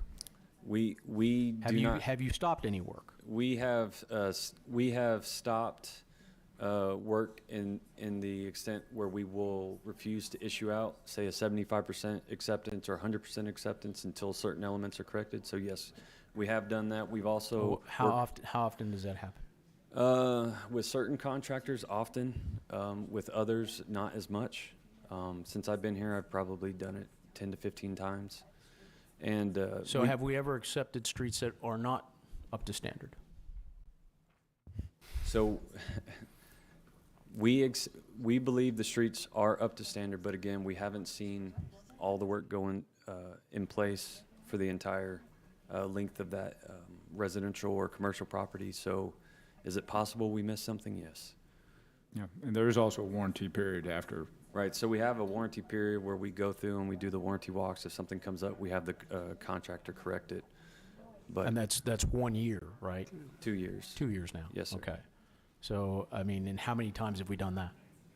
On the warranty issues, again, with some contractors, often, others, not as much. Okay, give me some more solid numbers here. I mean, what specifically? And if you can't do it here, you're gonna have to send it to us on this, because I wanna make sure going back to what Wendy said earlier about metrics, right? It's not that I don't trust you, but I don't trust you, right? So I've said that, I'll say that to Al Raymond too, and I understand. You understand what I'm saying? We want to see the metrics, because we're going to be putting fees on people for inspections that we don't have metrics for. So the majority of the issues that I've seen they're usually base failures in the roadway. So I would assume so, right? It's a base failure. Right, it's usually base failures, which we have the contractors go back out and do a curb-to-curb asphalt patch. But that's the majority of the issues I've seen. Okay, so, well, if you can send us those metrics and how many times you've had to warranty actions and what streets those were, what contractors those were, what the, how many times have you, put stop work orders on, who were they on? Just give us some metrics on this, because, I've got to be able to stand in front of people and ask and tell them why we're raising rates. And I've got to have those metrics. Okay? And another thing that I think is important to point out, it's not just new subdivisions. You also have, whenever somebody's doing a site development, and if they're cutting into our street, putting in new driveways, traffic control in our streets, this is the same group that's overseeing that activity as well. Okay, same thing. I mean, but I think what we're talking about here is streets and new subdivisions that are ground up from greenfield, right? Is what we're really concerned. That's part of it, but these folks are also, for example, if somebody's putting in a driveway, commercial driveway, and they've got traffic control in our street, we inspect that, be sure it's done correctly, and there's not a hazard, and be sure that the driveway isn't compromising the pavement, and when they have to put in sewer taps and water taps and, tap into storm drains and things like that. But it might be a commercial lot that was left as kind of a pad, and that still needs utility connections. And okay, thank you. Councilman Pusley. Okay, and Peter left the room. I was kind of going to ask him this question, but maybe you guys can help me, and I may need Bart's help on this too. So Bart made a comment, and he's made this once or twice before, and I'm trying to understand it, when he says that the street is not a private utility, it's a public utility. So I assume what Bart's getting at is the cost of that, or at least part of it, should be borne by the city, because the city's going to ultimately accept that as their asset. I think they would really like it if that were the case, but unfortunately, if you're in that business, building the streets, building the storm drainage, the water and sewer is all kind of the cost of business of being able to sell farmland for developed lot price. Right. And that's how you would cover that cost. But these are things that are not assets that they retain. When they record the plat, those assets are turned over to the city for maintenance. So I guess my point here is, regardless of how we do that, ultimately, taxpayers who are living in those homes and other homes across the city are going to pick up that cost, right? Yes, sir. So, and Bart and I have that discussion, Moses and I have had that discussion, and they'd like to say that, well, this is public infrastructure. But the reality is public infrastructure is being driven by private development. So it comes off, the narrative comes off as it's a free gift that's being given to the city, but what's associated with that is unexpected repairs, lifelong maintenance, and all the other costs that goes associated with ensuring that the infrastructure remains intact. So that's why it's especially important that when we do receive that quote-unquote gift, that it is properly inspected through the process of constructing it, so we can ensure that those lifelong costs that are associated with that infrastructure is kept as low as possible to save taxpayers money. Okay. So I'd say prior to this point, it's been existing taxpayers and ratepayers who've been Right. paying it. And then if you recover it with this fee, it's in court, it's gonna be ultimately in the price of the lot when you buy the home. Right. Okay, thank you very much. Okay. Councilman Smith? Well, thank you. I'd just like to take a brief moment to thank staff, to thank the development community, the building community on this. These are issues that are longstanding issues. You know, we're talking about them today. We've got a robust discussion on there. So hopefully things will go to the best. But I think we're making real progress. The comments that we've had here today and this feedback. So as we close this out, I think the city really is moving ahead. We are. Thank you, Councilman. We are. Okay, so I don't see any other lights on. I know, I'm not gonna say that real loud. I'm going.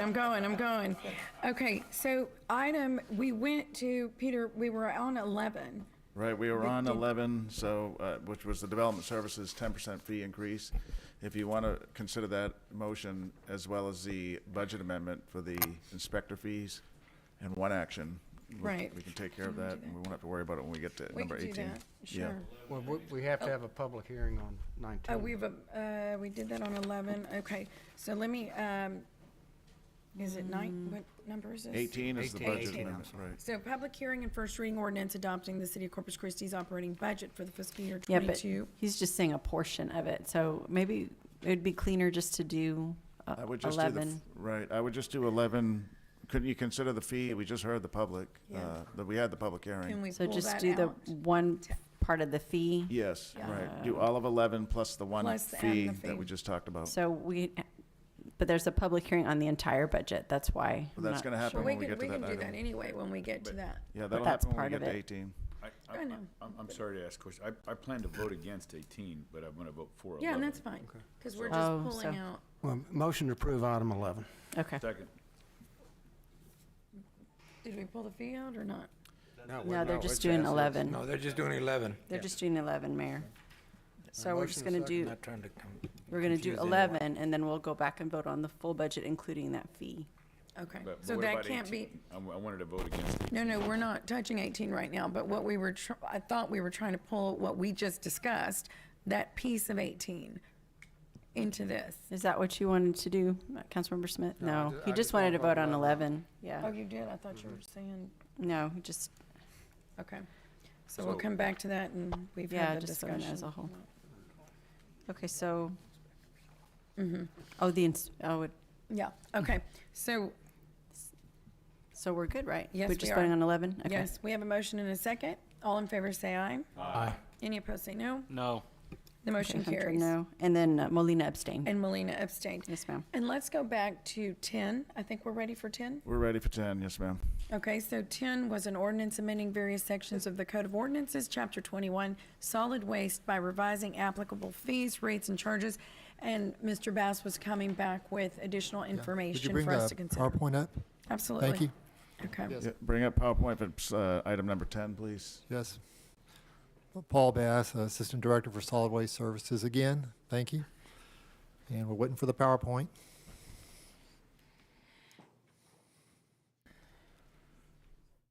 So I really hope to be able to address all your questions here. Go back to the second slide, please. So we're talking about monthly utility rates for residential and commercial customers here. So the residential alone will generate about $1,184,000. That's what we're estimating there. And commercial, about $75,000. Commercial overall is about 3.3% of our overall customer base. Yeah, $1,184,000 for residential and $75,000 for commercial.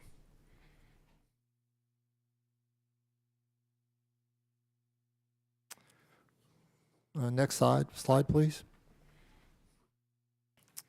So we're talking about the Cefi Valenzuela landfill. And we've got a mixture here of non-contract rates, which pays the full gate rate, and the contract rates. Now, I don't have it split down between those two, but I could say for the Cefi landfill, The total generated revenue from the rate increase is about $330,000. Next slide, please. Okay, the transfer station. There's a 15% increase at the transfer station, and we estimate about $150,000 in additional revenue. Next slide, please. In the MSWSSC on the cubic yard rate for dumpsters, we estimate about $96,000 in additional revenue from this revenue stream.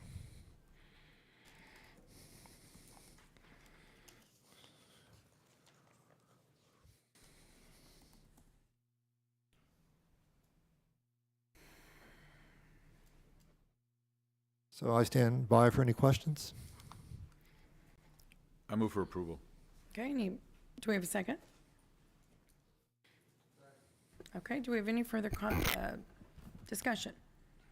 All in favor say aye. Aye. Any opposed say no. No. No, I'm sorry. Oh, So Well, Martinez and we- Pesley do we have questions and on Hunter. this? I Well, know. Rebecca. Yes, sir. Oh, also, okay. Do y'all want to discuss this, gentlemen? Yeah, let's do Wanna it. Discuss this? Let's We discuss. voted. Well, okay. Oh. Yeah, do you want to unvote?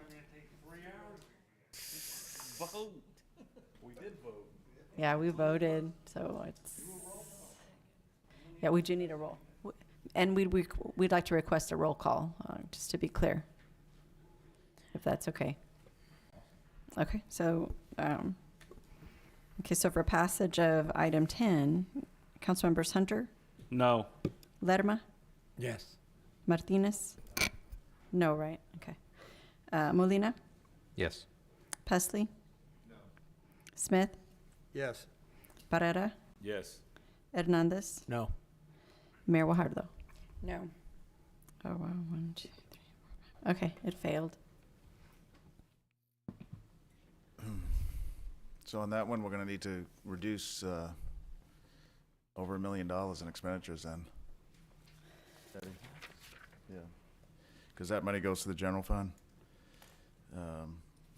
So we'll have to come up with, let's get a total, please, staff, of the total revenues for that, for all. Wait, ready? We need a grand total for how much those fees would have generated, or do you have it? 2 million. We need 2 million in reductions then. So we'll go back and. We gotta cut the Get that budget 2 list, million. Yeah, because that revenue goes into the general fund, so if we don't get it, then we have to cut spending. You know, my main objection was on the residential fees. What is the impact of it? That was $1 million, 1.1. Correct.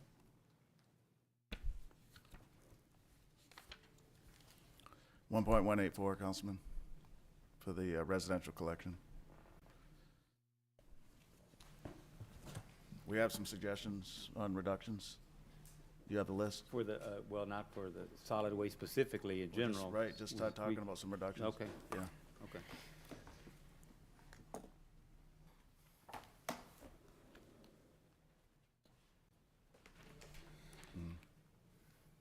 We cut the North Beach drainage project for a couple of million. The council constituent relations, a couple of positions, 135. The homeless initiative, 100,000. The Salinas Park, 100,000. Bike path refresh, 100 would be 100,000. The Wi-Fi initiative, which I don't think you've seen yet, to have 13 more Wi-Fi spots, mainly in parks, 212,000. The District 5, a library study, 100,000. Violet McKenzie, down Leopard Street, trees, additional trees in that area, 100,000. The Leopard Street, Lantana to Toloso study on the street, 500,000, and then the Flower Bluff Dog Park, 550,000. Yeah. So that's a list Could we that get a list totals. of that, or, I mean, to see it? We can get, yeah, can you make a copy of that and we'll hand it out Sure, to the sure. council? And then, maybe we do that after we've gone through all these fees. I mean, there might be other Sure. surprises. That's good, we just want to talk about it before we get too far into it. We'll Right. make copies of that list and hand it out. It's over, how many millions was it? About five? Yeah, about 5 million. We have about 5 million in potentials to help the council out.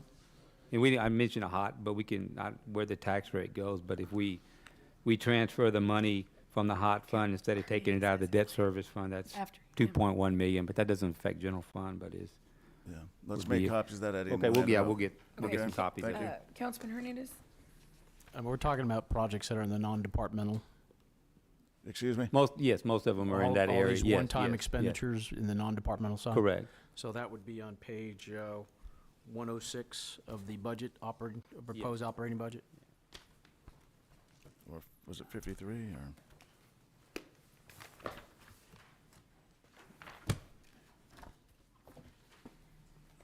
Or 54 is another list you can look at, but 106, I think, would have the Yeah.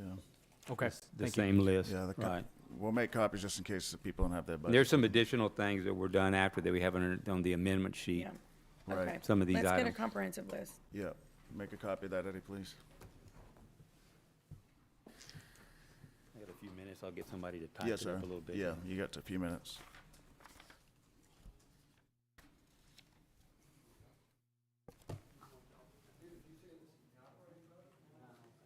Page 54, Councilman? Yeah, 54 is the list, but as Eddie said, the list that Eddie has some of the amendments that we added between the proposed and today to include the North Beach example and others based on community input.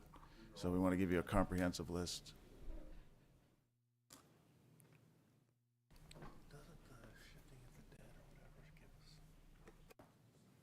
Well, and as I'm on page 54, I see a total of 22,706,000. So you were just taking some of those. Some of those.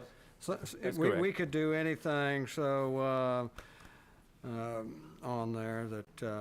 Yeah, that's correct, Councilman. Yeah. You picked out Flower Bluff, but you didn't do the North Beach Shade Plaza, for example. That's correct. So We this picked is your pick out of the we- 22 Well, it million. was quickly done here on the fly. Certainly, it's up Okay, to the so, council. yeah. Absolutely. Thank you. And we can cut other things as well. It doesn't have to be improvements. It could Yeah. be, you could cut, Okay. existing operating budgets. Yeah, okay. We could eliminate programs. We can get you a list. Yeah. Okay.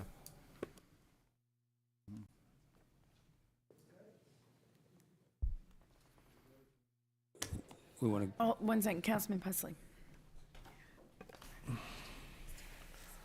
So Peter, what I'm struggling with here, and I've spent the last several days, I brought all my books, I've gone through them, and it'll almost make your head explode trying to absorb all this. But what my problem here is, through increasing valuations, people in this city are going to pay $16 million more in ad valorem taxes right off the top.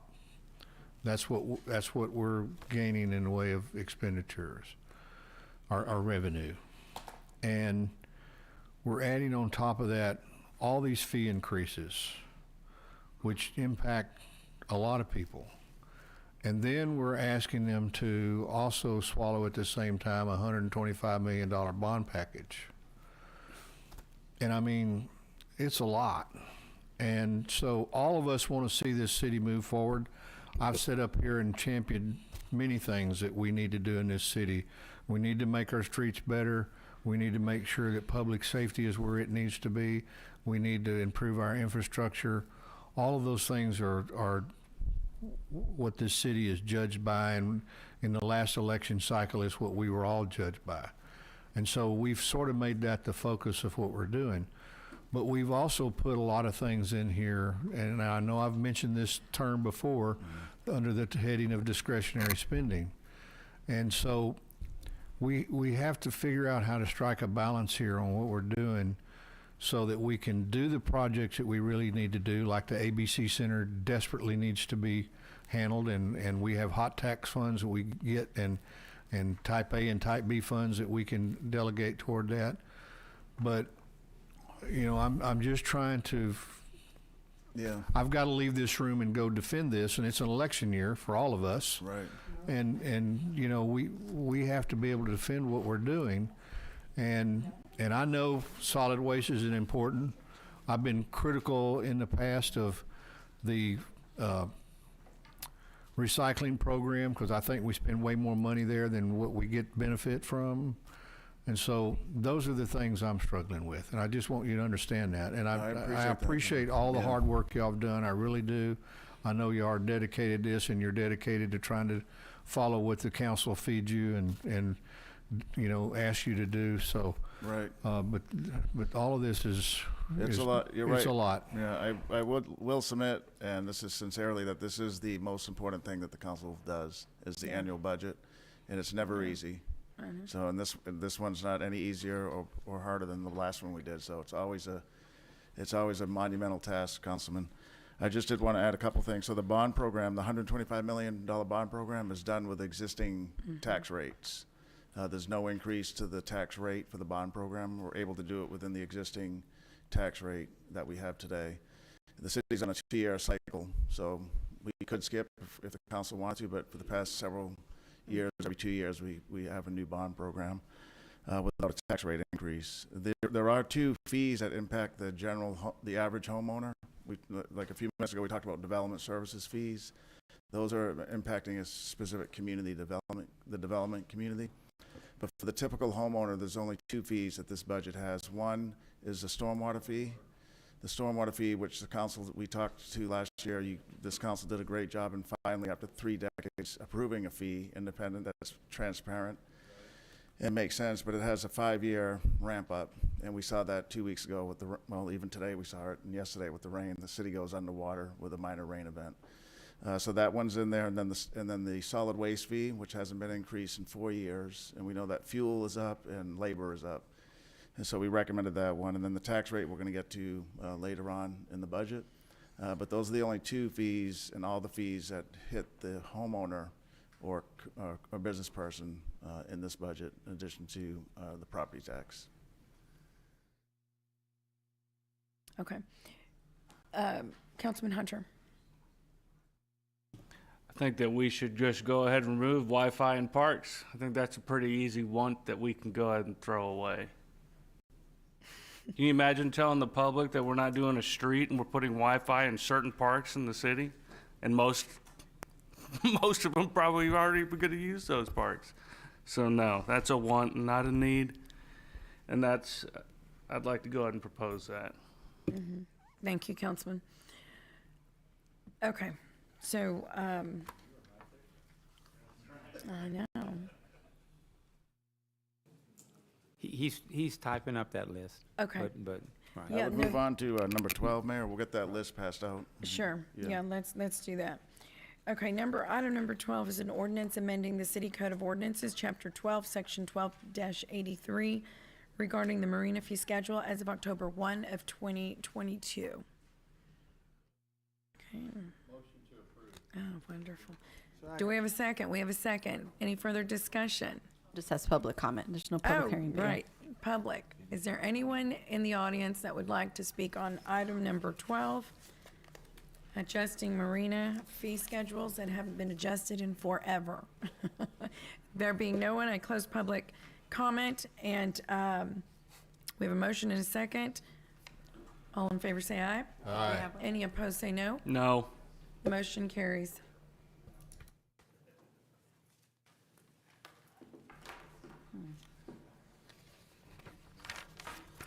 Okay, item number 13, an ordinance amending the City Code of Ordinances, Chapter 55, regarding 911 emergency services fees as of January 23rd, 2023. So we have a motion and a second, but for the public, Chief Markle, can you tell us in a couple sentences? Sure. Why you want this passed? Yeah. No, just tell us. Oh, no problem at all. So these are wireline specific fees, the old mobile telephones that you have in your home. A city is allowed to charge up to 6% of base rate. We have not done that historically since Peter came on. We had transitioned one raise a few years ago, and we're going to maximize that this year. We're going to charge the full 6%. It's 20% on resident, or 20 cents, I think, on a residential call. Oh, okay, 20. This is a landline phone. Landline phones only, not wireless phones. That's set Got by it. the state, Got it. based on 50 cents per phone and population. So it's a 20-cent fee increase For landline. residential, for business, it's going to be a 40 cent, and then for trunk, Got it. it's going to be $1.90 Okay. It's 20 cents per month, right? per month. That's month. correct. And Right. then these monies stay in the 911 fund? Right, So every right. time somebody calls 911, the money's used to improve service? From that landline. That's correct. Yes. I still have a landline, so, okay. I'm Some- interested. Some do. Some do, I yeah. do. Alrighty, okay, thank you, Chief Markle. And we appreciate, I know you spent time with the presentation, but we do believe in, this particular item and what you just said. So I appreciate I'm going to that. open public comment. Is there anyone in the audience that would like to make a comment on item number 13? Okay, there being no one, I'll close public comment and entertain a motion to approve item number 13. There's a motion and a second on the floor. Right. Okay, any further discussion? All in favor say aye. Aye. Any opposed say no. No. The motion carries. Okay. Item number 14, public hearing and first reading ordinance amending section 55-709 drainage utility charge of the Corpus Christi Code to levy an amended schedule of stormwater drainage charges, repealing conflicting provisions, and providing a savings clause. Hi, Gabe. Morning or afternoon. Gabe Ronahosa, Assistant or Interim Director of Public Works. Would you like me to go through the presentation, or are there any questions you may have? Go ahead and go through the presentation. Okay. So just a little background. The AKA stormwater fee was created last year. As you well know, that this fee was embedded within the water rate for the past probably 30 years, probably since 1998, I believe. So we created a fair and transparent stormwater fee. So this was established last year. It went into effect in January 1st of 2022. So the revenue from the 9 months from that fee is approximately 13.6, but a 12-year projection of that fee is around $18 million. So you'll see the breakdown of this year's proposed budget. So you'll see a proposed budget of $23.3 million. So this is an increase from last year's base budget of approximately $18 million. So the big increase is one,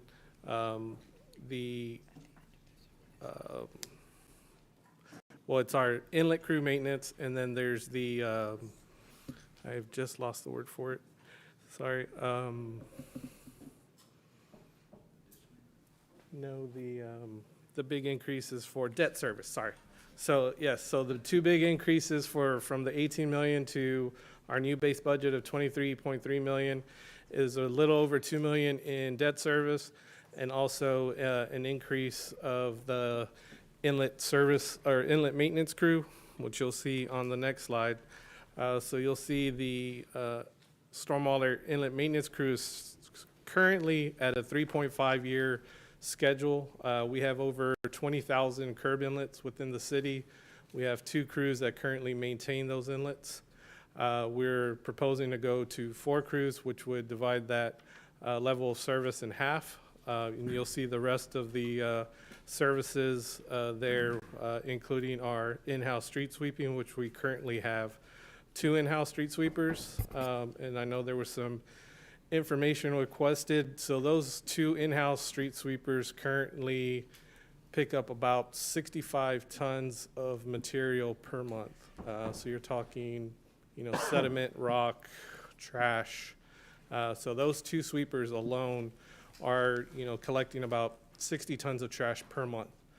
So we're going to be increasing those to start covering more of the other areas that the contractual services do currently cover.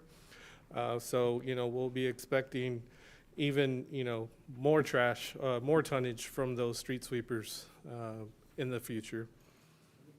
Tons was that now? About 60 tons a month from the 2 in-house. 60 tons a month from the street sweeping you're doing now?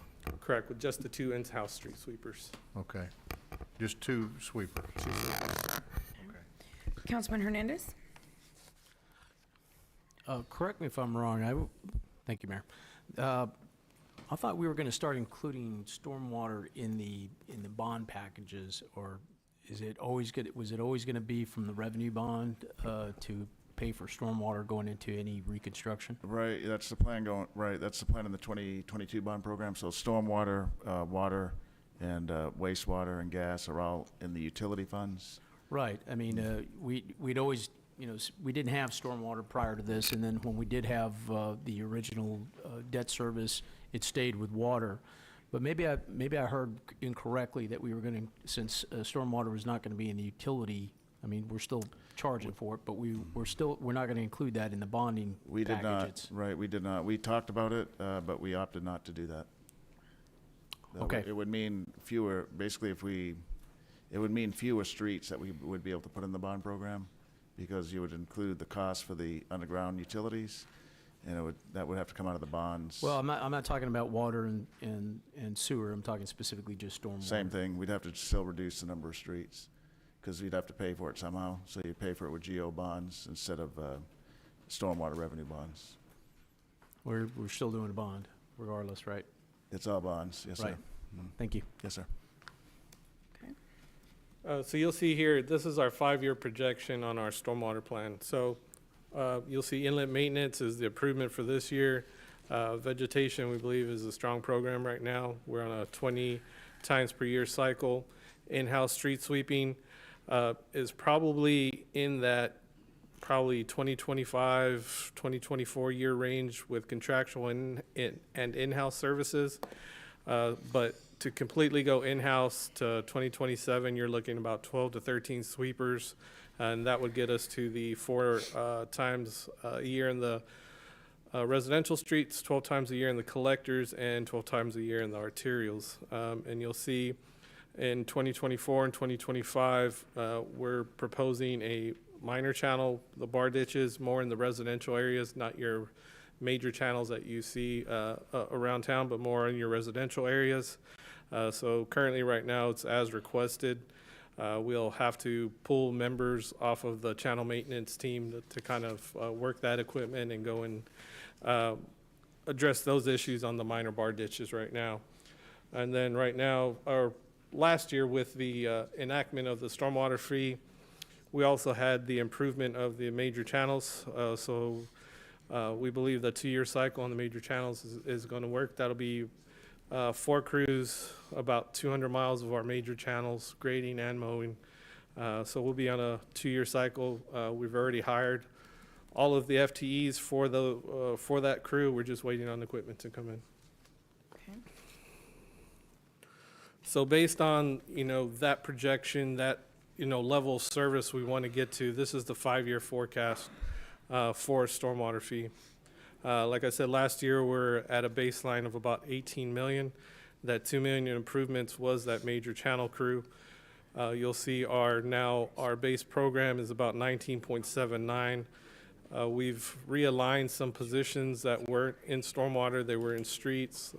Like my assistant director position was still in streets. And then we had a realignment, or not a realignment, a upgrade in grades to our 100 grade staff. So you'll see now our base program is about 19.79 million. With the $3.57 million improvement, that includes the debt service, which is a little over 2 million for this year, and then the inlet maintenance crew, which is going to be about 1.4 million. So you got the 2.1 and the 1.4 gets you about to the $3.5 million in improvements needed for this year. So we're at 23.36 is our operating budget that we're proposing for this year. And below you'll see the rate increase for Tier 1, Tier 2, and Tier 3 in residential, with a $1.57 increase in Tier 2, which is the majority of the parcels within the city of Corpus. And then the non-residential will go from 612 to 769 per ERU.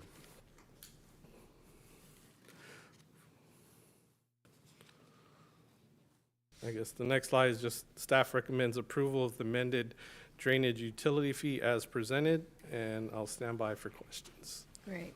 Thank you, Gabe. Councilman Smith. Thank you, Gabe. So the 5-year plan, or these the numbers that we talked about when we originally approved that? I didn't go back and see. Is it the same rate? It's a little, I think it's a little higher than what we did because that 18 million kind of jumped to the 19.79 this year with the movement of that. So there's probably a $1 million difference from what we showed last year. No, I'm talking about the actual per ERU fee. So per ERU figure, I'm not quite sure what we showed, but I think it's in the range of that 769. So it's definitely in the range of what we showed last year. Well, in the packet, page 451 and 452, it looked like we underestimated the number of parcels by about 8%. So you mentioned the 19 versus the 18. Is that the reason why? Is that what this means on 451, the number of parcels I estimated, this is single-family residential, 84,957. It's struck out and has 91,000 on it. Quite sure. Yeah, and then the next page, you go into commercial. 451 and 452 of the packet.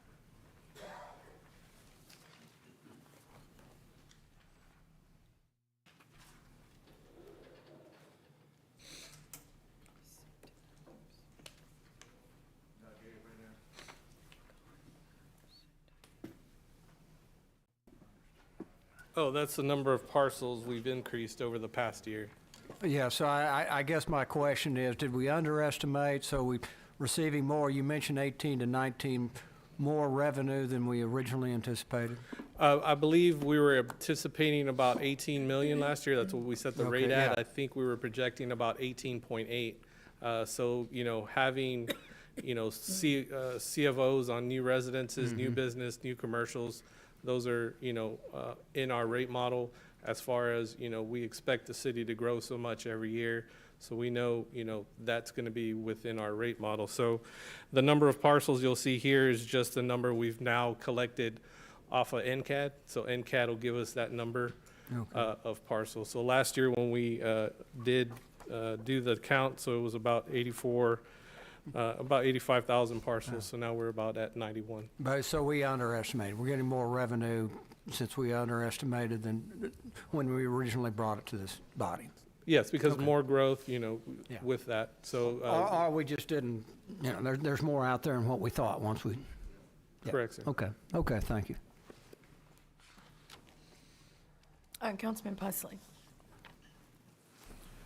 Yeah, I mean, this is one of those tough areas, but we all know that this was a decades-old problem that needed to be fixed in the city. Right. And John Michael and I have this talk all the time. Drainage doesn't matter until it matters. So if it's not raining, nobody's worried about drainage. But, I'm astonished to hear that we're picking up 60 tons of debris off of our streets on a monthly basis, because that's going to go in our storm sewers. Absolutely. If we're not cleaning it up. So, And that's at the lower frequencies. that's at a lower frequency. Right, so I'm correct. glad to see we're going to improve that. But I know this is a tough pill to swallow, but I'm going to support this. Right. Thank you. Councilman. Yeah. Okay, I think that's all the comments, okay? Okay. I move for approval. Well, we're gonna open public comment, yeah, so is it, going to open public comment, is anyone in the audience would like to comment on item number 14?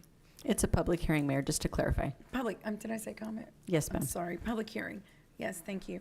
Okay, there being no one, we will close public hearing, and we have a motion, do we have a second?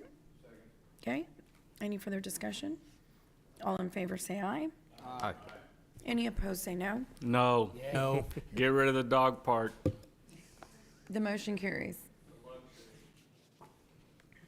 Okay, moving on to item number 15, ordinance amending chapter 49, article 8. Thank you, Gabe. Me too. Oh, you are, Yeah. okay. It's me too. Management of right-of-way of the Corpus Christi Code to adopt a consolidated fee schedule for right-of-way management and providing an effective date.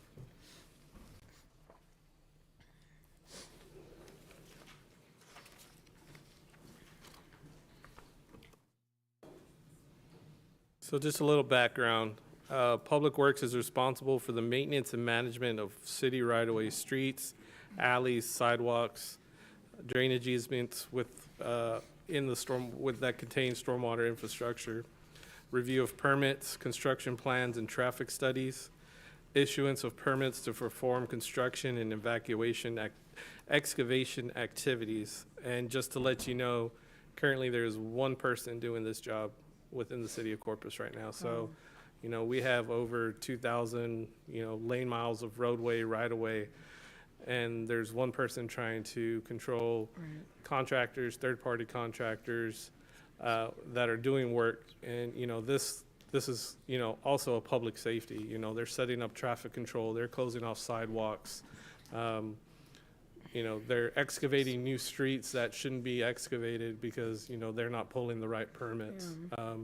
So, you know, that's just a little background on why we're trying to propose this new right-of-way management team. And I'll get you that in a second. So next, the findings. So required reevaluation of the clarifying of the existing fees, established fees of new service, and consolidation of a fee schedule. So you'll see on the next couple slides what we're doing as far as changing any of the rates. So right now there is no right-of-way operation registration. So this allows us to have a point of contact with these contractors that are doing work within our right-of-way. The emergency permit application is also a new fee that will be enacted with this. The planned right-of-way, so depending on the number of day closure, 0 to 60 is $60 per day, and you'll see the progression depending on how long the right-of-way will be closed during that construction activity. Any reinspection fees, violations of non-compliance. So this is a big one. It's kind of what drove us. We did a pilot study during you know, the creation, trying to think of, you know, what we need. We used staff, we asked contractors that were actually doing work on our roadways, and about 50% of them did not have permits. Like I said, there's one person trying to run this program currently. This fee, or these fees, will add 4 positions to this team. So 5 positions total to manage all activities that are occurring within the city right-of-way. You wanted to know about revenue collections. So the revenue collections we're expecting is only about half of what our budget expenses are going to cover. So we'll be covering the other ones with fund balance. So we're expecting to collect about $360,000 with the first year budget expenses with capital, you know, equipment around $658,000.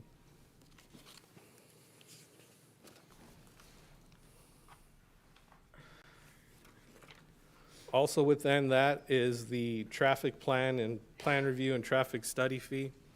So this is going to allow Public Works to have a full-time staff member at Development Services to provide, you know, that level of service that we think we need at Public Works and at Development Services. So Al and I, you know, we've always talked about, you know, having that person there, you know, to have that level of service for anything that comes in from commercial to residential.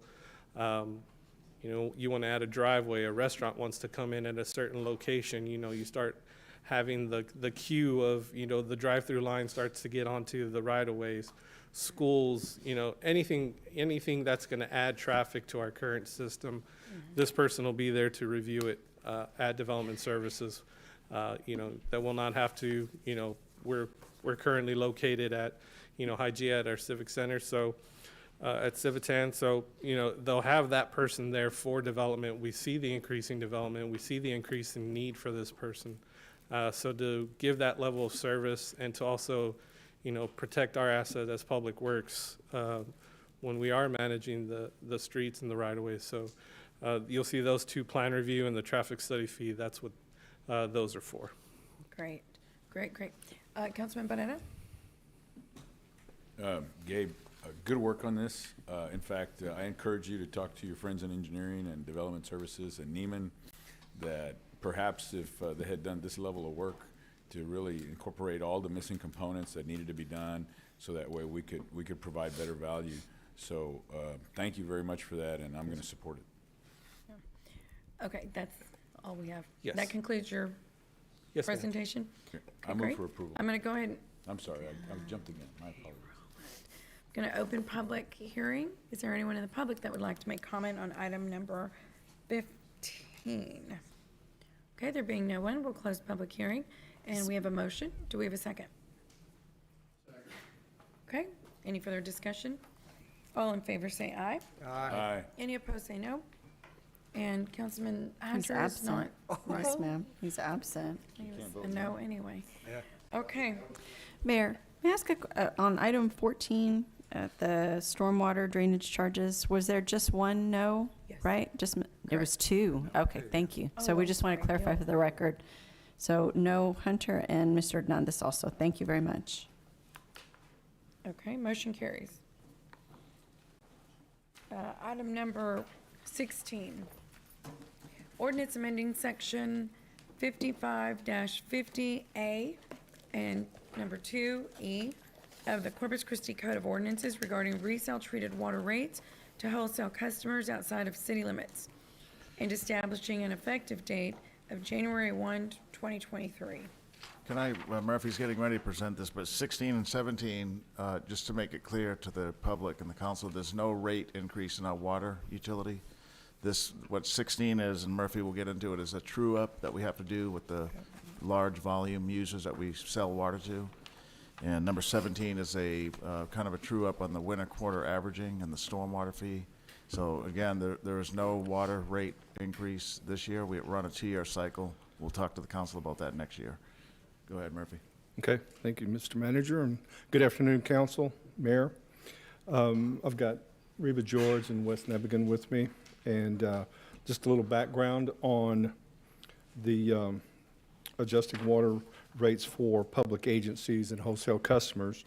The city of Corpus Christi has treated water and/or raw water supply agreements with several of our public agencies throughout this area, including South Texas Water Authority, San Patricio Municipal Water District, Nueces County Water Control and Improvement District Number 4, and the Violet Water Supply Corporation.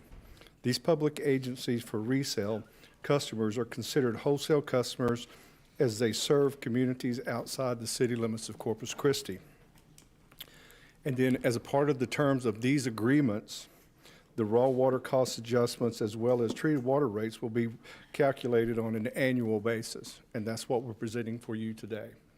So you can see on these slides, we've got them all laid out here for you, where the raw water per 1,000 gallons is going from 90 cents to $1.03. And then the treated, you can see them laid out, 121 to 128. And then the Port Aransas Violet treated water in the true-up is going from 177 down to 171.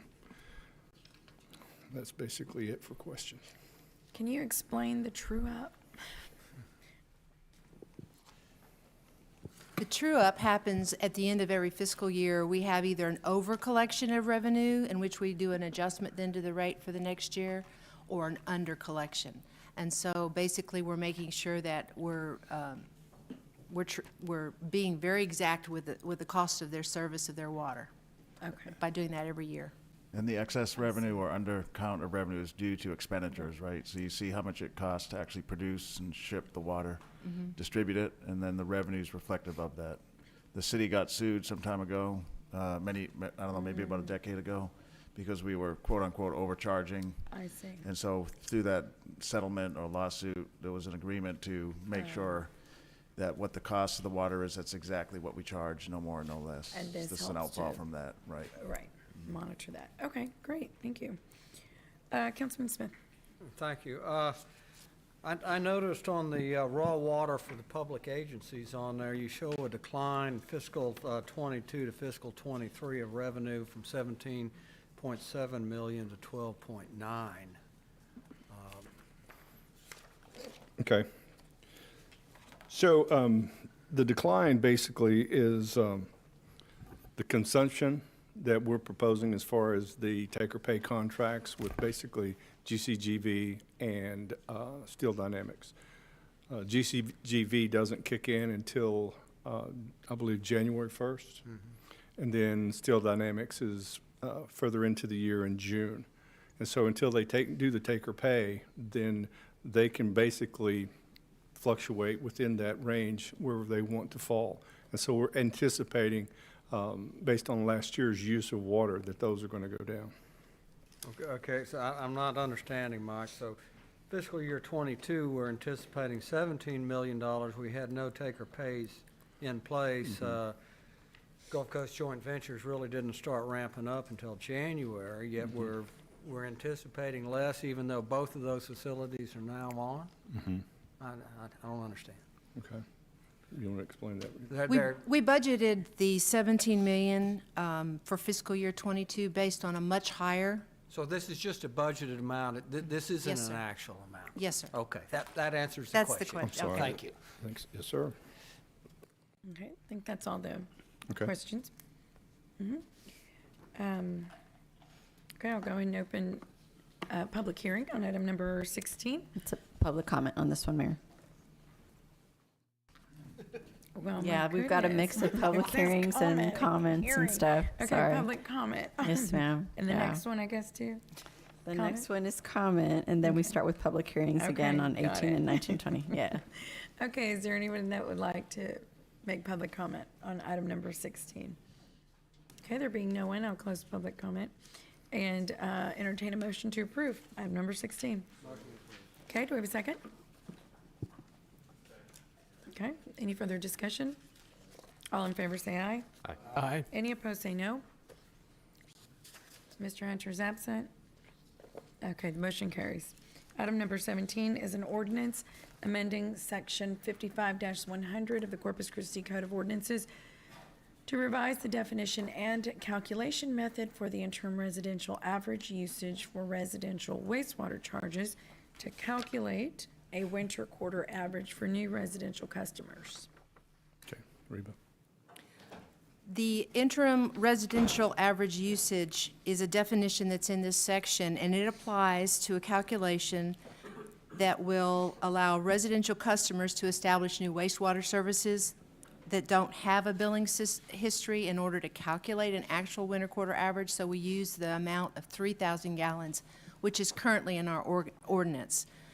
The ordinance was actually amended in 2015 to place this amount of 3,000 gallons as the interim usage.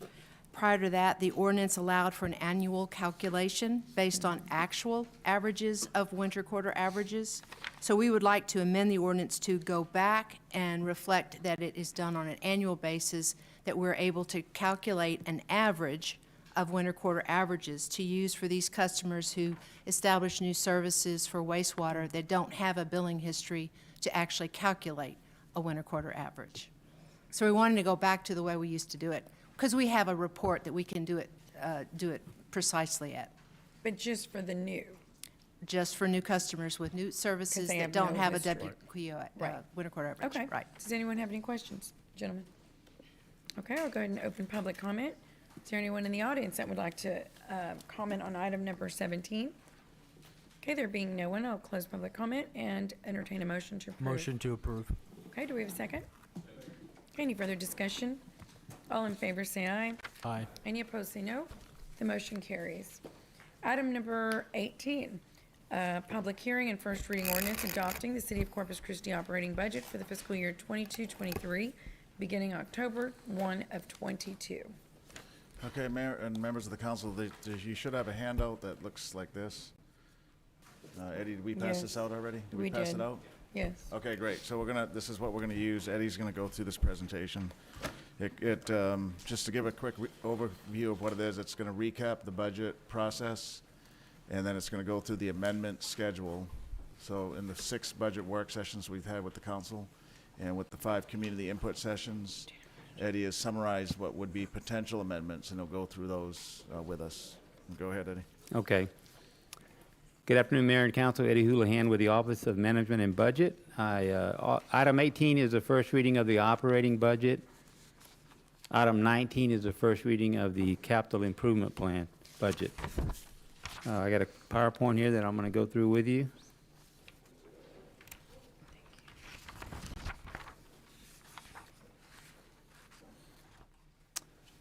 All right, the fiscal year 23 budget does address council policies and community priorities.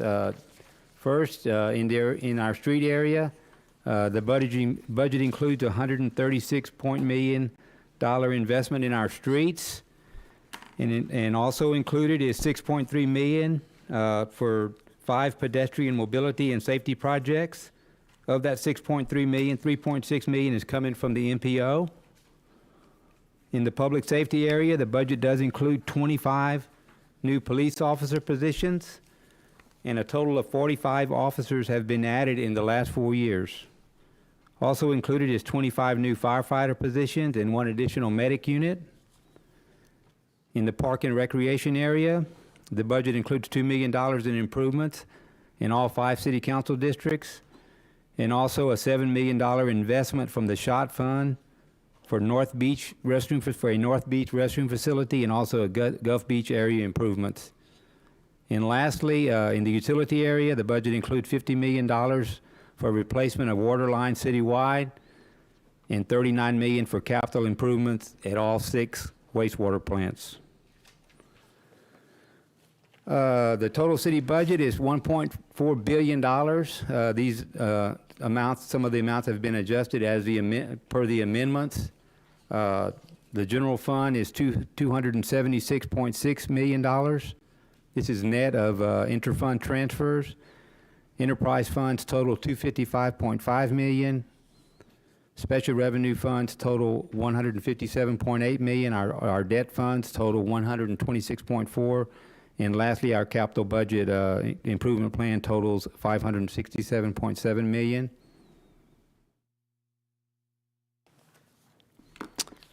General fund only, the FY22 budget was $299.3 million. The FY23 proposed budget, including transfers, is $331.5. This is a 10.7% increase. The budgeted positions go from FY22 of 3,900 to FY23 of 4,192, or an increase of 292 positions. Some of the highlighted items are there listed down, including the 25 officers, the 24 firefighters, 24 positions were transferred from the county for the city health department. That's part of the new business model. I won't go read every one of them, but 17 positions was added for wastewater construction and concrete restoration, an addition of 8 positions for the right-of-way management plan for the street, addition of 5 positions for inlet cleaning, also 9 construction inspector positions, 4 public improvement inspector positions, and also included, which is a new item, is the 3 municipal court part-time judges. We'll go through the staffing schedule in just a moment, but that's a recent add, is the 3 municipal court part-time judges. No additional funding for those 3 judges. We had the funding, but the positions went from 7 part-timers to 10 part-timers in the municipal court area, and then 2 court and 2 vital statistic clerks. This is a listing of all the city rates. There is no property tax rate increase, no wastewater rate increase, no gas service delivery rate change. In the water area, there's no residential customer rate change.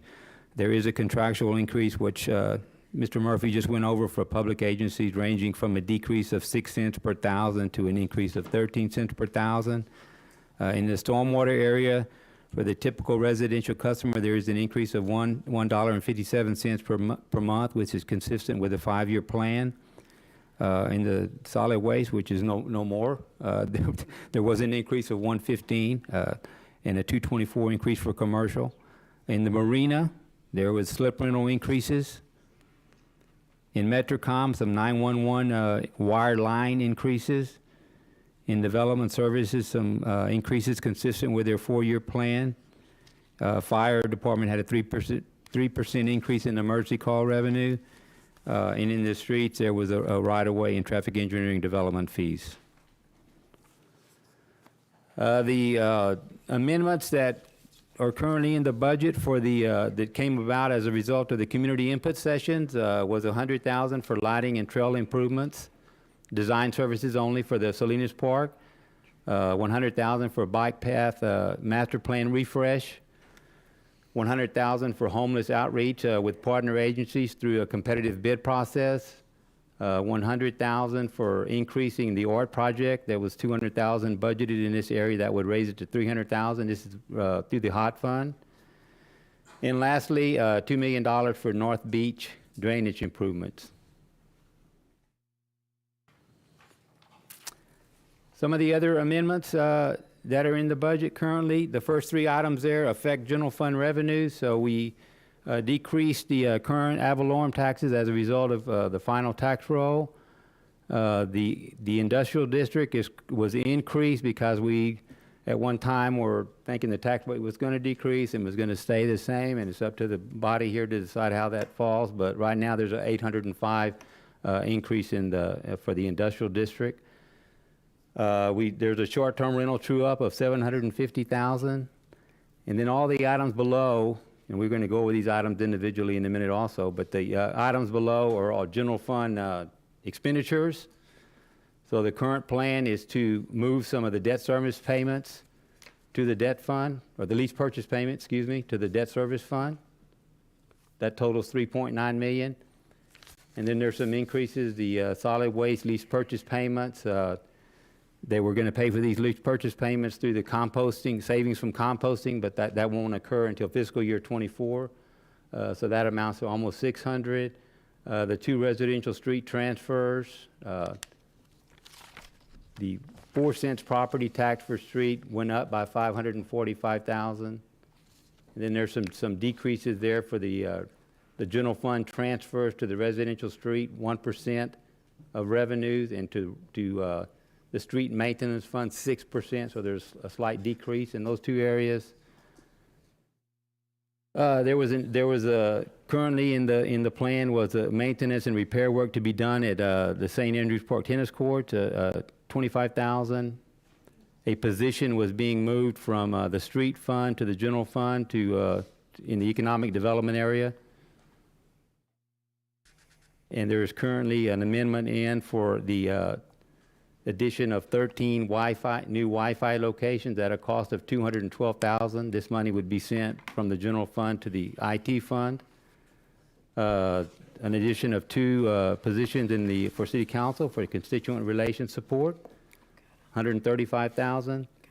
And also currently proposed, we had the discussion on the car allowances. Staff decision was to leave the mayor and the district council members at $400 and $500, but the recommendation was made for 3 at-large council members, and we would concur with that, is $50 per month or $600 for each at-large member, a total of $1,800. And in the other funds, an addition in the water area, addition of a water resource specialist or conservation public outreach position for $70,000. In the engineering area, $260,000 adjustment for audits of construction projects, and the adjustment for the 4 public improvement inspectors would be $496,000. In the IT, this is just the other side of the $212 that comes from the general fund for the 13 Wi-Fi new Wi-Fi spots would be $212. They would go to the Information Technology Fund. And then in the debt service area, you've seen these before, the adjustment in the ad valorem tax revenue where the tax rate on the ad valorem side increased. So that's an additional $6.9 million in revenue to the GO debt fund. The revenue would be decreased for the transfer from the HOT fund to pay for the convention center debt, and the debt service fund would pay for that. And then the increase from the general fund, the increased lease purchase payments would be moved to the debt service fund of the $3.9 million.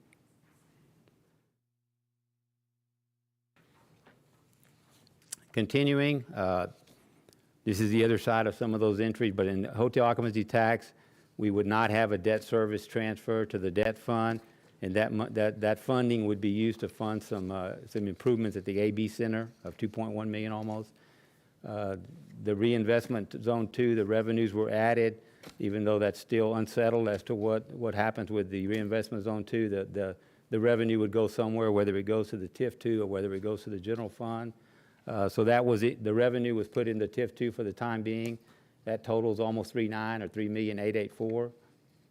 In the visitors facility area, some adjusted arena capital for 1.9 million.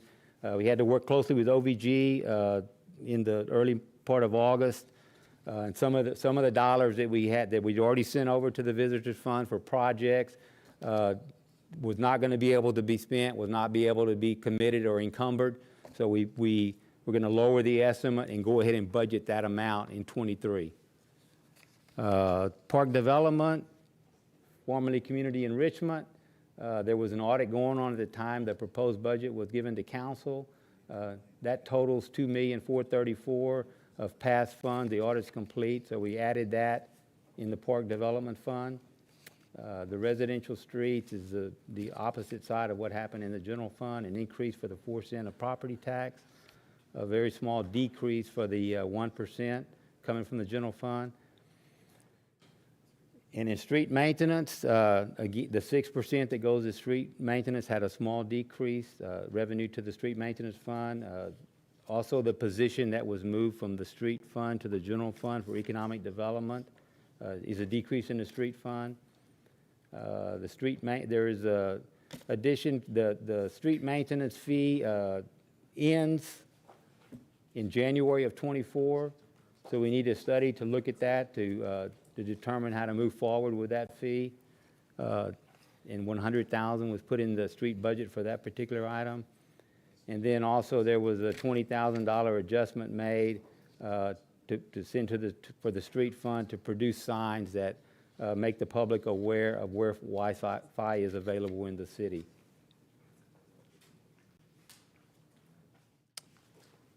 Capital budget amendments. The project was added for community enrichment funds of $2,129,000. There was a CDB project in Ben Garza Gym we weren't aware of when we did the capital budget, prepared the capital budget. So that was added for $482,000. Some public facilities. The project at the ABC Center for the Street Terrace and Suite improvements was originally budgeted at 2.4. We increased it to 3.4. So $1 million of the $1.6 million increase goes for increased project costs. In the $696,473 was unspent. So we moved that to the '23 capital budget. And then some project for the ABC Center increased to $4,932,000. A lot of that is coming from the money that was unspent previously, and OBG is going to not be able to expend that or commit that by the end of the fiscal year '22. And then lastly, in the stormwater area, the $2 million additional that's in the general fund for drainage improvements.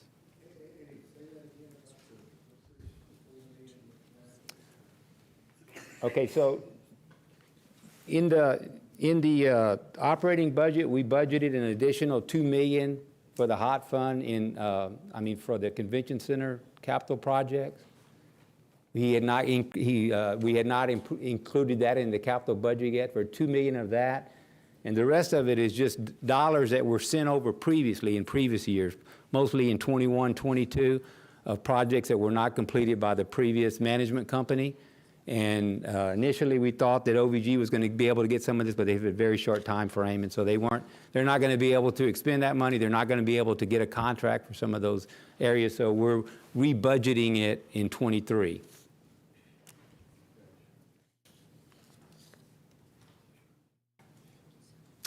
Just to sum up, we had 6 council workshops, originally scheduled for 4, but we ended up with 6.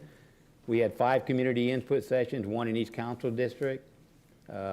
Today's the public hearing on the tax rate and the budget.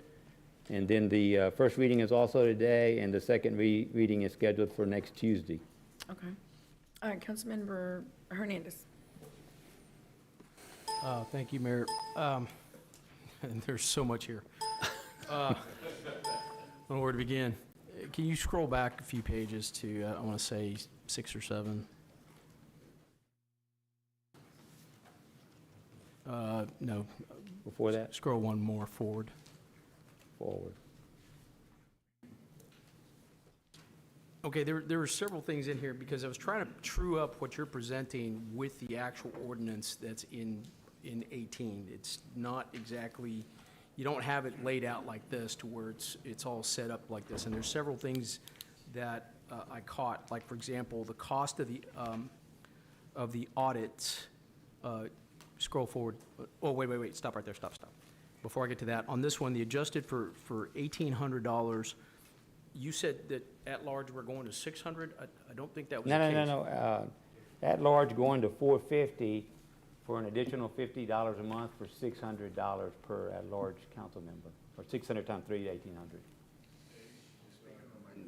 I'm sorry. No, I thought it was 450 per. We were going up from for the individual districts. We're going from 350 to 400. Correct. The at-large are going from 350 to 450, and the mayor was going from 450 to 500, right? Well, yeah, we already had the 350 to 400 in the budget, so this is on top of that, going from 400 to 450. Right, so if you have 3 at-large members and you're adding another $150 per month, that gets to your the 1,800? Well, we already had the move from 350 to 400. Okay. That's already in the proposed, it's confusing. It's already in the proposed Okay. budget. It's not All on right, the I just amendment wanted to sheet, clear that because up. it's already in the budget. Just want to clear that up, okay? Yes. Go to the next page. The, under Internal Services Fund, you have adjustment to contracted services for audit construction projects of $260,000. From my discussions with Camille, this was going to be already within the capital budget funding. It wasn't going to be something separate under the Internal Services Fund. Can you explain that? Well, the money will come from the capital projects. This is the. Okay, so you're just identifying it the within the capital expenditure. projects. This is the expenditure for the audit, but the dollars will come from the capital projects. So they're going to go from the capital improvement project to engineering to audit? Why not pay just go the- from the capital improvement plan to audit? Why this step to engineering? As engineering performs the reimbursements, because all of their fees are reimbursed and primarily by capital, it seemed a more logical place to receive the money than try to play and then add new accounts, new orgs to the audit department to receive reimbursements. On the engineering side, we already have all of the revenues already set up. We just have to add 260. The expenditure lines and the orgs are there. So it's just a lot easier. We just signed the contract with that. So where'd the 260 come from? 260 came from Kimberly Houston, the Okay, so current. she selected a few that She were- didn't select any projects, and that's another reason why I couldn't specifically budget in any specific projects. There's no list of projects that she currently has that she will Okay. thing. So she just said four audits at $65,000 per audit. Okay. So just want to make sure we understood where. Yes, sir. Where, the biggest thing was going from CIP to engineering and then to audit. So might look at that for next year's. Absolutely, and I spoke with Kimberly Houston. So as they develop a 5-year plan, it will be a lot easier. Right now, we don't know which projects or anything, so it's a lot harder to schedule that on the capital side. Okay. All right.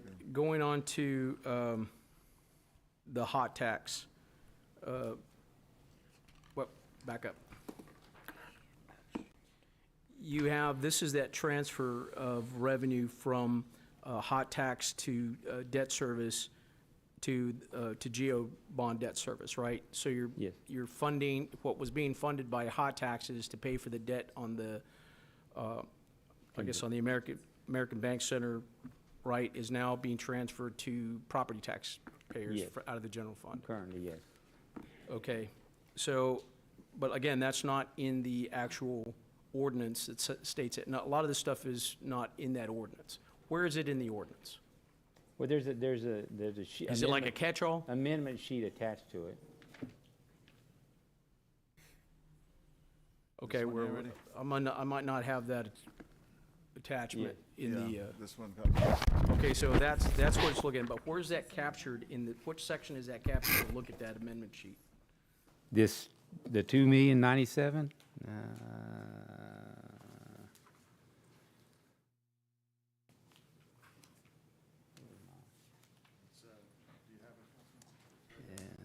Well, I'm talking about where does it say to refer to that within the ordinance? Does it say refer to the attachment? Well, it's good. Those are the amendments. The attachment would be the amendments, and the budget would be passed as amended. And Okay, and then you got one more here where Oh. you're actually assigning additional funding that would have been, that you're transferring from hot tax to debt service, and then you're adding that funding to the American Bank Center or the Convention Center, right? Right, that's correct. And that's in the next page. Yes. Okay, Mayor, before, when this goes to approval, I'd like to make some amendments on some of these, on this particular, I guess, ordinance or list of amendments, because there's a lot of things I don't agree with here that need to be addressed, but I'll wait until there's actually a motion in a second before offering the amendments. And the amendment sheet was passed out to you, it changed a little, so. The Right. amendment sheet that was passed out is as it now stands. Right, and then, we'll have to look at it for the lack of, since we didn't pass the fees on solid waste, correct? Correct. Is that gonna have to be done here as well? Yeah. Okay, Correct. all right, thank you. Councilman Smith. Thank you, Mayor. I just want to visit on the process a little bit first on there. Typically in past years that we've had a council retreat or a council workshop early in the year to give the manager guidance. We didn't do that this year on there. And what I see, we've got a huge jump, $32 million more this year than last year. And there's a lot of things in this budget that came from individual council members. And the 9 of us here, we're a consensus body. And I think it would be a better process. We go back to that retreat, give our staff an idea, and then have a follow-up that all of us can talk about this rather than have these individual requests hit the budget and then the other 8 of us find out about it in the final hour, so to speak, on there. Now getting to the budget in particular with this, again, it's a $32 million. I'm talking about, this is only the general fund. And am I reading this right? We're expecting $308 million in revenue, and we have expenses of $331 million. So that gives us a $23 million structural defect. Is that the right term? You could call it that, but we're using more. I'm trying to use your terms. Yeah, we're using more revenues that we received in the closing of 2021 and 2022. So we're using revenues in excess of the 25% financial reserves that the City Council has approved. So this one-time, the revenue, the difference there in those two, Councilman, the revenues versus the expenditures is made up with one-time revenues from 2 fiscal years, 21 and 22. That was 22 million if I remember. Right. Yeah. So. Okay, and we have a $9 million shortfall in our water fund on the operating side, not the capital side. We went over it before. That's on there. Yes, sir. With it. And this is based on a tax rate of keeping the 64.6 something cent tax Correct. rate, which is about a 11%. Tell me Increase in revenues? Yeah, 11%. so when we have to read the deal on there, if we agree to this, we're maxed out. And I want make a point that I've always been on record saying we ought to follow within. I know you made some changes on there, taking some capital leases over to I&S with it, and I understand our council says it's legal, but that's not in stone, that's our opinion. I think the bond council and financial advisors, were they in agreement? Yeah. They were in agreement with this. Okay, There's no it's not. It's but not what I'm saying, within the law of 3.5% plus your new 1.8 cents on there, 1.8%, I'm sorry, and another carryover of 7, which works about 6. And the original manager's proposed budget really fell within that, which you came to us with, and we added $6 million more to take us from that 6 to the 11. That's correct, Councilman. Okay. Yes, sir. Okey doke. On there, I'm going through this. I think our tax rate should reflect what we originally came to this body when the city manager made the presentation. That's what I will be supporting. I know we've got this long list right here, totaling $22 million of kind of semi-discretionary spending with it. I think we got a little ways to go, but anyway, I've said enough. Thank you.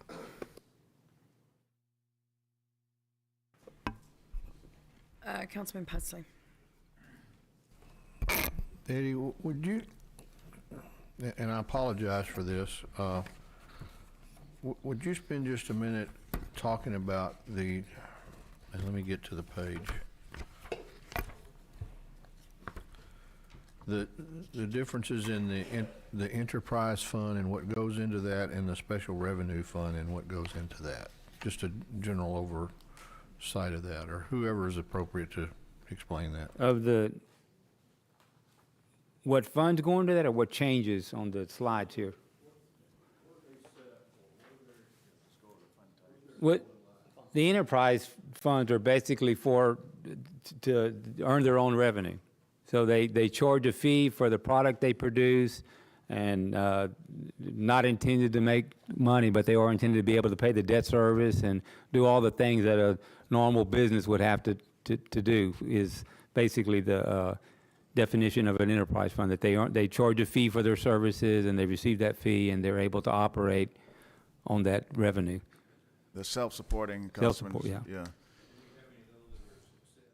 Yeah, the airport, aviation departments, for example. Okay. And the water, wastewater. I know you're joking, but I've been here too long. Right, yeah, the water, wastewater, airport. The special revenue funds are ones where there's a dedicated revenue source, like the stormwater fee. Right. It's not an enterprise. We could put general fund money into that operation if we wanted to as well. Okay. We're not, but so it's dedicated revenues for special purpose.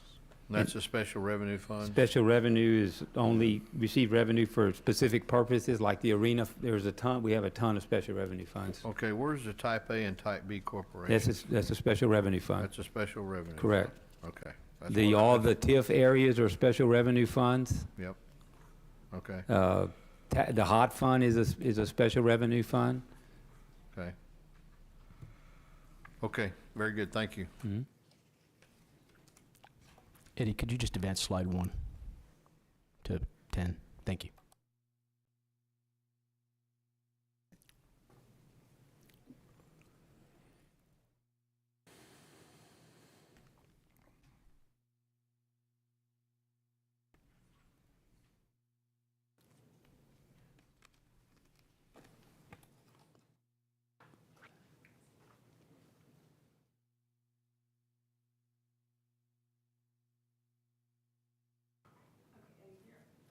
We don't have any more comments or questions. The wheels are turning. Who? Oh, Councilman? Yeah, Councilman. Do you have a question, Councilman? Yeah, could you advance it one more?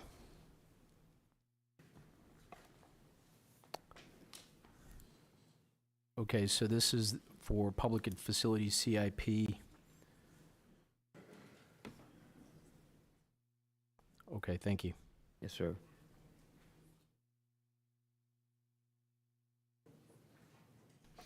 Okay. Councilman Smith. Yeah, just one We always approve the budget first, and then we approve the tax rate. Well, And- let me, I was just going to make a comment on that. That's why I got up to talk to Rebecca. No, you're fine. So we would like to talk about the tax rate. I would like to talk about lowering the tax rate. That's very important. And I think everyone agrees that the only relief that we can give taxpayers is to lower the tax rate. That said, per state law, we're having to vote on item number 18, which is the operating budget based on the current tax rate.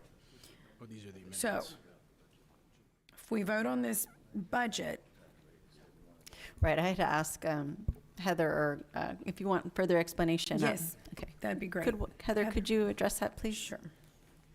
Yeah.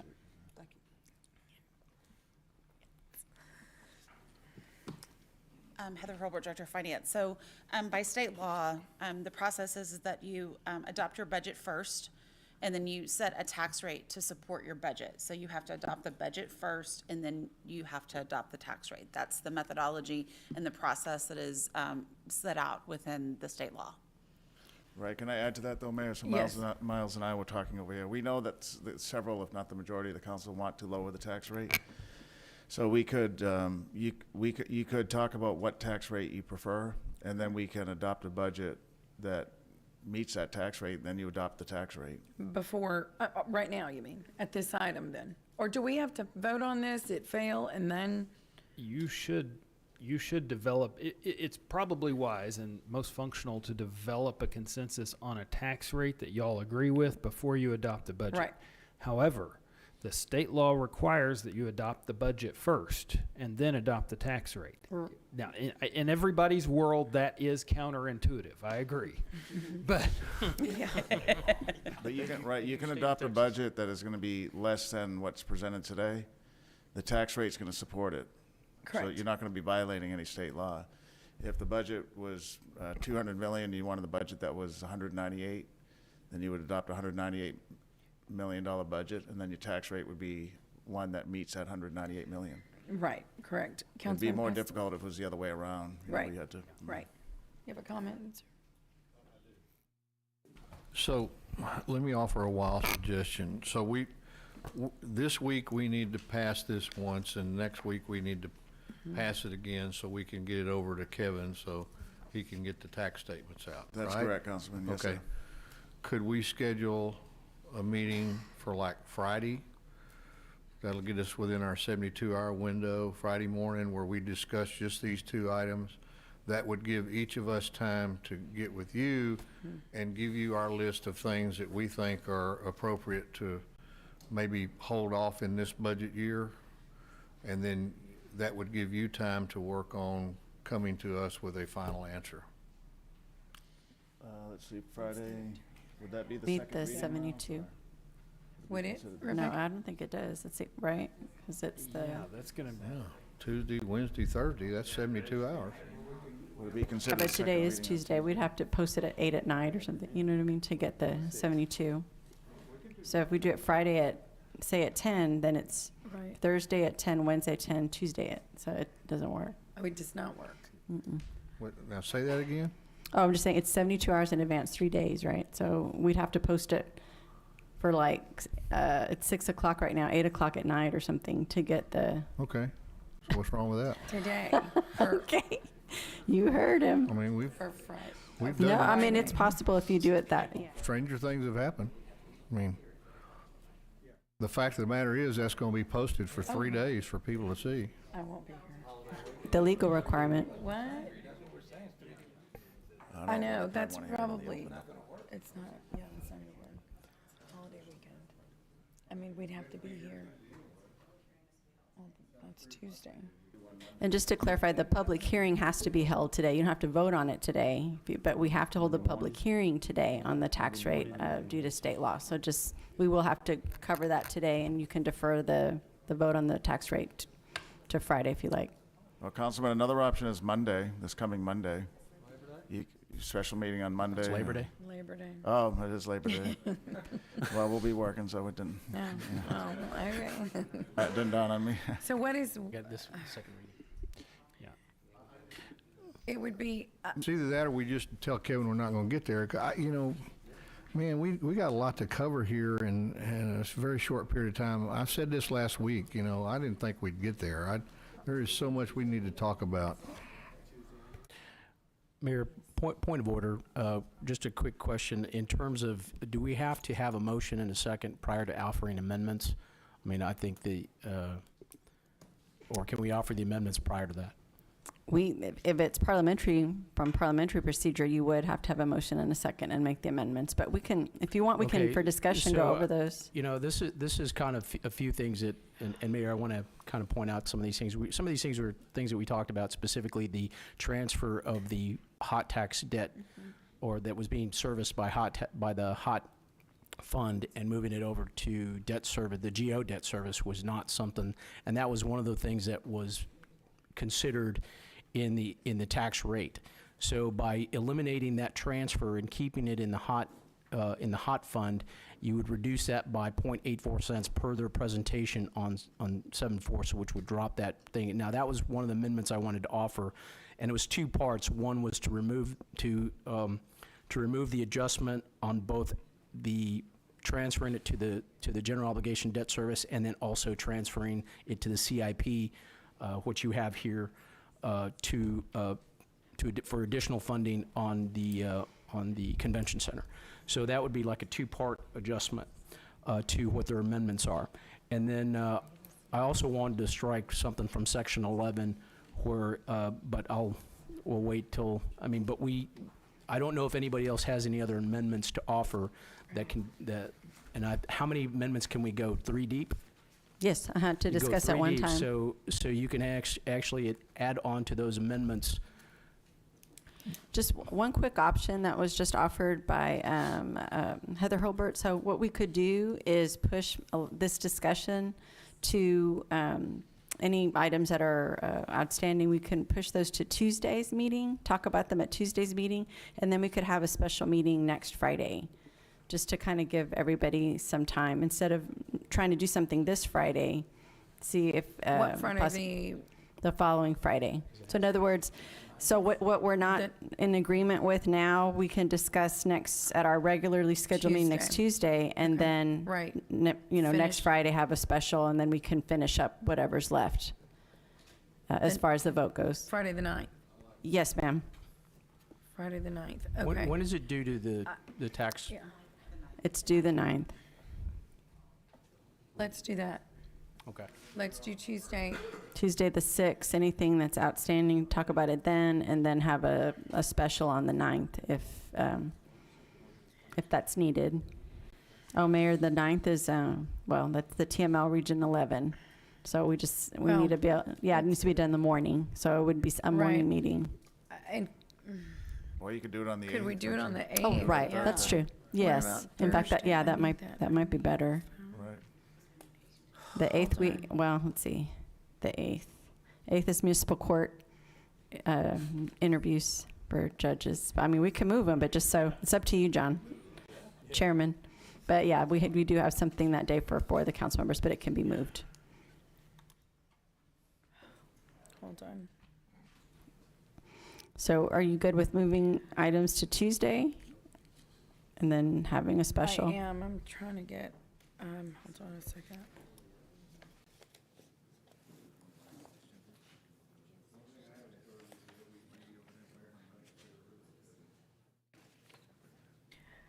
I need to look at my phone. Got it. Mr. Risley?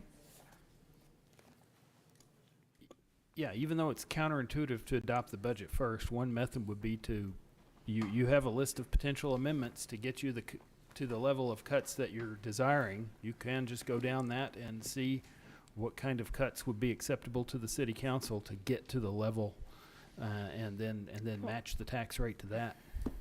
Councilman Smith? Well, on that line, could we go eliminate all and then add them in one of these subsequent meetings so we're clear?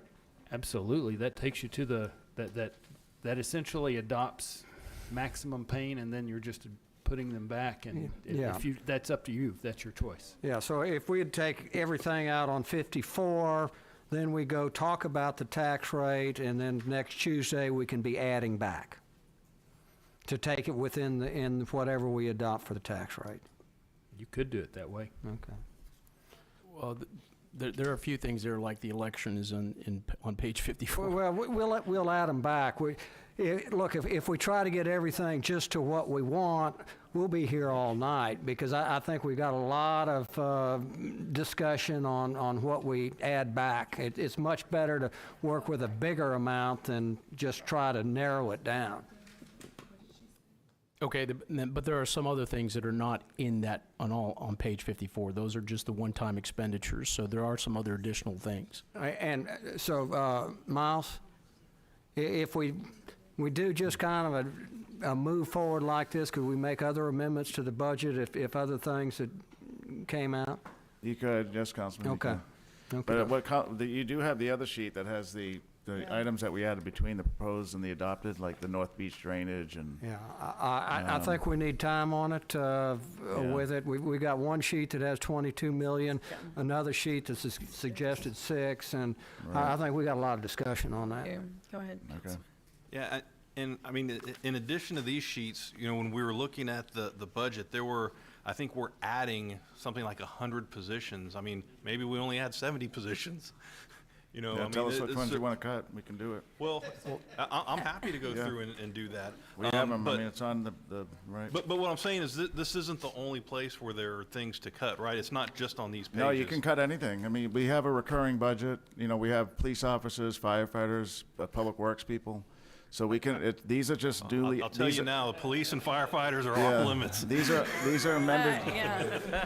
These are added things, but we have a base budget that we can eliminate whole programs if we want to. Because honestly, I would rather find a tax rate and then make the cuts as opposed to make the cuts and then make the tax rate fit with that. Right. Right. Okay, so Rebecca, back to, let's do Tuesday, council meeting, and then Thursday morning. Okay, Thursday morning. Like it. You guys want 9 to 12, 10 to? No, earlier, yeah. Earlier? I mean, 9 at the Okay. at the latest, 9. Okay. So, and this is going to be to discuss specifically these amendments and what. Yeah, the general fund, The well, general- I guess numerous funds. Yeah, the second reading on the budget, the overall budget. So the second reading, let me. Yeah, so on our agenda today, the second reading for all those revenues will probably be concluded by next Tuesday, but it'll just be with the exception of the tax rate. Right. And then so all we'll have is the budget, the expenditures for the general fund and some of the other funds as well. But like on today's agenda, items 9 through 17 would be second read on next Tuesday and done with. Right. And then on the Thursday meeting, it would just be 18, 19, 20, 21 for a third time. So we can get more direction on Tuesday and then finalize it on Thursday. It's pretty light. It's We can pretty even light, look at, yeah. we may take off a few more things, yeah. I think there's a whole lot. Yeah, on it's there. really not too much on there. Yeah. Yeah, let's do that, Tuesday and Thursday. Rebecca, you'll send something? Yes, ma'am. I'll send that out. So, Councilman Smith's idea may be a feasible one, which is at page 54, to say, reduce the budget by 22.7 million. Right. 22,706, and then at least you can adopt the tax rate at that point today.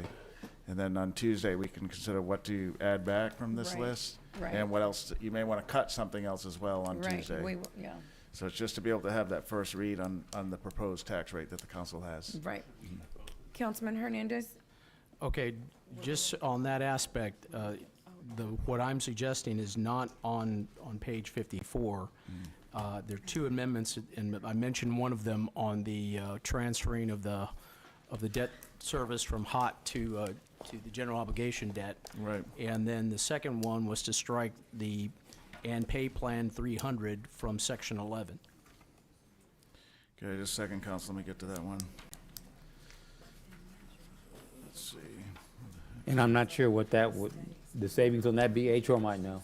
I know in total what we got, but I'm not sure that. I say that in the amendment, it should revert back to what its original aspect of merit process. And so there should not be as much saving. That's not the savings I'm looking for. I'm just wanting to make sure that it's not just an automatic for Okay, $300. Yvonne, is Yvonne here, Mahaney? Yvonne, does the pay plan include the cost of living increase, or are these just the pay ranges?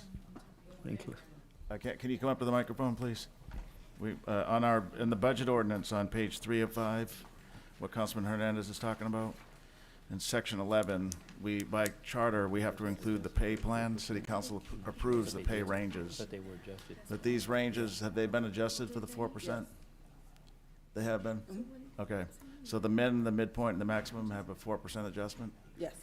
Okay. So Councilman, you're saying reduce these back down to? Yeah, they should be reduced back to what they were, and they should be done by performance. Okay, so just to translate for the council, the budget included a 4% cost of living increase for all eligible civilian employees that are not in the collective bargaining agreement. And Councilman Hernandez is saying delete that and instead do a performance-based pay system. For all employees? No, I suggested it for the 300. The 300s, okay. Which was, and that does not limit them from being advanced or have their pay increase. It just goes back to the performance requirements that we had from last year, not the automatic cost of living expense for that range. Okay. So, that's generally our assistant city managers, directors, and. It's directors, assistant directors, right. So mid-level I just, managers. I don't think, that's my opinion on that. I Right. think that's, that should be merit-based. Ultimately, I don't think, anybody at that level is looking at a cost of living allowance for that. okay. But it doesn't prevent them No, I from know. getting advanced. I know. But, so my question is, even if you do that, and they go through the merit-based evaluations, and they decide, well, everybody here deserves a 3%, where does that money come from? I mean, that money has to be in the budget somewhere. Yeah, it would be. He's saying, the councilman's not saying reduce the budget. He's saying take that 4% for all the 300 employees. It's a bucket of money. Yeah. Award it based on performance, not an automatic COLA. Okay, so leave the money in the budget. Yes. Right, yeah, he's just saying, Okay. because the pay ranges on page 4 or 5 for the 300 series have all been adjusted by 4%. Then it would be up to you through HR to decide who gets what. It'd be up to the city manager team, myself, and my assistants with HR. Okay. It would be based on their performance. But right now, what is the recommendation? The recommendation is due across the board 4% increase for all employees. Right. In my first year here, we adjusted it. Every employee got an automatic pay adjustment every year, no matter how good or how poor they perform. We changed that in year 1 of my year here, 3 years here. So we've done that for the past 3 years. This year, though, we're recommending a one-time COLA for all employees to mitigate the impacts of inflation. Right. We had our financial advisor strongly recommend this to us. My team recommended it to me. Human Resources did. Most Texas cities have done that, a cost of living increase. The financial advisor says people need relief and they need it now, not in January. Well. So that's why we're recommending it. Right, okay, and. And I did, like I said, I didn't have an issue with that for 102 level employees. The 300 level are 6-figure employees. I don't think that I think it still should be merit-based pay. So what does that do? What's the impact, the budget impact? I mean, There's no budget impact because the money would still be budgeted. It's just the method of allocation.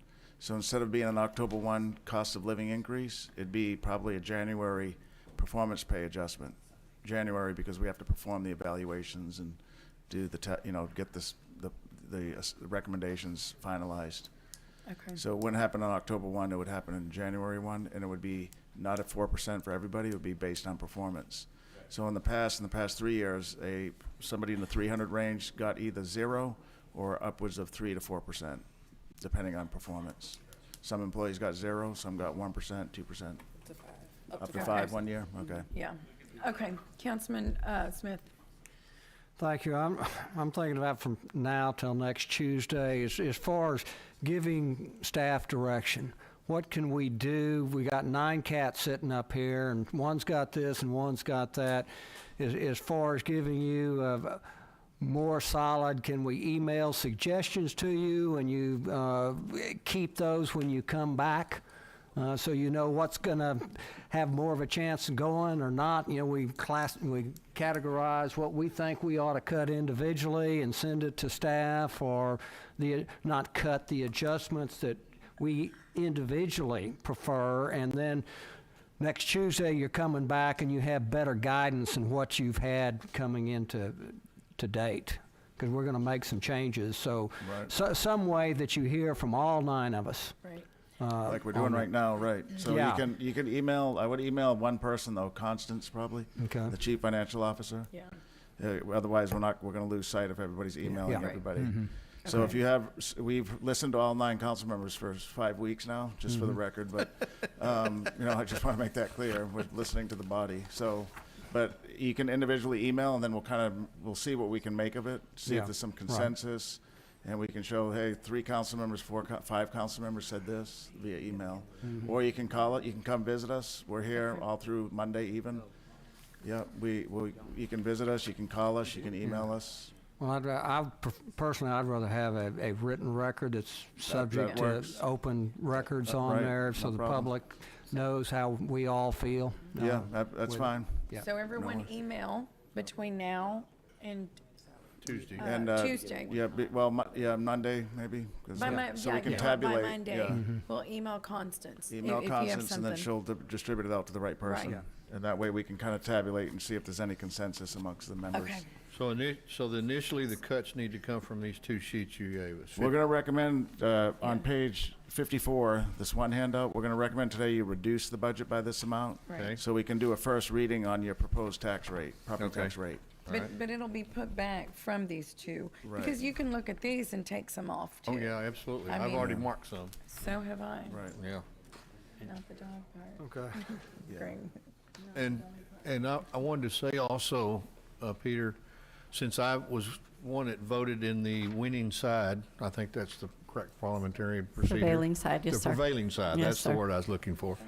I would not have a problem in bringing back to the council next week to relook at our solid waste services if we can get some of these things cut down. Say that again, revisit the fee? Yes. Okay, I mean, you probably do want to look at that because we have some landfill utilization fees. No, I realize that. Right. But I think the strain the council was feeling here is, man, we got to look at something. So I don't have a problem with bringing that back for discussion once we look at all of this and get our hands around it. Right, that'll be on for a second read anyway. Okay. Well, And it would have No, been it on it. failed. No, it failed. It failed. failed, So- so so what they he- would do a what he's- motion to reconsider. They're going Okay. to go through that process. Right. That's why he was on the prevailing side, so we'll Yeah. go through that process to bring it back. So I think what, basically he's saying we can, and we would be open to reconsider the item, Okay. right? Now that we're going to kind of move some other things around here. Okay. And Do I think we, that might make for a more able to accept those. All right, and just for parliamentary understanding, can we put that on the agenda for Yes, Tuesday? sir. There's a process in our council policies on how we do it, so it's placed on the agenda, so. Okay, we'll work. Well, No, it's 2/3 vote. It's reconsidered. Well, he's saying next week, right? So, what is it? 3 of you turn in a memo and then say you want it reconsidered, and then we put it on the agenda. Let me make sure. Rebecca, okay, Point while of she- order. while she's checking that, we're going to move on. Councilman Smith. for my fellow council members on the solid waste, that expenses have gone up from $25 million to $33 million in the last 2 years, so that's something to keep in mind. But I would like to make a motion to adopt an amended budget of proposed expenditures of $1,092,829,108 less. I'm not doing the math here. $22,706,706, or the one-time expenditure total listed on page 54. Okay, so that's to pass. Well, first of all, we need to open public comment. But Yeah, this has a public hearing, right? Are we on? public, well, it says, oh, hearing, sorry. Okay, yeah. Yes. So, on page 54. Page 499 of the packet. Oh, well, you're looking at that number, though. What number? Yeah, so 54 of the budget, it's the one that they just passed out. That's the Yeah. 22,706 we all have on there. And the billion, 92 million comes out of page 499 of our packet. Okay, so you've made the motion. I'm going to open public hearing. Is there anyone in the public that would like to comment on item number 18? Okay, there being no one, I'm going to close public hearing. And we have a motion. Yeah, motion to, we have to do a motion to approve, then amend, and then approve as amended, Motion to approve right? what he said. Because that's what we're Which doing. is We're amending the basically budget to remove 22, remove whatever, 22 million, right. So it's kind of counterintuitive, but we'd make that motion to approve it first, right? Okay. And a second. And then we amend. Okay, is there a second? Okay, any further discussion?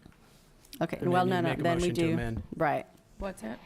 Who has further discussion? Yeah. Well, I No believe Councilman Smith wanted to amend to remove the 22 million. Right.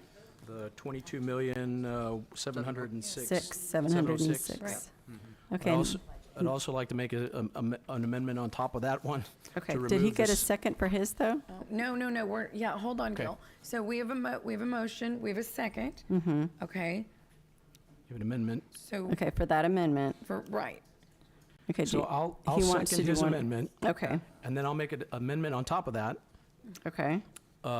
to also remove the 6,074,325 as well, and then we'll bring that back as well. Isn't that in the 22? Where's some the of those? This 6 is not- million? This is No. not in the 22. Well, I'm fine with that. I'll Okay. second that. Oh, is this the Okay. Excuse me, some of it is in the, yeah, some of this is in this sheet.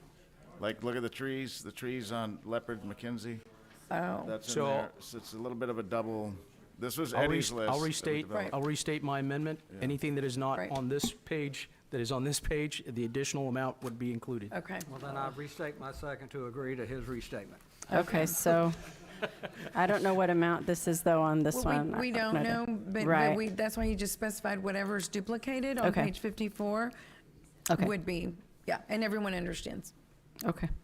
Okay, so. All right, so let's vote on his first, right? Oh, What is your question? you turn your mic on, please? 1 billion number, Greg, where did you get that from? Page 499, that's the item heading for, 499 out of which Operational book? budget. well, out of the packet that, item number 18. It's first page on item 18. Okay, Oh, on the memo.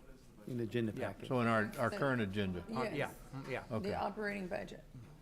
You're backing out the amendments amendment sheet and in all the the. Yeah, yeah, So amendments 22 back that plus out. 6. Item 18, Yeah. The agenda memo.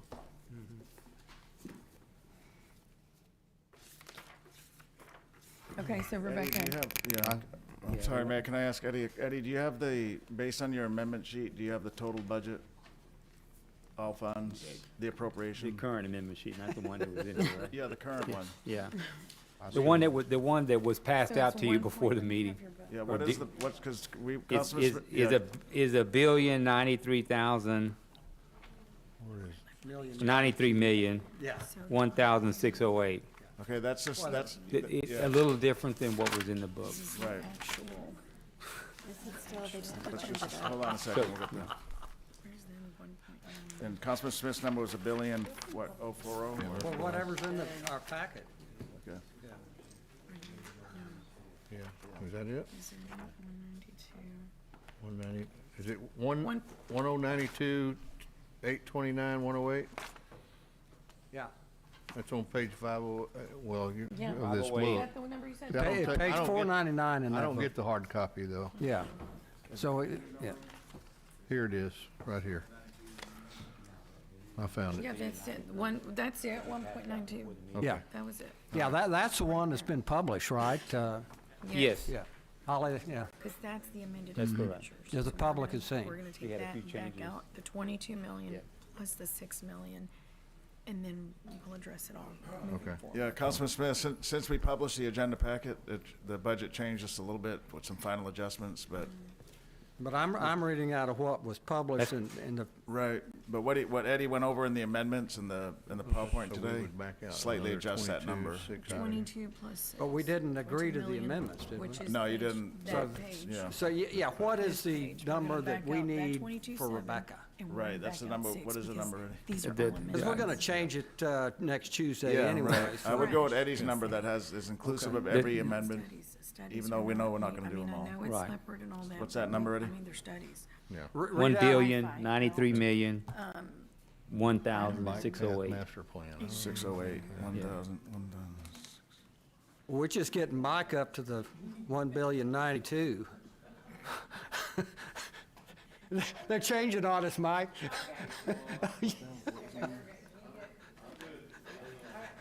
What's $1 billion?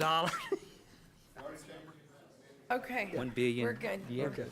Okay, so we have, Rebecca, we have a motion, we have a second. We have the amendment plus the amendment plus the So amendment. the first amendment is this sheet, right, minus anything that's Duplicate. on, I hate to do this to the public, this sheet. Yes. Correct. This is Page my, 54. Yeah, my sheet very 54 technical out of our explanation budget. of why that's happening. So, and there was a motion and a second for that, Gil and Yes. Greg. So if we can And vote I on s- that first. And I said, any other discussion? Yes, ma'am. Then Mr. we have Hunter? discussion. You could say I marked that as Exhibit 1, Your Honor. Yeah, You could Exhibit 1, Sounds too. good, yeah. That Mr. sounds Hunter? better. Thank you for the amendments. If we limit it by putting these numbers or these pages, whatever y'all want to call it, then we're limiting the potential total number? No. Okay. All right, I'm for it. Okay, okay. All in favor, say aye. Aye. Any opposed, say no. Okay, who voted no? Michael? To back it out? The budget? Okay, I'll say. Hold on, what? Well, that's just on the amendment. Oh, I'm sorry. Hold on. I was saying, I don't want to limit the amount that we can take out to the 30 million. Yeah, We're not. but that's what we're approving. That's what I thought too. No. That's what I asked.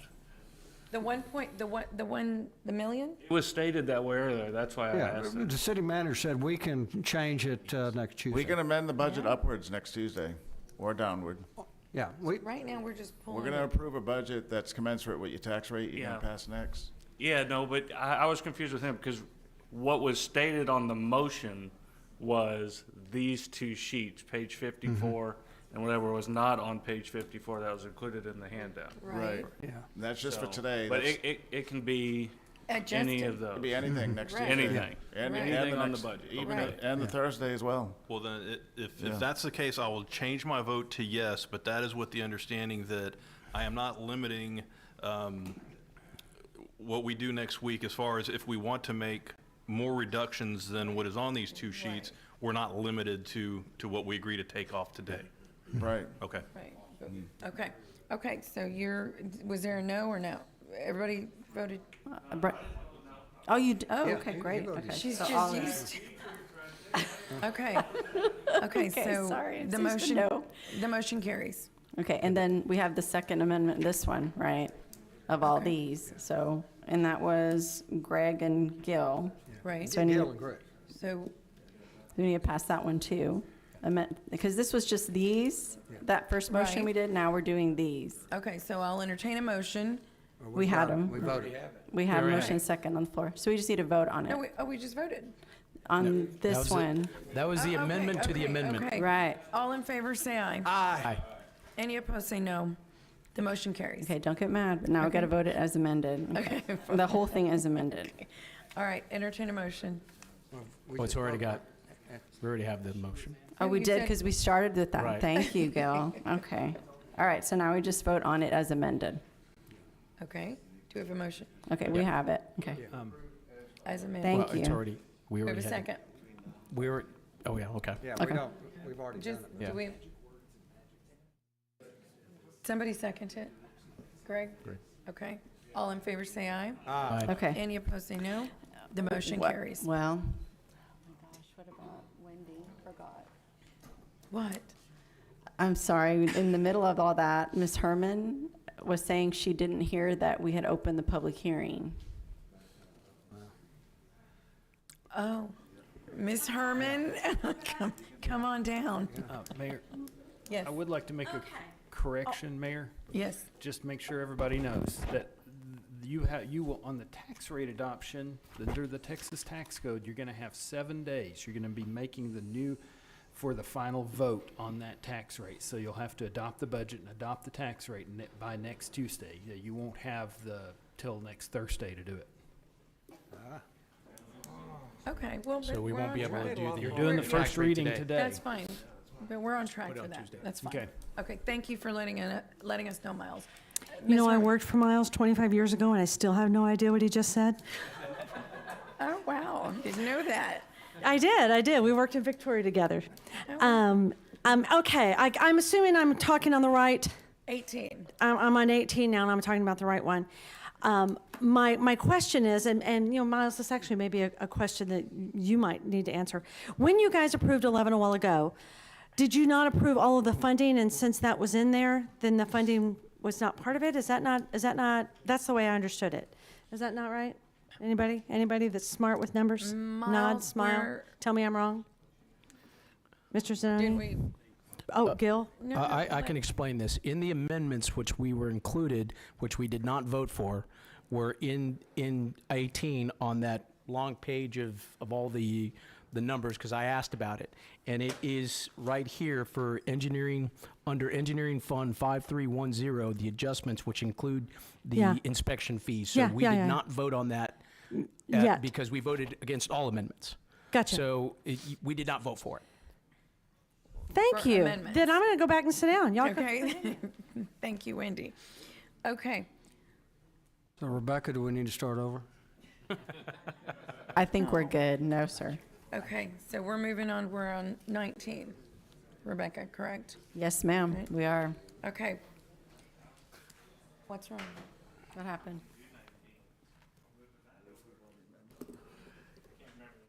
Oh, adopting the, With the 19 is capital first- budget? 19 is the first reading of the capital It's the capital budget. budget. okay, so 19 is public hearing and first reading ordinance adopting the Corpus Christi fiscal year 2022-2023 capital budget in the amount of $628,234,271. There's another comma there. Beginning October 1 of 2022.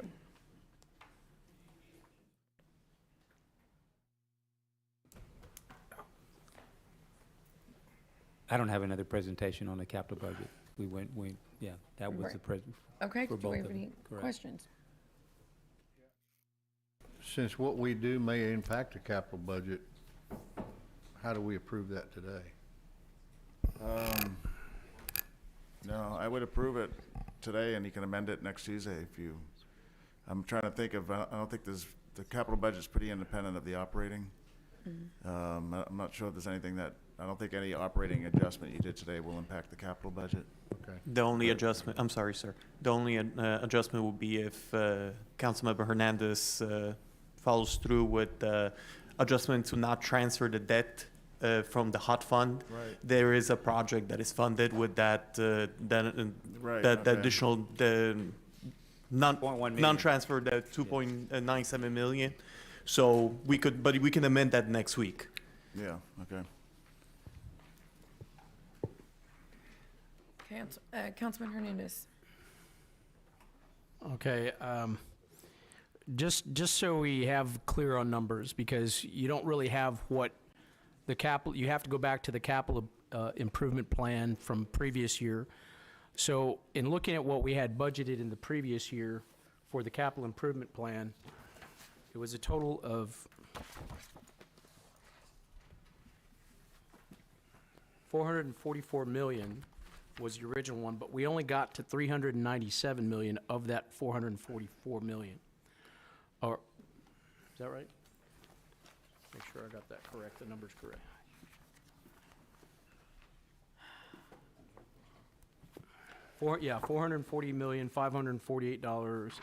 $440,548,826.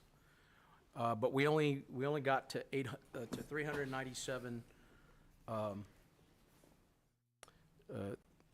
293,629. I'm not really, since we didn't spend all that money, and now this year, we have planned for $616,993,444. We couldn't spend $400 million last year. How are we going to spend $600 million this year? So in the current year, Councilman, we had issues like supply chain problems. As far as I know, we still have supply chain issues. Right. I'm going to say a few more things if I could, please. And then also things like still coming out of the COVID pandemic, supply chain issues are easing up. We had labor issues. Those are still there, but easing up. And we've added more staff in engineering services department. So that means they can handle more capacity. We added more staff in 21 mid-year and in the 22 budget as well. So they're ramping up, as Al Raymond used it, their machines coming together. So based on the department's individual input and engineering services assessment of their workload, we think that we can do that amount of work. Okay, that being said, none of this amount of that 616 million includes the 125 million in this coming election's bond election, correct? Right, that's correct. So if the council follows the same process we used for the 2020 bond program, within 5 months of the election, we'll come to council with engineering design consultant contracts for every project. That's why today all bond projects in the 2020 bond program are in design, rather than waiting 10 years from now to do that. So, but that's in probably the May, June timeframe. By the time we execute contracts, it's July, August. So not much spending will really happen with that 125 million in the next fiscal year. It really will begin in latter part of the fiscal year, more so in fiscal year 24. Right, and you have $612 million program for that, and then $430 million program for year 3. Looking at that, I mean, just looking at the amount of debt that we're incurring an additional $50 million in certificates of obligation, an additional, I want to say 90 in revenue bonds. We're going from another 90 million. Oh, I have 298, Gil. Yeah, Page 25. Well, I mean, but we had revenue debt or expenditures of 207, so we're going up from 207 to 298. I'm looking at 25, our capital budget summary, which we're showing 298 million in revenue. But last year we had 207 million from last year. We're going up another almost 100 million in additional revenue bonds. Well, is this net or a gross number?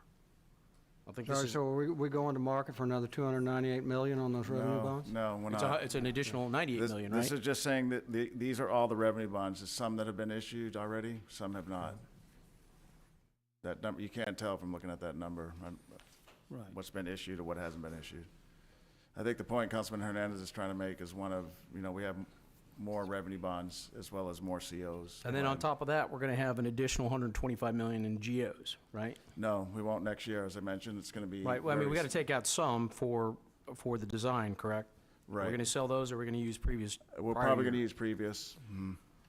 Okay, so I mean, and I bring this up because I looked at something that Councilman Smith had mentioned during the workshop, is that we're adding a huge amount of debt to, and the concern is we're expecting the revenues to come in based on what's happening, but we're going from, like I said, 400 million to 600 million. That's $200 million in additional, and that's really what our budget increase is coming to.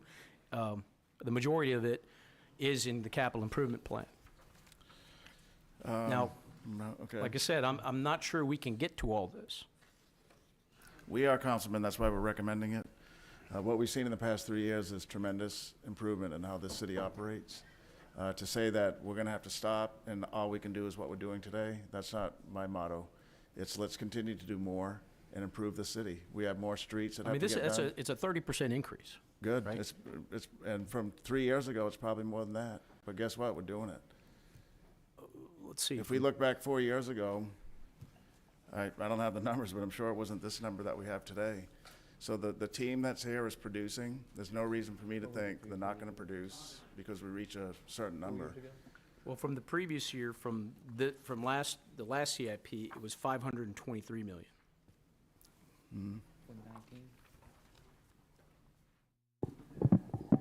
Sir, you're reading that line as it's prior years. It's combined multiple years that you're looking at. The approved budget for 2019-20 was around $220 million. 21 was around $290 million. 22 was $444 million, and now it's 616, but with amended. No, because we had planned 440 and we only did 397. It's not, it was encumbered in expenditures from 22, right? You're reading the prior line, right? Prior years? It says, no, it says encumbrances and expenditures as of May 2022. Yes, as So of, so you're saying we've only spent 397,000 when we programmed 444? 300, From all you mean previous years? for those projects that are budgeted right now in the book. There are other projects that closed and are no longer showing. Every year, projects go off the list and they disappear. And all the money that from prior years and for that year that was budgeted goes away. And then you originally programmed for 532 million from last year, and you're recommending the 616. For the projects that were in that year's book. Again, there are projects that are completed throughout in the year and go away. I don't show all projects completed. So what we're looking at is, or what we probably need is another line in here that says what we actually spent in the previous year, so we can make the comparison. Because it says here, estimated product date funding source through June, from the previous year. It doesn't say that it's a combination of previous years. It doesn't state that, yes, but it is. It's a combination for that project since the inception of that project, just like we spoke about the Bond 2022 projects. So this is a short-range CIP summary page. Yes. Right. So in the prior years, that was the expenditures in those areas for the specific projects that are mentioned in the capital budget. And then we propose the year one, which is the one that you're adopting, 2 and 3, and then the long range.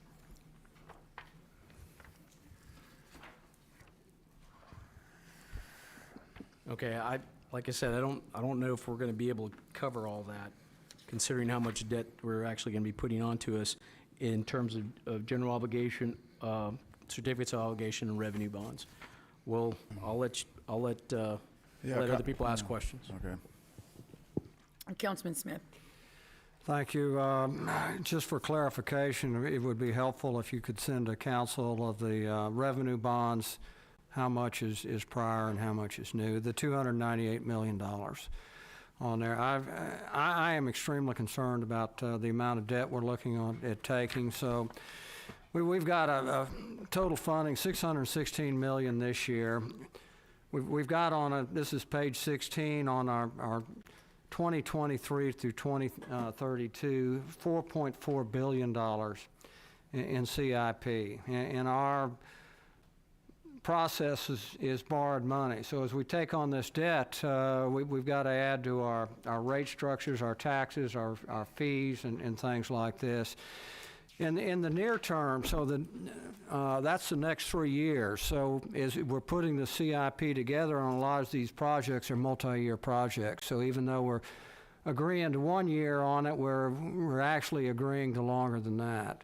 And on our water and wastewater side, numbers around 1.2 billion with it. We've got a lesser amount on stormwater. So if we look 3 years out on these funds alone, that's $1.4 billion. And if you go through our rates on there, that this debt will go into our rate structure. We don't have much debt going off on it. Is visiting with staff and in my own numbers, I see an appreciable increase in rates due to bringing on this debt. For every $100 million we spend with it, that adds about $6 million in debt service. It goes into our rate base. So if we spend $1.2 billion, that's about $72 million we have to add to our rate base. And our water and our wastewater on there, the combined, we're about $210 million in revenue, or if it's neutral on there in expenses. So the easy math on that, if we add 60 or $70 million in debt service over the next 3 years, we've got to add 60 or $70 million in rates. I mean, that 25 to 30%. We're already right now on our water system, we're $9 million in the hole on our operating cost. To bring our water system into where we're bringing in as much money as we're spending, we need to raise our rates 6%. So we're already starting in the hole. And then another concern is what it does to our balance sheet. Right now on our enterprise funds, we're a little under $1 billion. We're $900 and something million in total debt. And we borrow on a 30-year time frame with it. So we don't have all of our debt. We're only paying $75 million a year in principal off. So anything we borrow over $75 million with it, that goes into either taxes or fees or rates to cover it. So with this CIP program that we're looking at, I think the public ought to be very aware. We may not be raising like water. We said we're not raising the rates on water, even though we've got a structural but that chicken's going to come to roost, and it's going to come relatively fast. So we could be seeing substantially rate increases coming up at the next few years if we adopt this CIP. We talked about this extensively in our workshop. We got some of the technical details, but I think it's important for the public to know that if we do adopt this CIP, it's going to have significant rate increases in the future years with it. So. Councilman, we provided you again yesterday the rate adjustment. We know that we're on a 2-year cycle. So for the water, I think it was $3, $3.19, and then for then 4 years out from there was about $8. So substantial is and that's on what, a $40 average, Peter? That's a typical 6,000 gallon home user. So that's a 20% increase, and I think you've understated it. Understated the rate? Yeah. That's based on our rate model that our professionals developed. So. Yeah. Well, I would like to see. We've seen some whiffs. Several of them before in our modeling on there, so it would be a good idea to have an outsider look at this. Well, we do, with the rate models based by an outside consultant. Okay. We also had our financial advisor review everything you just said. Noe Inahosa from Inahosa, Strata Inahosa, just to let you know that as well, that the financial advisor concurs with the plan from a financial standpoint, at least. Okay, and just one last statement on this. So the city of Laredo, they're going through a similar kind. Laredo's 260,000 in population, about 80% our side. Their water and wastewater system is about half of ours. Total debt right now is running $500 million in it. We're close to $1 billion, so keep that in mind. They're just going to market for $118 million, I think, issuance on there. Standard & Poor's 6 days ago put them on a negative credit watch. Yeah, so I think we need to talk very closely with our financial advisor on there with it. So if Laredo on a much less, their program is a 7-year program, I think, for $600 million. Ours is more aggressive, and they were just put on a negative credit watch by Standard & Poor's. Okay, I'm not sure why that was, Councilman, but I do know Noe Inahosa from Strata in Inahosa has been involved with us numerous times this summer, to include a recent Saturday, about 3 Saturdays ago, as we finalize this. So our financial advisors are giving us the advice that just what you said won't happen. They said that we know that our credit rating is upgraded 3 times since I've been here, and we're very guarding of that. Yeah. I'm not sure what's going on in Laredo. We're trying to focus on Corpus Christi, Well, running this city. But it might be helpful if they could, Estrada and Hinojosa could send a brief to council on what their expectation. Was it a verbal conversation with them? it was hours worth of conversation. Yeah, okay. Hours, Well, yeah. I think an issue of this magnitude, it would be He probably was on the beneficial. WebEx, right? They were on the WebEx, one of our work Yeah. sessions. We can get them to come back. Yeah, get They them to were on come the back WebEx when we discussed the item. and let them give this council their opinion of this. Okay, yeah, I think in fact, Paul Jacks from Austin was here in the chambers when we Okay. presented this in the work session, if I'm not mistaken. Yeah, he was, Wasn't somebody was here. Yeah, Okay. okay. Mr. Thank y'all. Grizzly? Yeah, before we go to the next one of my sharp-eyed observers over here noticed that we did not take an individual roll call vote on the budget as required by state law. So we need to do that vote we just did on the budget, we need to do it with a roll call Record individual. vote. I see. Yes, that's correct. I'm sorry.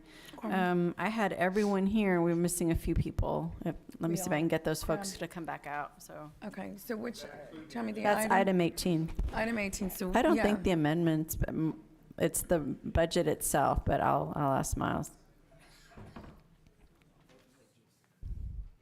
Yeah, the state law says the budget itself has to be approved by record vote. Okay. I know, guys. Just say aye. I'm sorry, this is very complicated. No. Who's missing? Ben? We got to get a Okay. You want to just, no, it's Well, not amendment. We just need it. The same one. Yeah. Item 18. Yeah, we just Has need to pass the budget as amended. It needs to be a record vote. We did a roll call. I mean, we did a voice vote, so I need to do a record vote. There he is. Okay. So for passage of item 18, it's our operating budget, right? As amended. As amended on first reading. Councilmember Hunter? What? You said you wanted, you said you were good with voting on it? Aye? No. Well, to decrease it, remember? You said, oh, good, and we're going to decrease the budget? We just did! That's what you said. Okay. So we're moving it to. No, it's just, we're just revoting 18. Yeah, you're reaffirming your vote on item 18. Yes. Aye. Okay. All right. Lerma, Yes. Martinez, Molina, Yes. Pesley, Smith, Aye. Barrera, Aye. Hernandez, Aye. and Guajardo. Aye. Mayor Guajardo, I'm sorry. Thank you. Sorry about that. Yes, ma'am. Mayor Guajardo. No, stop. No. Okay. It passes. No, stop. Okay, so now, do we have lights on? Tell me they're just left over. One more thing. Just Councilman, one Or last held thing. the public hearing on 19. Councilman Okay. Hernandez. One last thing here, and on our website, you have a page that talks about the city of Corpus Christi debt obligations. Now, it's only up to September of 2021, September 30th of 2021, because we haven't finished 22 yet, right? It updates when we close out the year. But in that one, we had 1.4 billion in obligations, right? For nearly 500,000 in geo bonds, or billion. Yeah, it's 500 million, close to 500 million. I'm sorry, 500 million. 900 million in revenue supported ones, and then we have the Lend-Lease, that lease program that we purchased vehicles on of about 20 million. So a total of 1.4 billion in debt as of September 30th, 2021, which equates to $4,400 per person in the city of Corpus Christi. So, you know, when we say we're concerned about debt and how much we're obligating people, not just on voted, I mean, and that's not even the majority of it. It's the revenue bonds on utilities that is the significant portion of what is, and even the one that's tax supported, you know, that's what we're sitting at on certificates of obligation, close to 100 million, right? So what I'm saying is that, this is an incredible amount of debt that we're obligating to our citizens. And, with this upcoming bond, I want to say what it's probably, and I don't know the exact number, you're going to have to give that to us, of what that number is. But 1.4 billion is still a significant number to obligate every one of our citizens. Well, and then some of the revenue bonds goes to other places as well because of our water system, right? We obligate people for that as well. So it's not quite that. But looking at it from the perspective of Corpus Christi, and that's how we have it positioned here, it's an incredible amount of debt. So for us up here, we want to make sure we're clear on how much debt we're obligating our citizens to, whether it's revenue bonds, whether it's, the lease programs for vehicles, whether it's certificates of obligation or general obligation bonds. So, that's the concern. Is that pretty clear? Yep. Is that what the concern is? Right, so and then on the other side, what we're focused on is trying to reverse neglect from decades. So we have a very complex water and wastewater system, 6 wastewater treatment plants, where the next big city north of us here has 1. So the city, we have 6 wastewater treatment plants, 1 water treatment plant, and decades of neglect we're trying to reverse. So we can not do that and be where we were, years ago. I'm not saying that. I'm just saying we got to be cautious that we don't do it all in big bites. We have to do it within our right. means, Well, that's and what we're not doing. get us into trouble. Yeah. So 2 things. One, the staff capacity is there, and the infrastructure is beginning to be put in place, meaning people, processes, systems, contract work, to be able to do the work. We're confident in that. And then secondly, we have a financial advisor for a reason. One is because we do have a chief financial officer and staff professionals, but it's always good to get an outside opinion. Estrada and Hinojosa, who's been this city's financial advisor, has told us numerous times this summer, including on Saturdays, that your plan is solid. That's all I can offer you. We can have them come here again and tell you that. We'll do that. But I just offer those 2 things to you. That 1, we think we have the capacity to do it. 2, financially, we're thinking we do, and our financial advisors think we do as well, have the capacity to do it. Okay, thank you. Councilman Pesley? Oh, excuse me. May I make a comment? Sure. So, Councilmember, we have a plan of finance for both the general obligation debt and our utility revenue bonds. And so we have bonds that are paid off every year. We have a stair-stepped, which is an ideal approach for any bonds. And so as bonds fall off, that's when we fill in that capacity with these certificates of obligation or GO bonds. So we analyze that on a yearly basis. And so we do want to minimize the impact on the taxpayers, most definitely. And so that's what we consider when we come to you, when you say, what's our capacity? That's when, we review it and we say it's, X or Y. And then we have the little, the thing about moving stuff over in order to maintain the tax rate from, well, that's a minor thing, but what I'm saying is we've got to be mindful that we're not, all costs are going up. And, we're talking about rates. One of the rates for solid waste failed, right? I didn't vote for the stormwater one, so, I'm mindful of that. There are people in the city that have a hard time, that are struggling paying for some of this stuff, right? Yeah. So I don't want to make it, understand that we're looking at the macro sense. We also got to look at the micro sense. Yeah. So that's why I Yes, sir, most bring that up. definitely. Thank you. Yeah, thank you, Constance. Councilman Pesley? Yeah, I just want to make a statement. We got to be really careful about comparing ourselves to some city that gets, Councilman Smith, that gets, a negative rating on their ability to repay debt, because that can be based on a lot of things.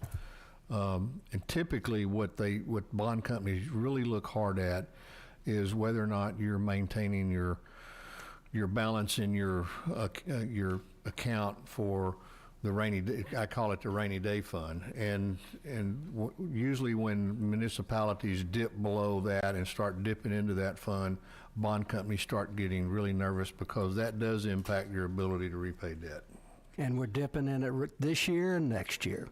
Not the overall fund.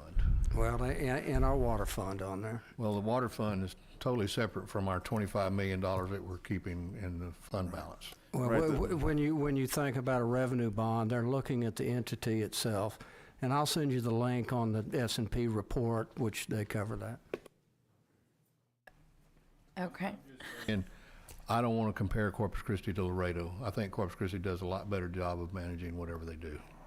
Yeah, well, we really, right, there's a lot of different factors that go into, you can't compare. There is no other Corpus Christi. I understand your point, Councilman, I get it.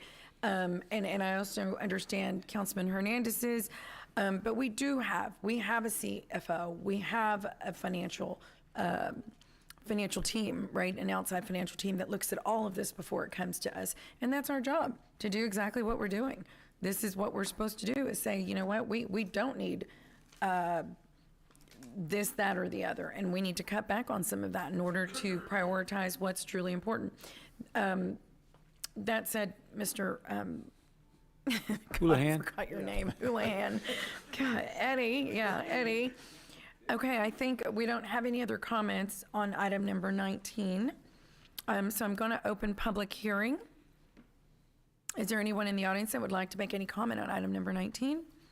Okay, there being no one, I'll close public hearing and entertain a motion to approve item number 19.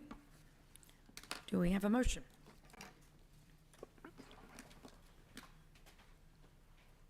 This is public hearing and first reading ordinance adopting the fiscal budget. We have a motion. Do we have a second? Second. Okay, all in favor say aye. Aye. Aye. Any opposed say no. No. Can we do a roll call just so we follow process? So for passage of ordinance 19 on its first reading, council members Hunter? No. Lerma? No. Martinez? Molina? Aye. Pesley? Smith? No. Barrera? Hernandez? No. Mayor Guajardo? I want clarification. This is the capital, okay, this is the capital budget. And so it is, does this have anything to do with all of, how we're having to do this by law? Or is it not connected to that? What do you mean, Mayor? In other words, having to vote on Yes, it this is. before the tax rate? Yeah, Oh, 'cause I it- see. Right, part of the, one part of the tax And rate. we can change, I'm sorry, go ahead. I'm sorry, the part of the tax rate, the interest and sinking fund supports the capital program to some extent. So the city's property tax rate helps to pay for the capital budget. Right. So that's an expenditure that needs to be approved prior to the tax rate being approved. But I mean, we're not able to approve the tax rate that we will decide on until later date. Well, you're gonna consider it today, I thought, weren't you? First Yes, read today. we're going to have the public hearing today, right? And the first reading. Yeah, today we were hoping that Oh, we could. right. I'm sorry, Yeah, but it's we'll- just after. Yeah, this. Right. Okay, I'm removing my motion. Okay. Just withdrawing your motion? We Right. pretty much voted, except for the mayor. Sean has a question. Yeah, so if we do the tax rate today, then we've got to finalize it within 7 days. I thought that's why we were moving it to next Tuesday. Yeah, tax rate is too. You're gonna do the first read and the tax rate today, the second read on next Tuesday, I thought once we did our first reading, then we only had 7 days. which is next Tuesday. Which is next Tuesday. Right, Within so then I 7 thought that days. we decided that we were gonna do the first reading next Tuesday and then have a special meeting the following. No. To No, discuss we can't the do that budget, because we yeah. have we previously put out the notice on this, so we can't do the next Thursday plan. The second meeting next week, Councilman, is to finalize the expenditure budget, which will be in line with the revenues that we generate with the tax rate that you approve, property tax rate, both today and next Tuesday. All right, and so, Yeah, we're only gonna go down, we won't so be what going we up. just voted on isn't similar to the other one where we can change the amount? or- It's or similar it is- where you can change the capital amount next Tuesday as well, as long as it's not more, as long as it's not higher than the tax rate, as long as it doesn't cost more than the tax rate. I don't know if that, Well, then, Rebecca, I'm changing my vote to yes. Yes. Oh, that's right. Councilman Martinez, you clear? You so that's, yeah.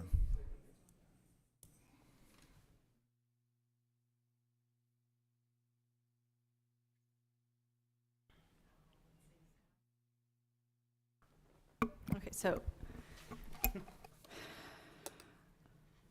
So if Councilman Pusley, yeah, he withdrew it. I don't know if you did, but I'm not sure, does it matter whether I withdraw it or not? yeah, I mean, usually we ask if both withdraw it, withdrew but his motion. we'd already voted, except we didn't quite complete because the mayor had not voted. And I changed, and I changed mine. So what does that mean? You don't, nobody wants to make a motion, you want it to die for lack of a second? Is that what's Well, happening? Well, no, that's what I'm asking. If, is Ms. Okay. Point of information. Yeah. I need some clarification. By approving this today, keeps it alive for discussion next week. Right. And if we deny it, then everything's it's off the table. Right. That's why, I mean, Okay. you have an opportunity to look at it again. This is just the first reading. That's correct. Okay, so, I make a does anyone motion. want to, we already have a motion and a second. Well, he withdrew we it. want- No, he Oh, you withdrew withdrew it. it. He withdrew it, that's what I'm saying, Okay, ma'am. so then we need to vote on this. So if we want this to come back next week, then you vote for it. So we vote for it, so it comes back, and then we discuss.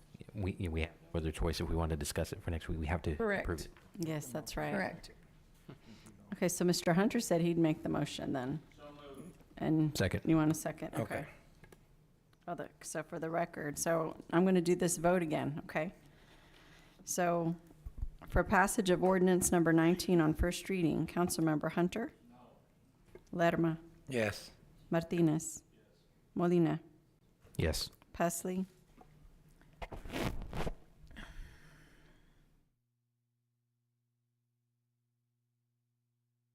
Okay. Smith? No. Barrera? Yes. Hernandez? No. Mayor Guajardo? Aye. Okay, the ordinance passes.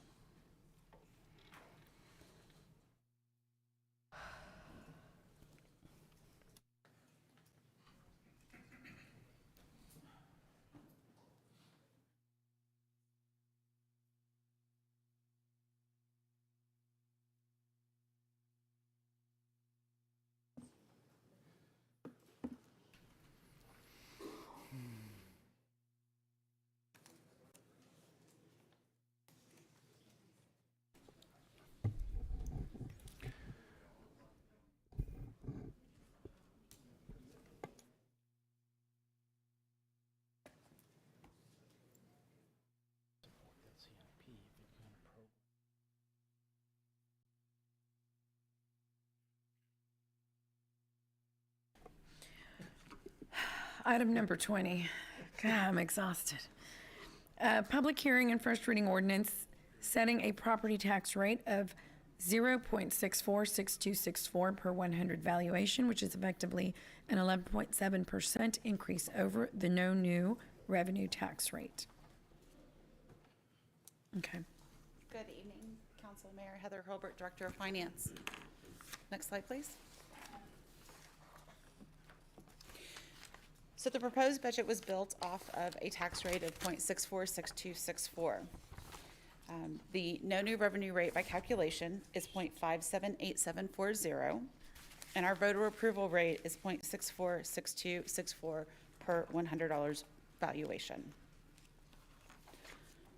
Next slide, please.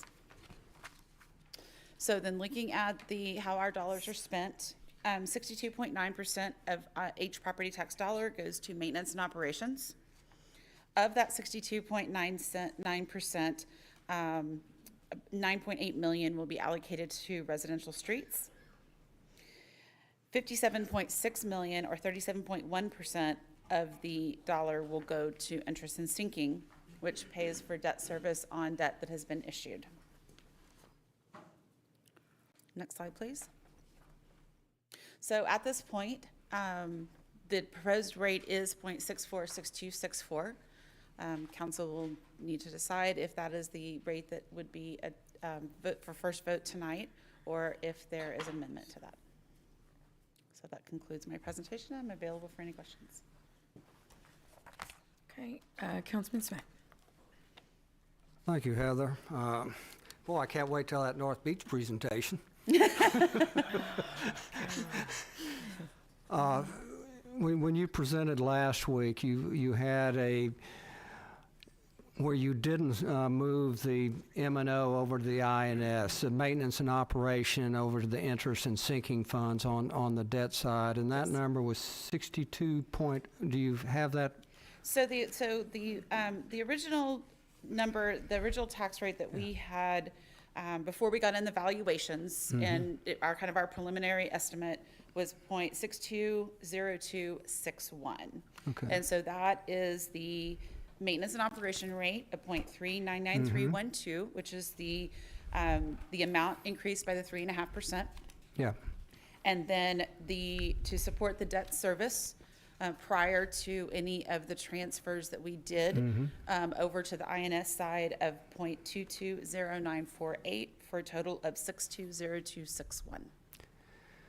Okay, and the budget that was originally presented, the city manager's budget, those were within the spending limits, and I think even on the Tuesday agenda, the item for the tax rate was changed, but not on the budget side. So the new spends weren't added on Tuesday. They came in later in the week. And for my fellow council members, this represents about a 6% increase. I believe so, yes. Yeah, so 3.5% on the state law, 1.8% on the new ad valorem, and then we've got some carryover. This is what was originally presented with us, and this is what I've communicated out to my constituency when we went through our budget hearings with the public on there. We did not really go into, we're going to increase over what this council was told and what the public was told. And so my support is for that 62.0 and the other fractions on there, because really that's what I've told my constituency on it. And we all know you've had big tax increases, and some more than others on there. We're staying within the spirit of the rollback, even though we've kind of found, a lack of a better word, a loophole, because we're taking capital lease payments out of our maintenance and operation and sliding them over into interest and sinking, but they don't qualify under that long form debt, correct? Yes, they do. I mean, equipment is debt service for equipment. No, but I mean for the rollback rate. So when you're doing your calculation, you get a free pass. The interest and sinking otherwise, is not limited, we would yes. have to be calling an election. Yeah, so the interest Right, and sinking Miles? is not limited. So we're saying, and it's your opinion, or staff's, everybody's opinion, that we can move that over to interest and sinking, and that doesn't count against our state required rates to trigger a rollback election. Yeah, the rollback election is triggered by the increase in the operating cost. Well, and there is also provisions in the interest and sinking too with it. Anyway, okay. Okay, so my one, and it's about a $6 million difference between the 62-cent rate and the 64.64, correct? So as we're considering what I'm proposing, we'd have to find, not off of the original proposed budget, but off of the amended, revised, change budget, $6 million out of that. As we're going through, if the 62 cents comes in, but as a body, that's 62 is what I support. 62.0 and the change. Sure. Right, yeah, and that's 6.5 million. Okay. $6.5 Yeah. million. 6.5. Thank you. So that would have to be, We'd have to reduce the budget by 6.5 million. The budget assumes 6.5 million to include some of those amendments we added between the proposed and the adopted, to include North Beach, and the convention center repairs, 2 million for the convention center. Budget amendments for the community based on our input. And those are the majority of them. Okay. Councilman Hunter. Miles, so we can't vote on this right now. We have to move this till Tuesday of next week, correct? After we vote on the budget? You must vote on a tax rate today, because this is a public hearing on a tax rate today. You're gonna have to vote on a tax rate today, and the rate you choose is important because you can always go down, but you can't go up. Well, That's I'm the obviously basic with principle. Councilman Smith on it, but what I'm asking is, earlier you said we can't vote on the tax rate until we vote on the budget. Right, and you voted on the budget, so now you can vote on But the we tax voted on rate. moving it to Tuesday, No, No. you actually voted on it. That's why we did a roll call vote. capital budget, No, you No, did yeah, a both. operating vote on budget. the operating budget. For the one I was in the, yeah. Great. Capital budget passed. Yeah, they both passed. That was for the reduced tax rate of, Which one? On what? on the operating budget. Asking the Well, council. this is just a tax rate, period. Yeah, but we voted on the operating budget. What was, But we took everything. what was out. the numbers that we left off on? Everything out. Well, we took much more of what we took out. We could have a 50-cent rate Right. on there. We're going to be adding Okay, back. great. But- Okay, But we're thank you. establishing, Okay. yeah. 62 cents. Okay, I'm good with that. Thank you. Yeah. Okay. Councilman Martinez. Yeah, and kind of along the same line, my understanding is that by approving this rate today, the .620261, we can still go down on that next week if the cuts that we make justify it or for any other reason, but we cannot increase it from this amount if we approve it today. That's right. The basic principle is Texas requires a balanced budget, so you can always, within the process, you can go down, you can't go back up. So this will guarantee at least some kind of rate reduction doing this, but it doesn't say we can't reduce it even more at our next meeting. If you make the cuts in the budget that support that reduction, yes, you can reduce it even more. Thank you. This is very I agree. I'd like to cut it more. very minor. What is? What did he say? He said it's a very. He's conservative at election. Yeah, and just to clarify, it'd be 2.6 cents. 2.6? It'd be like 2.62.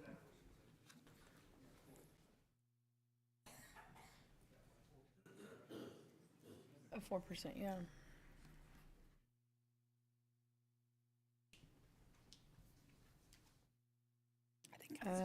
Okay. Councilman Hernandez. Okay, Heather, do you have that presentation where it showed what we were moving over to INS? Or, yeah, INS. I do not. I can read that off, though. I have a copy of the presentation, but I'm not able to bring it up.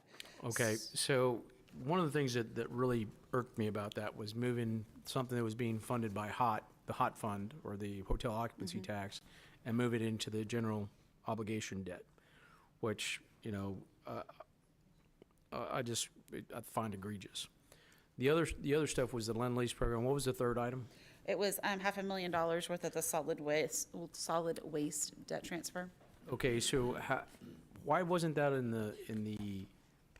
the debt balances and why was that in the general obligation, the general fund? So these all are included in the debt service fund, but what happens is that for the hotel occupancy and for solid waste, there's a transfer into debt service to help offset that cost. So what it was is that it wasn't that we changed how it was paid for. They're always been paid for within the debt service, but there's a transfer from the respective funds to help offset the cost of that. Okay.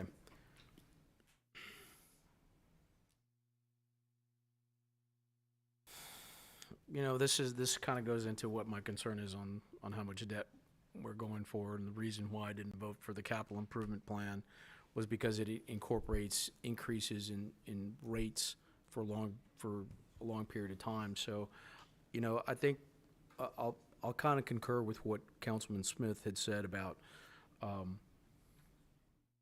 what the spirit of the law is versus what we're actually doing. And just by moving stuff from maintenance and operation because we can into INS, it seems, you know, we're skirting what the requirement was. Not legally, just technically, right? So I would have to agree with that, but most specifically, that a 0.84 cents that was being transferred from the hot tax. So, you know, if we want to look at it from the perspective of lowering it now and possibly lowering it further down in the future, I would start off with the, you know, that amount of 0.84 cents, which would equate to 0.637864. If it's exactly 0.84 cents. I don't know if it's exactly 0.84 cents. Yeah, it is. It's 0.84 cents. Okay. All right, thank you. Okay, that's all the questions we have. Councilman Pusley? So I agreed with moving the hot tax deal, Councilman Henry, you talked about, but I do not want to be associated with or that this council be accused of doing something illegal. That has not been documented or evidenced or anything else. So I'm not going to be a part of that. This council has not done anything illegal, nor has the staff suggested that we do so. Right. Absolutely. Yeah. Yeah, who said that? Did he say that? Who said that? Did you say that? No, it's a gray area. It's not that we're doing, we've had an opinion that it is legal on there, but, correct?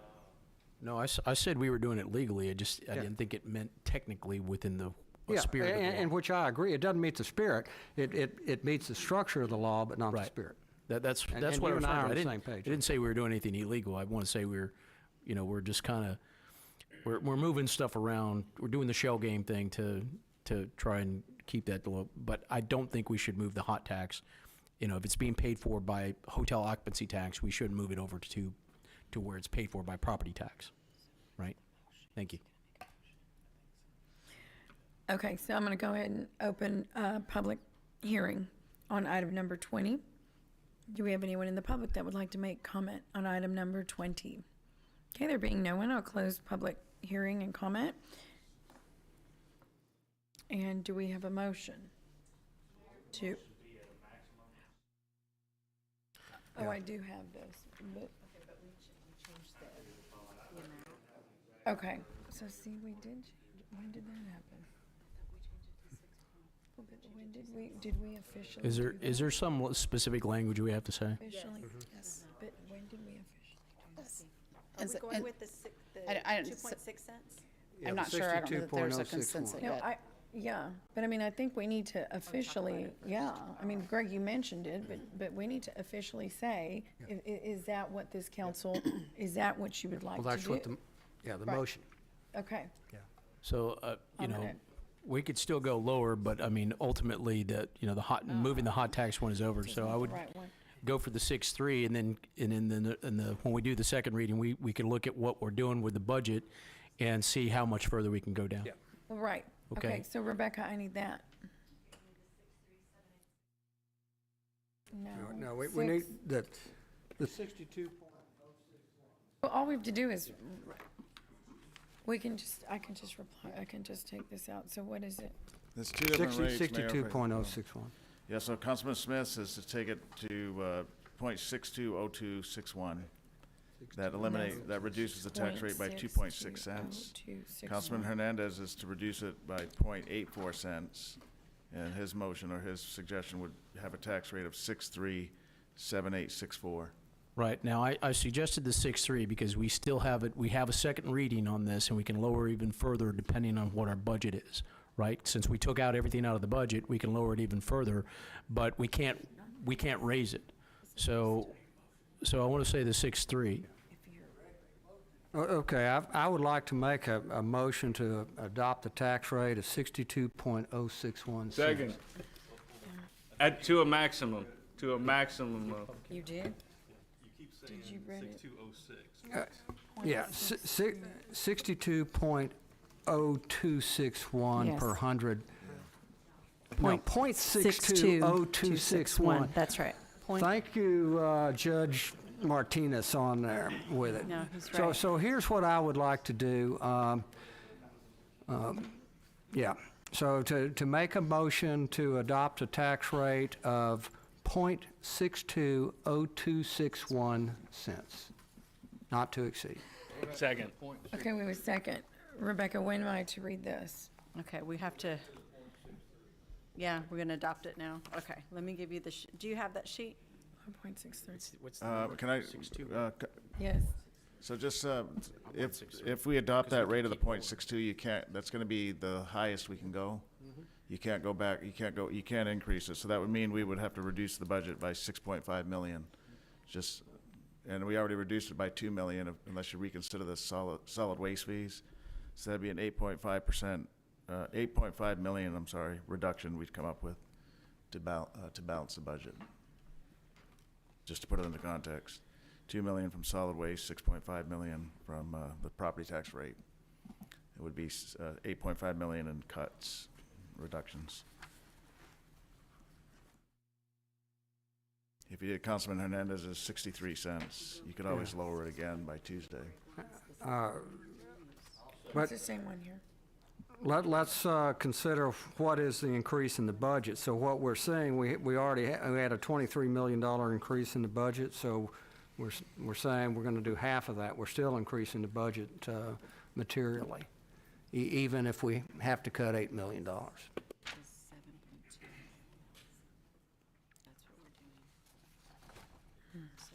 Let's do this. When do I say this? Now, at the end of the public hearing.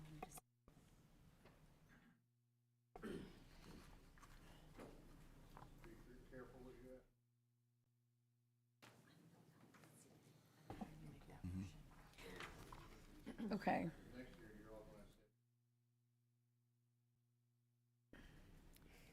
It's only 4 million. So, you have, right now, this seems like there's two proposals by the council. The lower rate, Councilman Smith's recommending is 62 cents. And then the higher one, 63.7 cents. But today, the rate today, you can't go any higher than it next Tuesday. You can lower it again next Tuesday if you want to. and the 0.63 is the 0.84 cents Correct. That's 0.84 cents or 2.1 million. total. Right, and that's solved by having the hot tax pay for the debt for the convention Right, center. just not moving it over. Right. And it- The 62 cent is a $6.5 million reduction, including, 6.5 million. Well, it's, yeah. 63 is 2.1 million. 62 is 6.5 million. The 63 is 2.1. It's more like 63.7. It's about a 2 cent difference. And And I think were what we Peter- going to, I guess, were we going to reconsider the fees on waste Yes, management? for, that's my understanding. We were going to reconsider the fees for the solid waste item number 10 at next week's meeting. Yeah, and on that one, Miles brought to my attention that the city manager or the mayor can put an item on the agenda, so we don't need the procedural. Okay, just, because the it failed, client. you just put it on through regular I process. can just put it on myself. I don't need votes from the council, so that's what we'll do to save people time. So a motion has been made with a second. So if that one fails, then what happens? Vote again. Miles? We vote till we get one. Okay, okay. Well, I've already, He's the made one. motion's on the He's table. got a motion and a second, we got to vote on it. Yeah. There's a Can amend it. two motions. Well, he made, the initial motion was for the 0.620261.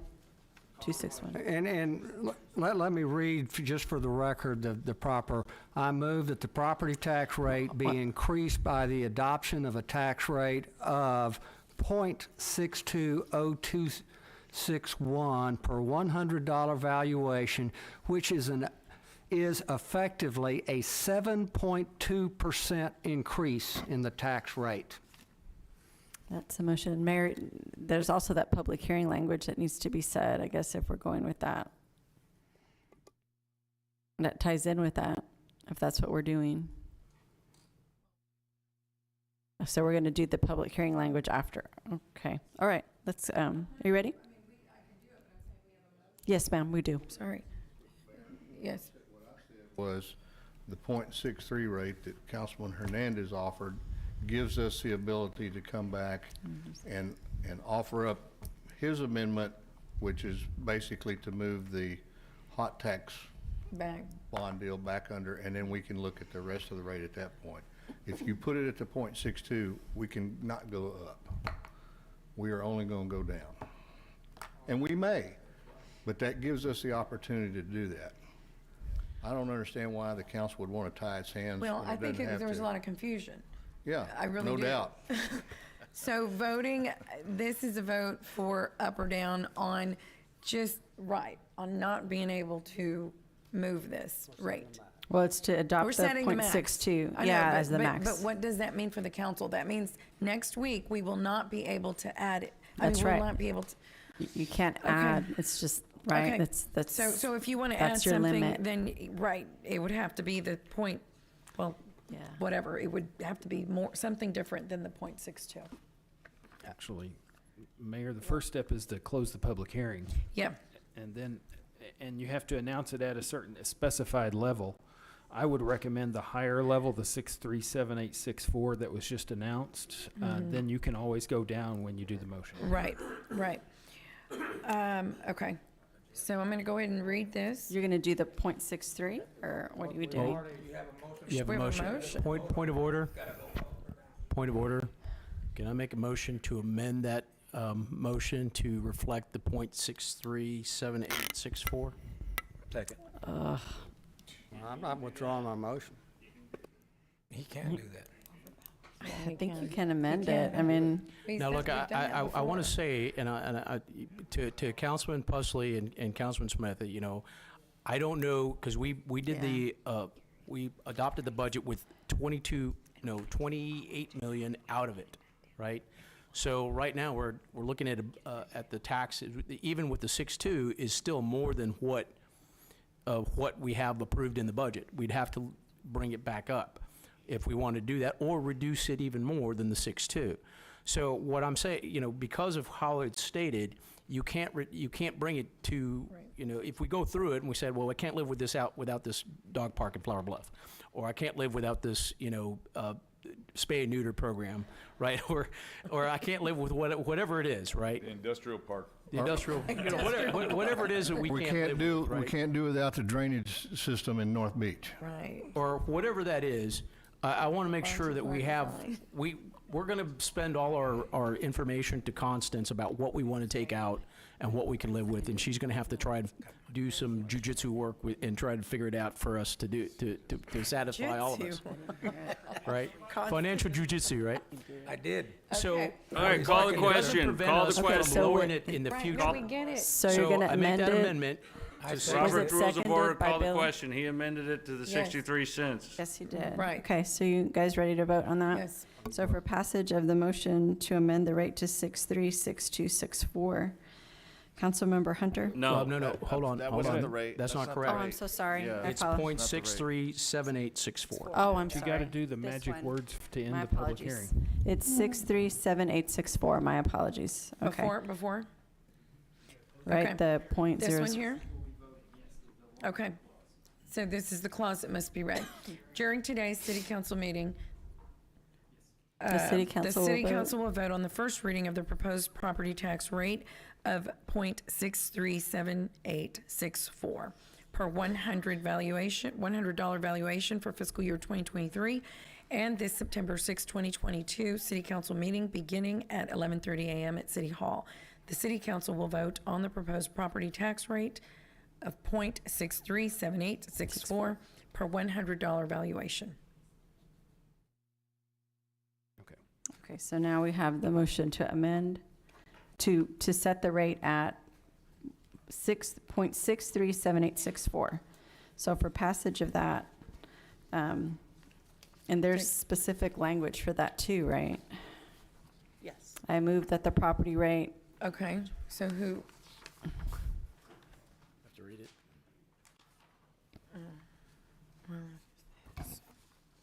Okay, so I move that the property tax rate be increased by the adoption of the tax rate of .637864 per $100 valuation, which is effective 10.2 increase in the tax rate. Okay, so for passage of that motion, Councilmember Hunter, No. Lerma, Yes. Martinez, Molina, Aye. Pesley, Smith, No. Barrera, Aye. Hernandez, Aye. Mayor Guajardo. Aye. Okay, the motion passes. So do we have to approve as amended? Yes, I guess we'll do that to be on the safe side. Okay, so to pass it as amended, the ordinance as amended, council members Hunter, No.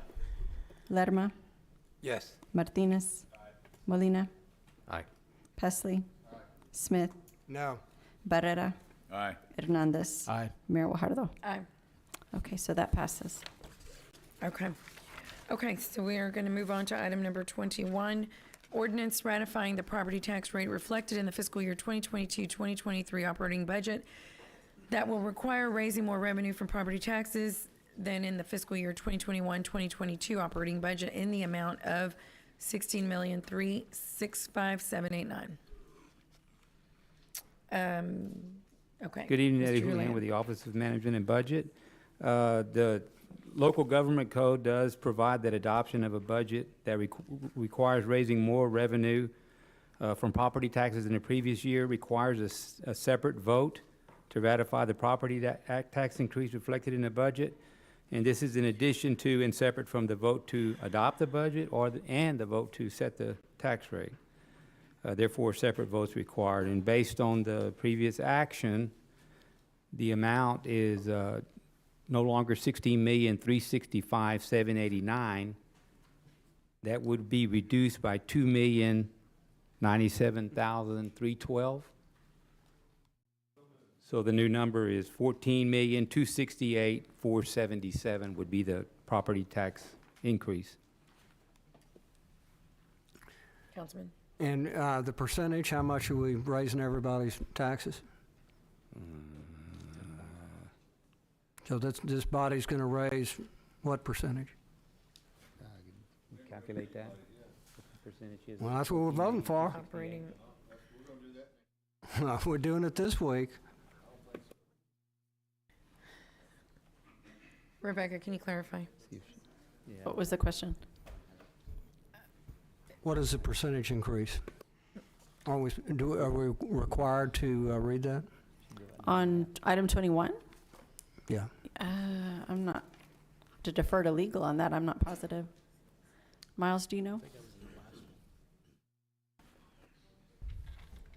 That was the last one. Eddie was thinking 9%, but he's confirming here.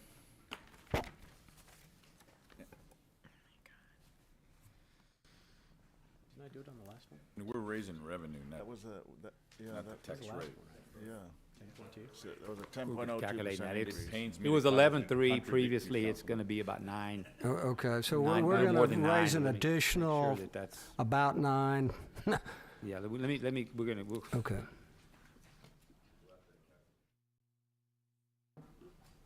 Yeah, you said it. yeah.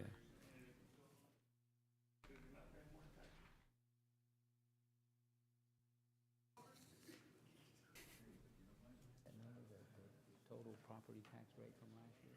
I had my.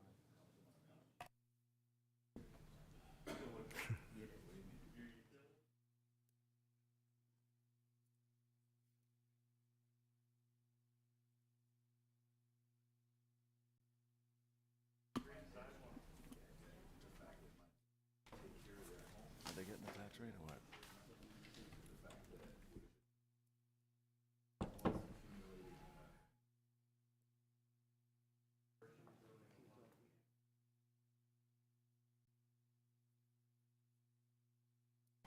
Yeah, I tell you what. What was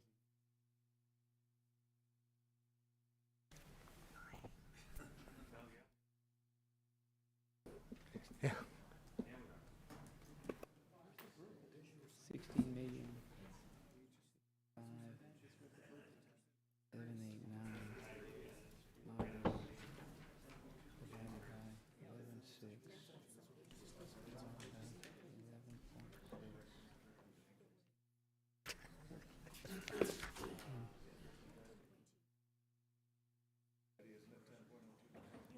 10.02? 10.02?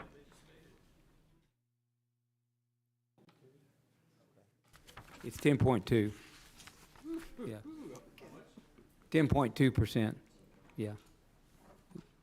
So Previously we're proposing 11.6 10 point. before the reduction. Yeah, 2% in new revenue on there. Okay. Right, which goes to pay for some of those basic services like police, fire, Yeah. streets. So a lot of that money goes to streets. We have a dedicated 6% of the general fund. And look, I'm fine with 6%. Isn't it six? So One of those is 6%. we know we have additional expenses. Well, well, anyway, there's Councilman Hernandez and I were talking about what dedicated amount, but there's a lot of that money goes to the basics. Remember, our general fund budget's over 54% public safety. Without the revenue, we can't be adding police officers and firefighters and street maintenance as well, so. Well, and I appreciate that comment, and I think on that budget items that we looked at, there's no police, fire cuts in there. There's a lot of other kind of cuts, so the public shouldn't be thinking that we're looking at cutting street. I definitely, on my suggestions, will not be suggesting to cut any street expenditures, cut any fire expenditures, or cut any police expenditures out of this $331 million in the general fund. Right, yeah, Councilman, just to clarify my point, it was that generally property tax revenue increases go to help to pay for increases in those areas. Not to say that that's the only, that's exclusively what they're paying for, but. Yes, Yeah. but I think the public ought to be very aware that what this council is looking at is not your streets, it is not your police, and it is not your fire.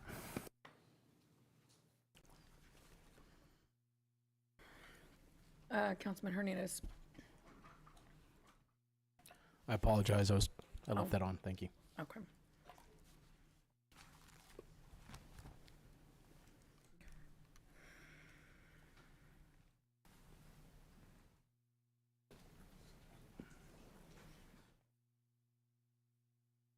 It's time to vote, isn't it? Yeah. Yeah. Was there a motion and a second? Yeah. Got that Well, one. do we need to open public? I don't think we've opened public comment. Yes, just public comment on that one, Mayor. Public comment, okay.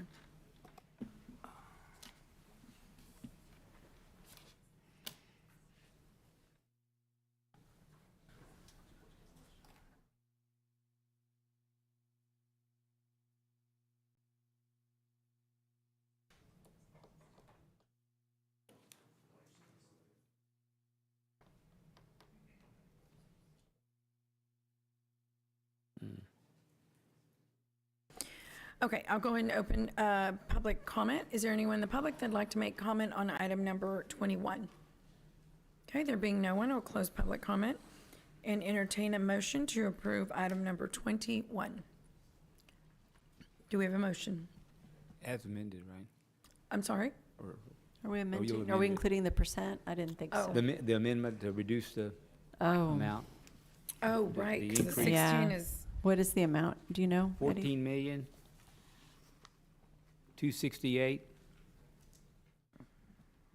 14,268,477. Okay, so we need to, so we've had no, we don't even have a motion to approve yet. So we approve it, amend it, and then approve it as amended. So a motion to approve, Second. and then also make a motion to amend it to reflect the 14,268,477. Yes. Second it again. okay. All right. Okay. Do you need to take a, Yes, a vote on that, on the amendment. So for passage of the amendment, Councilmembers Hunter, No. Lerma, Yes. Martinez, Molina, Aye. Pesley, Smith, No. Barrera, Aye. Hernandez, Aye. Mayor Guajardo. aye. Okay, so then we just pass it as amended, the ordinance. Okay. So for passage of that, Councilmember Hunter, Lerma. No. Okay, Lerma, Yes. Martinez, Molina, Aye. Pesley, Smith, No. Barrera, Aye. Hernandez, Aye. and Mayor Guajardo. Aye, All right, so it passes as amended. okay. Okay, thank you, Eddie. And recessing for lunch. Section L, public hearings, items 22 and 23. Item number 23 is case number 0422-02, Bayman Brothers Foundation, District 3. Who are Bayman Brothers? Is that the new name? Bayman Brothers?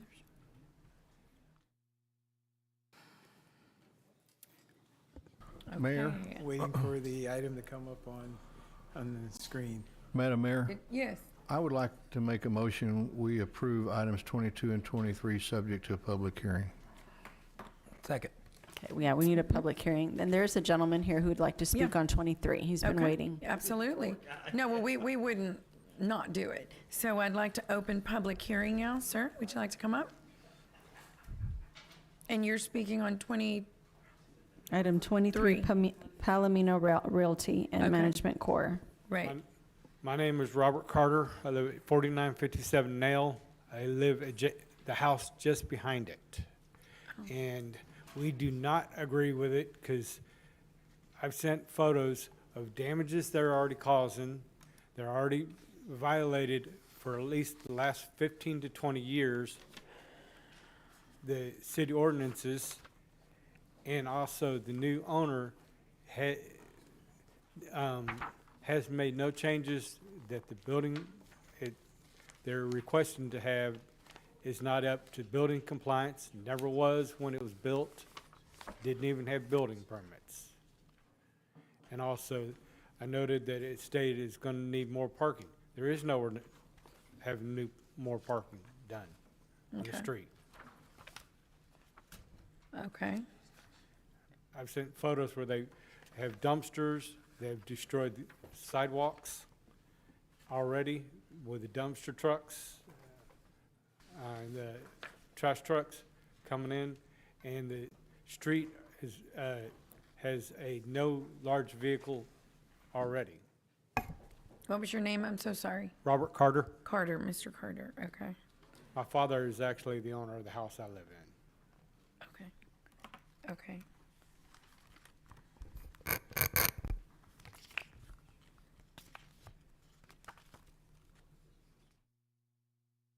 You already got it. You know, passing time. Do you need a staff presentation on that, Mayor, or are you? is the council- Well, I think we need to address the gentleman's concerns. Yes. I'm sorry, I didn't know we had someone here to speak and not in favor of that. If there's not anyone who's opposed to 22, I'll change my motion for only 22. And then we'll spend some, yeah. Or do you need to talk about 20? Let me answer, let me. Okay, I completely withdraw my motion. Okay. The property the property he was referring to operates now and has operated for years as an illegal duplex. It was purchased in 2021, and the owner said, "Oh gosh, it's an illegal duplex. I want to reconcile that, right?" So he's came and he wants to rezone from single family RS6 to RSTF, which is two family, which is compatible to that area, right? This rezoning will also require permitting, right, to create the separation needed for two dwelling units side by side, the duplex. And in that process, we'll address parking and those kinds of things. So it's a great story in that it's like before, I can't remember the other case we came in, Yeah. we were going to hammer someone because he's trying to do the right thing, right? This new owner is trying to do the right thing, which addresses a lot of these comments, right? It should address a lot of these comments, and I think it's a good transition for the community. Right. So I mean, Mr. Carter, it's there. The building, the structure is there. Yes. We have issues, as you mentioned. We have issues, but they are actually coming into The new owner is trying compliance, to reconcile, yes. officially coming into compliance, where before it's out of compliance. So Exactly. will these issues be addressed? Most of these With- issues will be addressed, the parking, the residents, what they do can't, right? Because what happens, the things he's described can also happen in a single-family home, but we'll address things like parking, fencing, buffering, and it's a great transition between the commercial to the south and the residential neighborhood, to the north and to the east. So it's a great project, I think, so we should Right. move forward with it. I mean, leave your motion on the table, because a lot of the things that this gentleman talked about, and I talked with him back, in the back, can be addressed if the guy, you know, does the things that he says he will do. I mean, and if we didn't do it though, he's still gonna exist and Correct, illegally. illegally, and we don't, we have a say over that regardless. Correct. Code enforcement would go But- out and right. do something right. Okay. Yeah, we don't knock down non-conforming structures. They're prosecuted as a Class C misdemeanor Right. Okay. if it's within 2 years. Understood. Councilman Hernandez. Okay. Thank you, Mayor. A little confused about this because, as I recall, and I drove by this for years, this was always operated as a business. They had a law office there. They had a title thing there at one point. They had a palm reader, I think. No. I drove by it, and as a matter of fact, other homes along this street, some are homes, and some are businesses. Are they all zoned RS6? Yes. And they're operating the businesses illegally? You can have a home business out of your home, right? Can you have a hair salon? There was a hair salon there, and a retail shop. I think you can. It's not illegal. In your home? It's a home business, an architectural office, a law office. Yeah, you may have some violations on the home occupation rules in there. But we'd have to look at each of those individually. I mean, if you go up and down that particular section of Weber. I know what you're saying. And either side of them, you have some that are homes and then some that are businesses. And then you continue, even you have the same situation on Everhard, where their homes have been Correct. converted into businesses. Correct. Or And- offices or something along those lines. And, you know, from a perspective, you know, in District 5, right? If somebody came to me and did this and wanted to put an RS, you know, a duplex in an RS6 neighborhood, I would vote it down every single time. I Of voted course. against the one that was before, yeah, right? before But that. in this case, look how beautiful it is. It's on the corner, right? It is, and you're right. Other businesses are kind of homes/businesses, but it's a great transition zone, rezoning between the commercial to the south, which you know, and the rest of the R6 development, whether they are homes or not. So this is a perfect transition. Okay, so I don't know who's responsible for this in terms of Meaning allow it to I mean, continue. there are in- you know, I always thought that they would convert it to some sort of business facility. You know, and you have a home, and then you have a business, and you have a home. Who's watching this? Neighbors. Yeah, I mean, it's a complaint-based system. If they bother you that much, you can call 311 and report it to. Well, I mean, I didn't know. I didn't know. This is one of those things where, you know, I'm not going to treat people differently just because they live somewhere else other than my district. So I cannot vote for this if we're going to be doing, you know, if we don't have zone. But Councilman, you understand what you're saying? I You understand cannot when things vote were for it. done. This gentleman, yeah, so let's just say it's kind of upside down and backwards. This guy is trying to do the right thing, right? Why on earth would we deny that? There is a commercial trash bin there. Right? Yes, Is it? yes.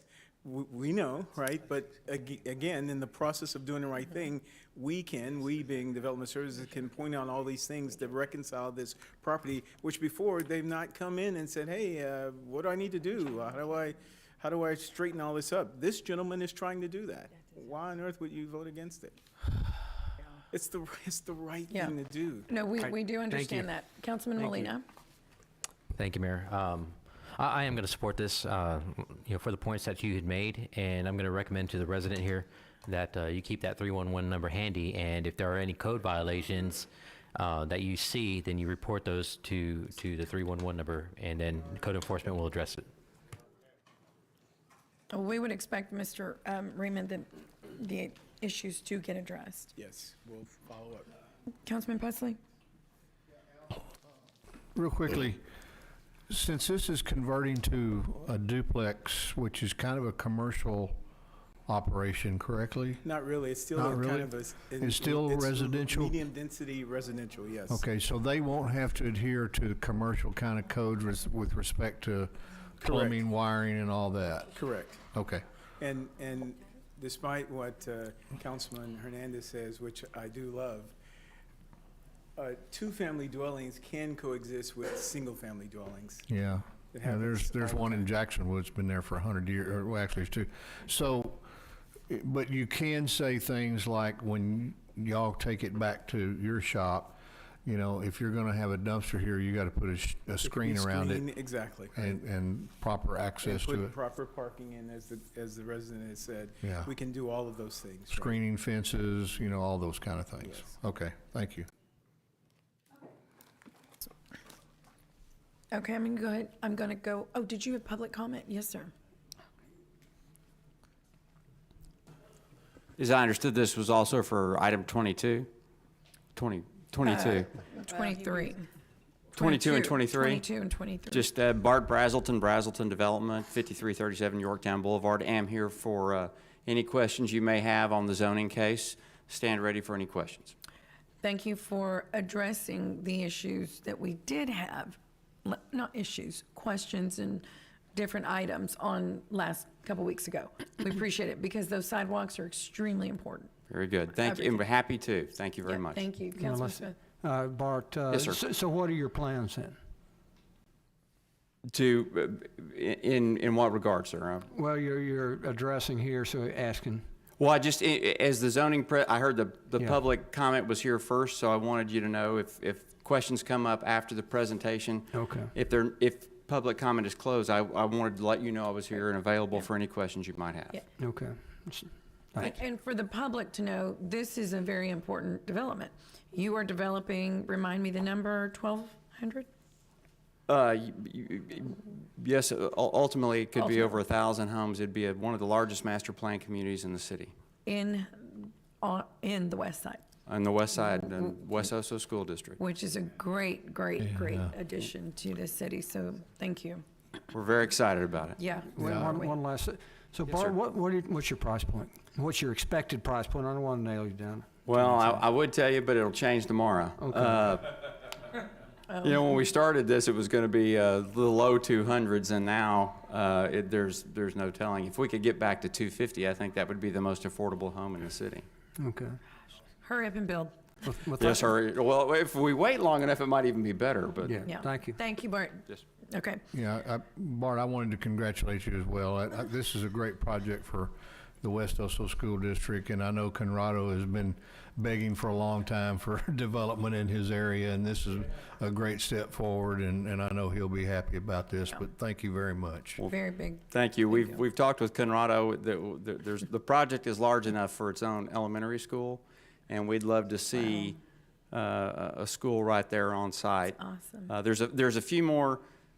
This was a challenging project. There was a few more challenges. I'm sure I'll be back to see y'all soon, and discussing some of the things we need to do. But it is very exciting. We've been wanting to be in West Oso for a decade, so we're very excited about Thank you. Thank you, Bart. Thank you. Okay, so I'm going to go ahead and close. Is there anyone else who'd like to speak on item number 22 or 23? Mayor, I'd like to bring something up for 22.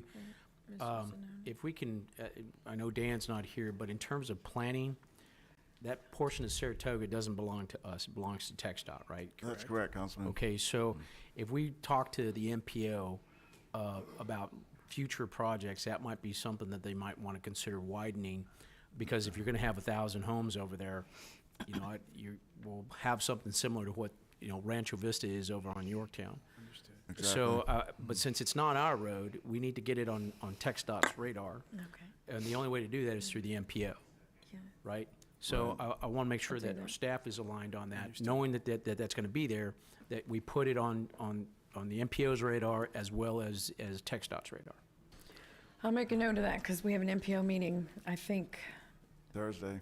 this week, right? Right. Yeah. Okay. So we'll make a note. Right. Well, anyway, I'm just thinking about, you know, Councilman, how to look at it. So Right, just- Mayor, if you don't mind, this thing was actually delayed a few weeks because of that issue, so I met personally with the Development Services and Public Works with Mr. Brazelton, because you're right, Saratoga's a state facility. Right. It's a 2-lane road with no turning lane and no sidewalks.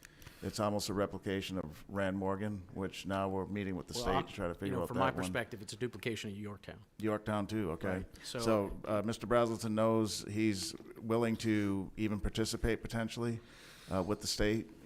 Not saying he will, but that option came up, we talked about it. So we know that through the MPO, that street needs to be widened and we need sidewalks. We just talked about a middle school, but there's no sidewalks to get to it. So it's on our radar. I did want to just make it for the part of the public record that 1,000-unit subdivision on a 2-lane road that's state-owned, no sidewalks. It's on our radar. We're going to work with the Right. developer and the MPO, but just so we know. Okay, great. Okay, thank you. Great. Okay, so I will close public hearing and entertain a motion to approve items number, did we take that off or not? Mayor, can you do them separately? I'm going to vote against 23. Okay, so let's just keep, okay, item number 22. So do we have, I'll entertain a motion to approve item So number moved. 22. Second. Okay, any further discussion? All in favor say aye. Aye. Any opposed say no. The motion carries. And now I will entertain a motion to approve item number 23. So moved. All in favor say aye. Aye. Any opposed say no. No. The motion carries. Okay, thank you. Okay, item number 24, we pulled from the agenda.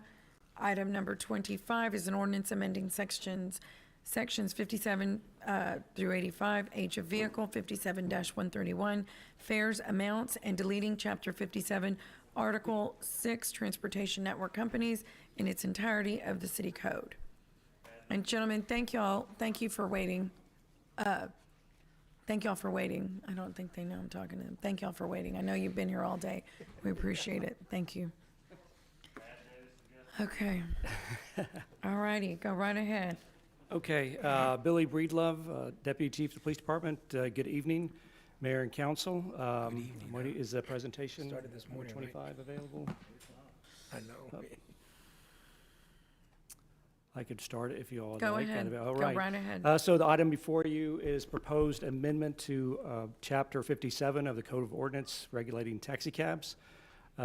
In March, we began getting concerns from the industry regarding inflation and cost of fuel. Here we go. We can go ahead and skip to the first, next slide, please. So we met with them and came up with some of what we believe are good recommendations to increase some fees. We're going to look at age of vehicles, fare amounts, and deleting the last article, number 6, because we can no longer enforce that anyways. So we go to the next slide, please. So the age of vehicle right now, in the current ordinance, we regulate to a maximum of 10-year per taxicab. The concerns from industry and also when we looked at the other 15 big major taxi regulating communities or cities around the state, we found that we were pretty much off par with that. Most of them are now 15, or actually the majority of them don't even regulate the edge of the vehicle. So we're proposing moving from 10 years to 15 years for the maximum age of a vehicle that they can put into service. Now, the taxi cab inspector still conducts an annual inspection of each vehicle to ensure they have a Texas inspection sticker. They've been certified by the state as safe, and then we also require some extra safety measures as far as the fire extinguisher and the cleanliness of the vehicle. Next slide, please. The fare amounts that we're increasing, the last time we visited these were in 2008, and these are maximum rates. They're not, the city is not setting rates, they are just saying these are the maximum rates to protect the consumer. The base fare would go from $2.50 to $3.50. We use a 1/5 mile on our, and that's on the base fare, also referred to sometimes as the meter drop or the flag drop. The 1.5 or the 1/5 mile increase will go up by 15 cents, and we use a sliding scale on the cost of fuel. When the fuel goes up, that rate will go up, and as it comes down, it goes down. The maximum wait time charge will be increased from $24 to $30. The airport surcharge will be increased from $1 to $1.50, and that's for people, taxi cabs who choose not to pay the monthly rate to the to the airport and decide to pay a dollar rate per time they visit the airport for a pickup. We have some fares originating have drop fees at $10 out in Annabelle 37 area and Padre Island. They'll go from $10 to $13. And then in 2016, we added some flat rates so that the taxi cabs could compete with the rideshare companies. And those flat rates will go from $12.50 to $16.50. And then if they have a stop within a zone, they can charge a $5 to stop. It will now go to $6.50. And it's roughly, this is across the board, about a 30% increase in most of these fees. Next slide, please. So then the last thing that we're proposing is removing Article 6, transportation network companies. We passed this in 2016 in an effort to regulate the rideshare companies that were starting to show up at the city. It was preempted by the state law in 2017. It's just been sitting on the books. We can't enforce any of those laws. Since we're visiting these other recommendations, we recommend just removing that. And so next slide, the staff recommends these changes as ordinance, the amendments to these ordinances as presented. Any questions? Yes, sir. Yeah. No, it's Okay. Councilman Smith. Billy, how many taxi cabs are active now? About 40. We have 40. We have 6 companies, and then they can remove cabs when they go out of service, but 40 is about a general average. So it's still active even with the ride shares? Oh, yes, sir. Okay. Motion to approve. Couple more. It's okay. It's okay. No. If he put a motion down, it's Well, fine. you can make your I'm just comment. gonna vote no anyways. I mean, this is like the 11th damn tax increase we've had Oh. today. I'm not voting for any. I'm sorry. I apologize, Okay. but we Well- shouldn't be getting involved with the private industry. They should be able to do whatever they want. And this is just ridiculous that this is even something that comes before any city in the United States, in my opinion. Well- But it doesn't, and we have to make this decision. So I apologize. That's how I feel. Yeah, and it's been how long since these rates? 2008, so we addressed rates. 2008. No, we So- readdressed a lot of this when we did the Uber crisis, right before y'all came on Correct. here. In 2016, we did add the flat rate fees, but we did not mess with the, or Correct. adjust the meter rates. And we just made added it, we flat made rates. it an even playing field for the rideshare program and the taxis. That was the whole purpose, was to make an even playing field. Okay, right. Yeah. No, we weren't. No, we were. Yeah, no kidding. Mr. Hernandez. Tell me why we're regulating their rates? Okay, so these are just setting maximum rates. They cannot go higher than that. And it's an effort to protect consumers. For instance, if something was to happen, like let's say a major freeze like we had last year, they could, without So regulation. This they- is to they could- prevent gouging. Correct, sir. Yes, sir. So once you get in the cab, it's too late, right? It's to prevent predatory practice. And Okay. other cities, Boston went through a deregulation and spent years trying to fix it, getting back. It's just something that you have to do. You have So to we're have just some talking kind about a of- cap to You where have to have some kind of oversight Right, to protect the consumer. absolutely. Thank you. Okay, so we're that- gonna that- move on. that's, thank you Mr. for. Hernandez? Yeah, thank you. Yes, thank you. Okay, I will go ahead and open public comment. Is there anyone who would like to make public comment on item number 25? Okay, there's no one. We'll close public comment, and I'll entertain a motion to approve. We have a motion and a second on the floor, Mayor. Okay, all in favor say aye. Aye. Aye. Any opposed say no. No. Okay, the motion carries. Item number 26 is an ordinance appropriating $553,560 dollars. Motion to approve. Increase in public workforce grant. Okay, we have a motion Second. to approve. We have a second. All in favor say aye. Aye. Any opposed say no. The motion carries. Thank you. Okay, item number 27. Is that still on? 20? Yeah. I know. Yes, city council briefing on North Beach Drainage Solution Project findings and recommendation. Oh, right, we have a visitor. Good Lord. You blended right in with the sea of staff. Okay. Yes, Good evening. My name is Welcome. Nathaniel Reedy with MIG Inc. And we are Nathaniel, point that a little bit more towards you. There you go. to there. Okay.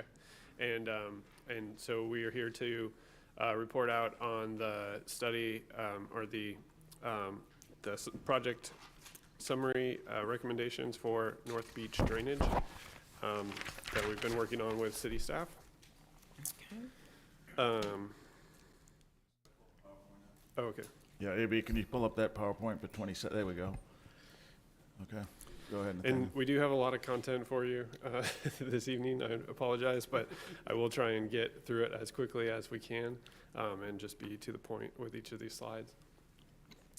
We ready to go? Yes, you can Okay. see the first slide's up, Nathaniel. Yep.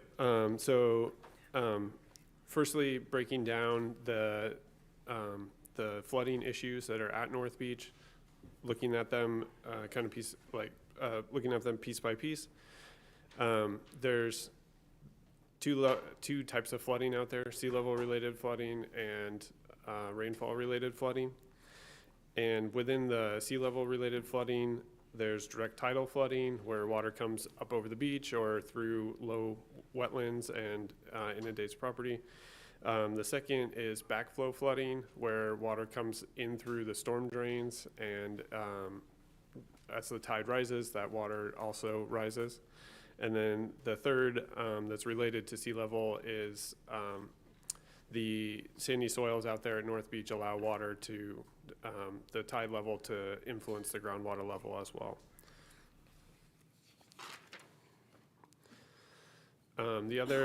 So then rainfall related flooding, there's kind of two categories of that. One is where the amount of rainfall just is larger than the capacity of the storm drain system to take it in. And so then that water will flood until the rain stops, and then that water will go away. The other type of rainfall related flooding is where there just is not drainage infrastructure, or where the drainage infrastructure happens to be higher than the land around it. And so water, when it rains, would pond there and would stay there until it either evaporates or infiltrates into the ground. Sorry, louder? Okay. So this map here shows in blue the areas. So looking at the areas that are most vulnerable to sea level related flooding, so that's both the direct tidal flooding as well as tidal flooding that backflows in from the storm drain system. The areas in blue there represent that during the highest annual observed tide, those areas that would be inundated. The darker represents the areas of more flooding vulnerability. Next, we overlaid here the community assets, so parks, beach access, streets. The key takeaway from this is that, in particular, beach access points are vulnerable to tidal flooding. So then looking at what sort of interventions can address both sea level related flooding and rainfall related flooding. The A and B there are types of coastal barriers. So that prevents, it's elevating, basically elevating a small area adjacent to the beach that prevents that direct tidal flooding.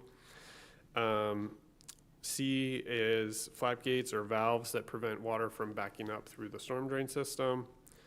D and E are to elevate property.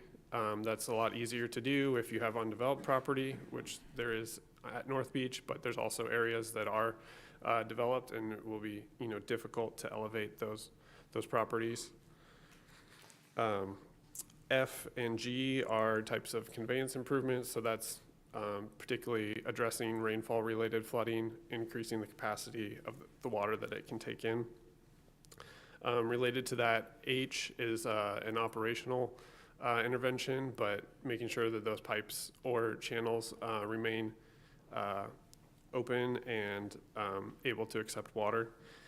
Sorry, to jump back to F and G, I would just note that, so those include the types of open channel conveyance that is listed there. That includes things like canals, channels, ditches, would all kind of fall into that category. And then the last intervention shown there is stormwater pumps. So those specifically are designed for rainfall events and pumping the water. So either mobile pumps or permanent pump stations. So now we have a toolkit of interventions, looking at them one on their own. Each one of them, the key takeaway here from this slide, so the interventions on their own, items A through I there, basically these dots represent the effectiveness of that intervention for these different types of flooding. And the key takeaway here is that no one of these interventions is going to solve all of those types of flooding on its own. So really it's going to be a layered combination of these interventions. So then we took a look at the interventions that have been studied previously. So most recently in the 2021 LAN study, there's option 1 there is just to do conveyance improvements without any elevation. And so that was first recommended in the HDR study, and then again, it was looked at in the LAN study from a cost perspective. The thing to note there is that really addresses rainfall-related flooding, but it doesn't address the tidal flooding. So option 2 is the linear park option, which was option 2 in the LAN study. It is a complete option. It does address all the types of flooding. Options 3 and 4 are navigable canal options that were studied in the LAN study, and they are also complete solutions there. So then 5 and 6 are ones that, as part of our looking through all this, looking at what's been done, and then looking forward, there's 2 additional options that we are putting on the table there. One is to do just storm drains with elevation, so underground conveyance rather than any open channel, any sort of canal or channel.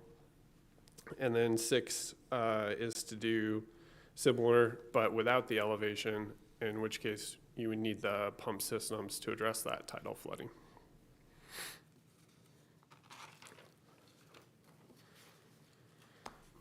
So from the previous slide, items 2 through 6 there, all are effective. How do we start to make a decision about which one we would recommend? So we put together decision criteria based on input from staff and stakeholders and elected officials. So the top priority that came out of that was cost. And the second priorities were how quickly could a solution be delivered and what is the economic development impact of that solution. And then third, how does it work with the natural systems? How does it produce, how is it multi-beneficial in terms of producing local amenity, and how well does it accommodate connectivity and access?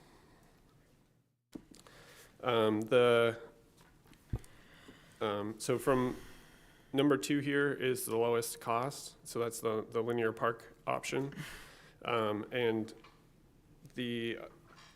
with related to the cost, so the dollar signs, the more dollar signs, the higher the cost. So a little bit kind of like opposite of the scoring of the effectiveness. The dollar signs in black represent quantifiable or quantified costs that we had from the 2021 LAN study. The items that are in gray are more qualitative comparison. But option 2 would be the lowest cost.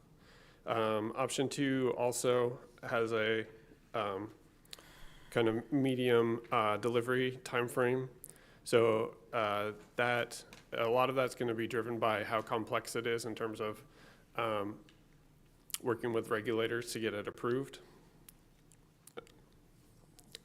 And then in economic development, options 2, 3, and 4 provide a similar economic development potential. So the way that we looked at this was in terms of the biggest impediment to economic development at North Beach right now is the flooding. So solving that flooding would provide the biggest benefit there.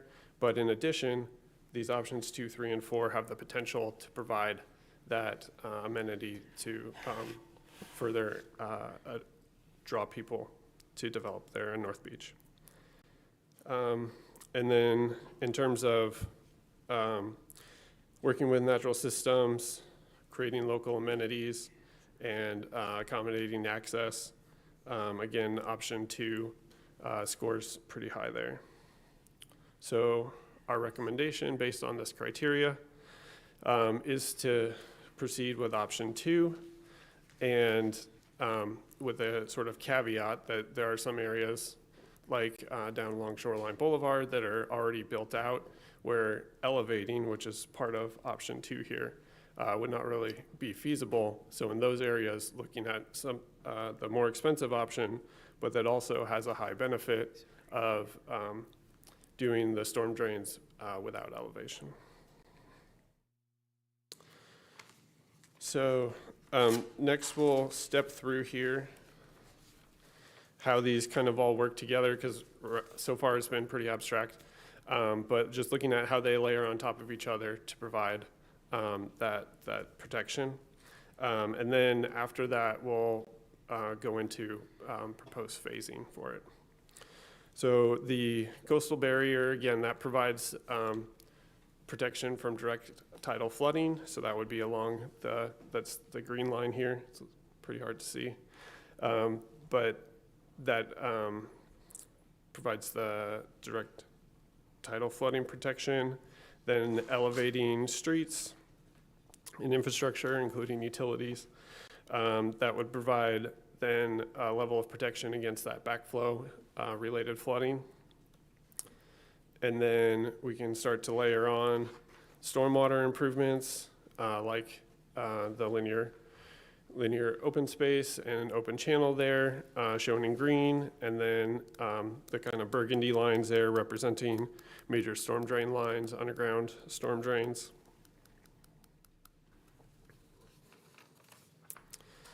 In yellow, on this next slide, we're showing the areas that are currently less likely to redevelop, mostly due to having existing development there. So those areas would have lower potential for elevation.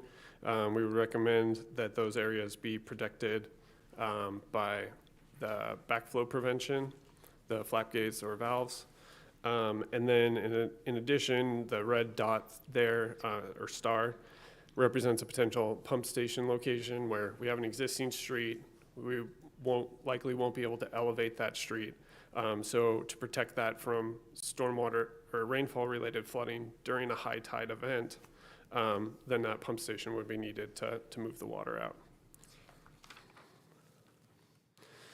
And then the other areas shown here in orange represent the areas that are currently have a higher potential for redevelopment, and those areas could be elevated in the future, but in the short term would still recommend doing backflow prevention. But there would be a decision that needs to be made there about whether or not pump stations would be worthwhile there.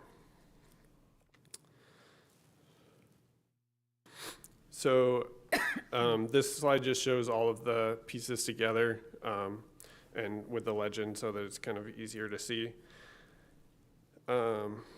So the interventions, they do address sea level related flooding and rainfall related flooding that were presented at the beginning of the presentation. In order to, and off to the side there, we kind of outlined some next steps, or kind of the full, the long-term steps for implementing this. And one of the things is making sure that whatever we design with these improvements, that we are thinking for the long term. So in terms of what the linear open space, open channel might look like.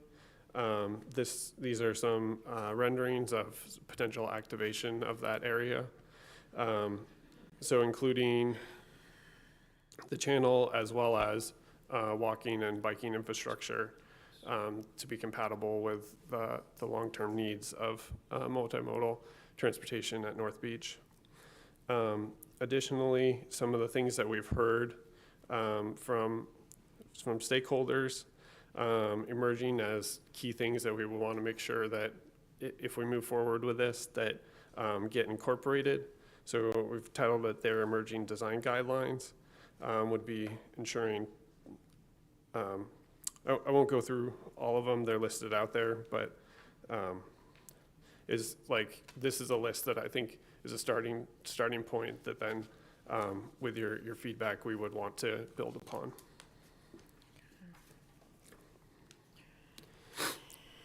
In terms of prioritization, there's $4.5 million that's already allocated for the Surfside Park, and so that is in progress.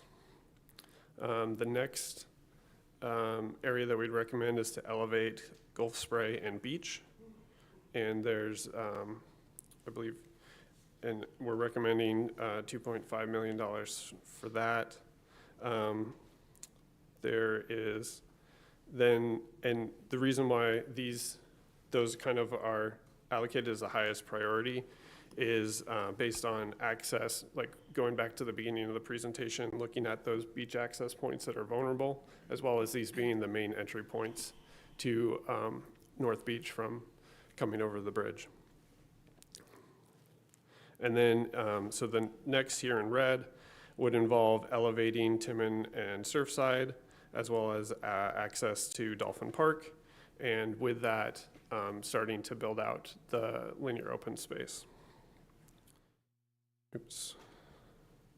In orange, then once the old bridge comes down, then we could begin building the other end of the linear open space and leveraging that area that's close to the commercial part of North Beach.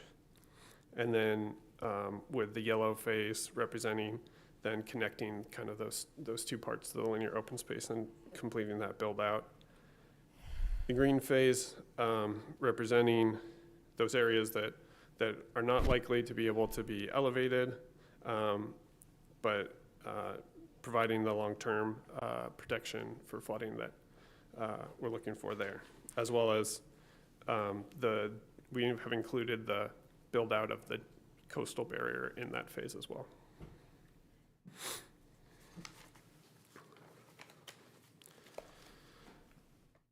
So just to give a little bit more detail on those first two phases, there's available budget of $9.5 million, which is based on the bond 2018, as well as ARPA funds. And so what's proposed here, I guess, because there's additionally the $2 million in fiscal year 23 general funds.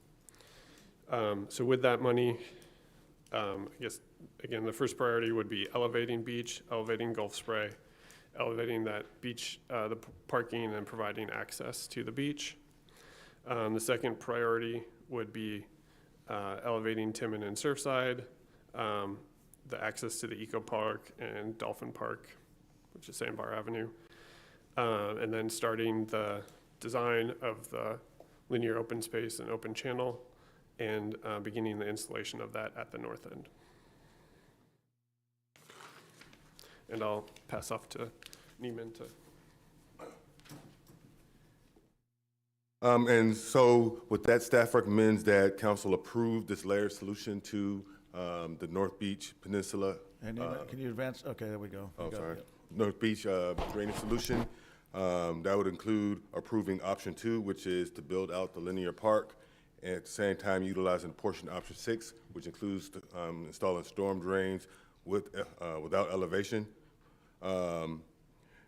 In addition, as a reminder, this plan includes installing coastal barriers, which are dunes, elevating key access routes, upgrading the stormwater conveyance with the Linear Park Canal, and exercising backflow prevention. With council's approval, we'll hire an engineering firm to move forward with designing the Linear Park and reconstructing North Beach roadways utilizing available funds. And we'll stand by for any questions. Okay, Councilman Smith. Thank you. So you had the property likely to be developed in orange. Did you calculate the acreage on that? Okay, so we're talking about spending a bunch of money, but we don't know the potential impacts. Can you turn your mic on, please? You see it?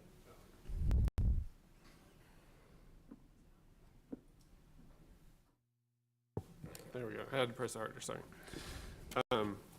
So the cost estimates that are in here are from the 2021 LAN study, and with the note that we did escalate that to try and anticipate construction escalation since that estimate was made. Yeah, so really I'm trying to get down to, the orange.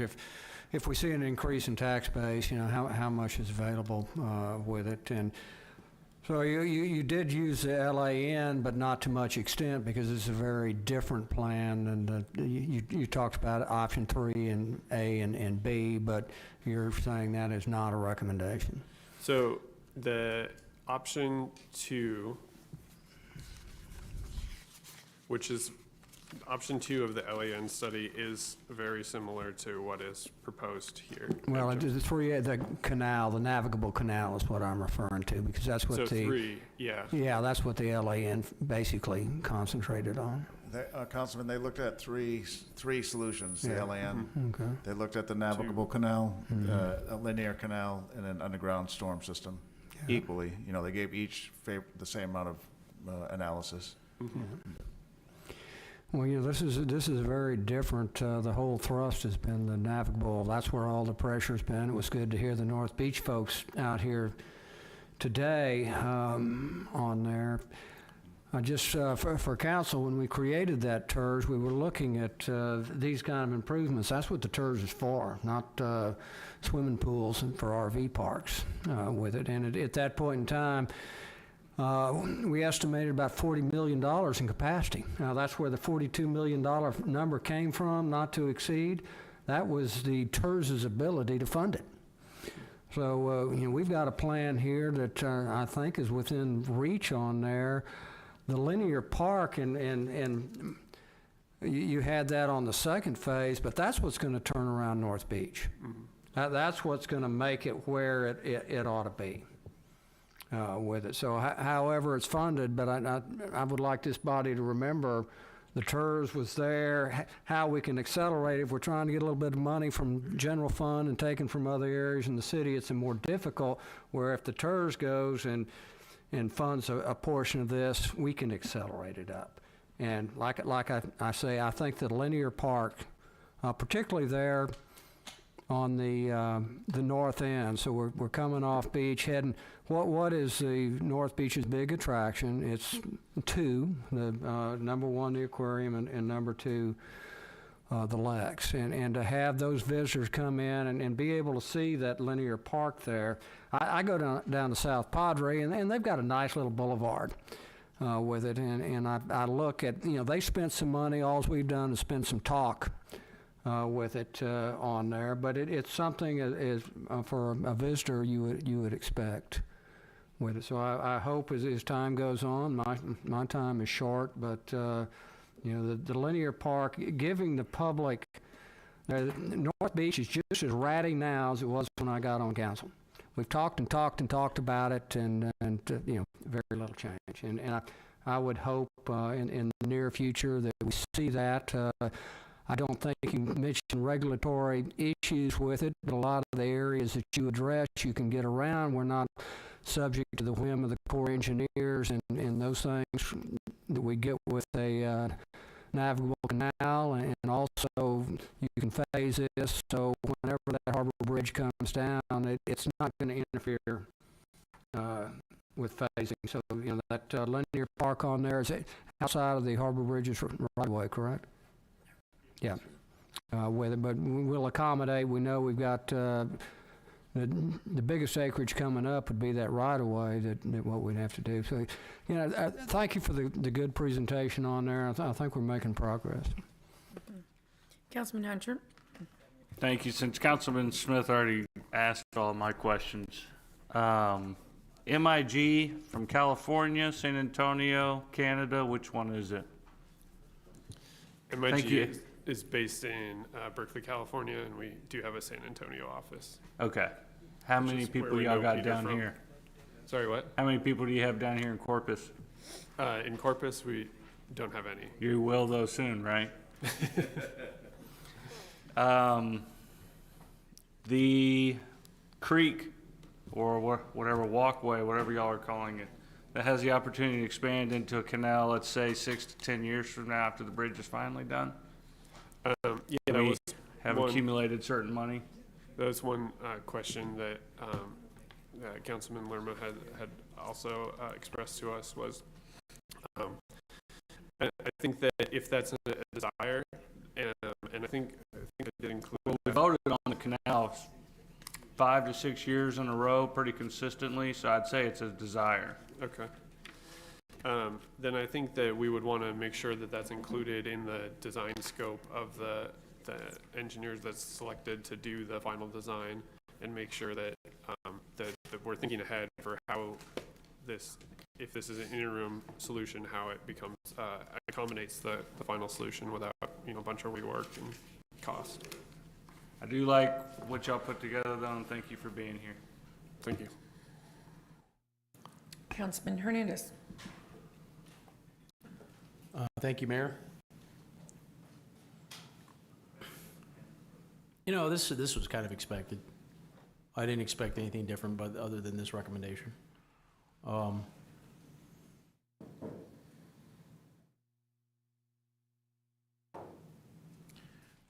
Like to use some explicitives, but I'm not going to do that. But I guess if there is an opportunity for something more than this, then that we could include that in the plan, similar to what Councilman Hunter had mentioned. We've been kind of, to Councilman Smith's point, we've been kind of playing around with this and looking at study after study for, year after year, it seems like. I'm wondering if this is going to be another one of those studies. Because it's, I guess what I'm looking at is this linear park is going to have water in it full time, correct? It would, yes. And how do you account for the flow? The water movement so it doesn't stay stagnant? So that would, in when it's completed, the water will move itself. That was covered in the LAN 2021 study to show how that would work. In the interim, because the reason I say that is that even on the island, you have canals where they have aerators because there's just not enough flow, and that's a very well developed canal system. So I'm not sure if we're going to get all the flow here. He was going to go ahead, Nathaniel. You were about to say a second part of you. Yeah. So, and during the interim period where we don't have connectivity across the canal, we would need to have some sort of way of moving water and aerating in order to make sure that we don't get stagnant water.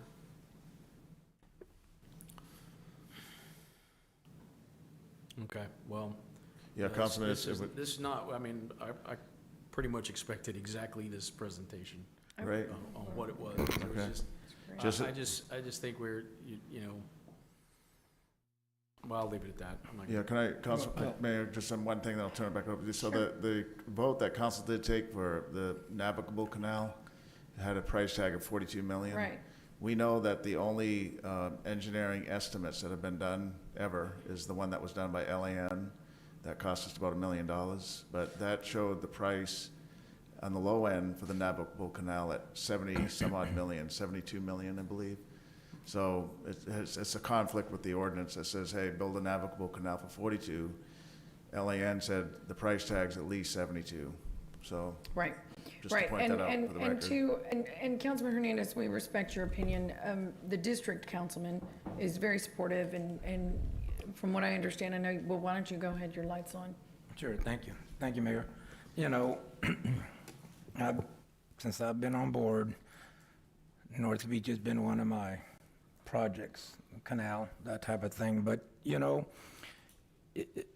all kinds of studies have been put together for the last, I don't know, 10, 12 years, maybe longer on North Beach.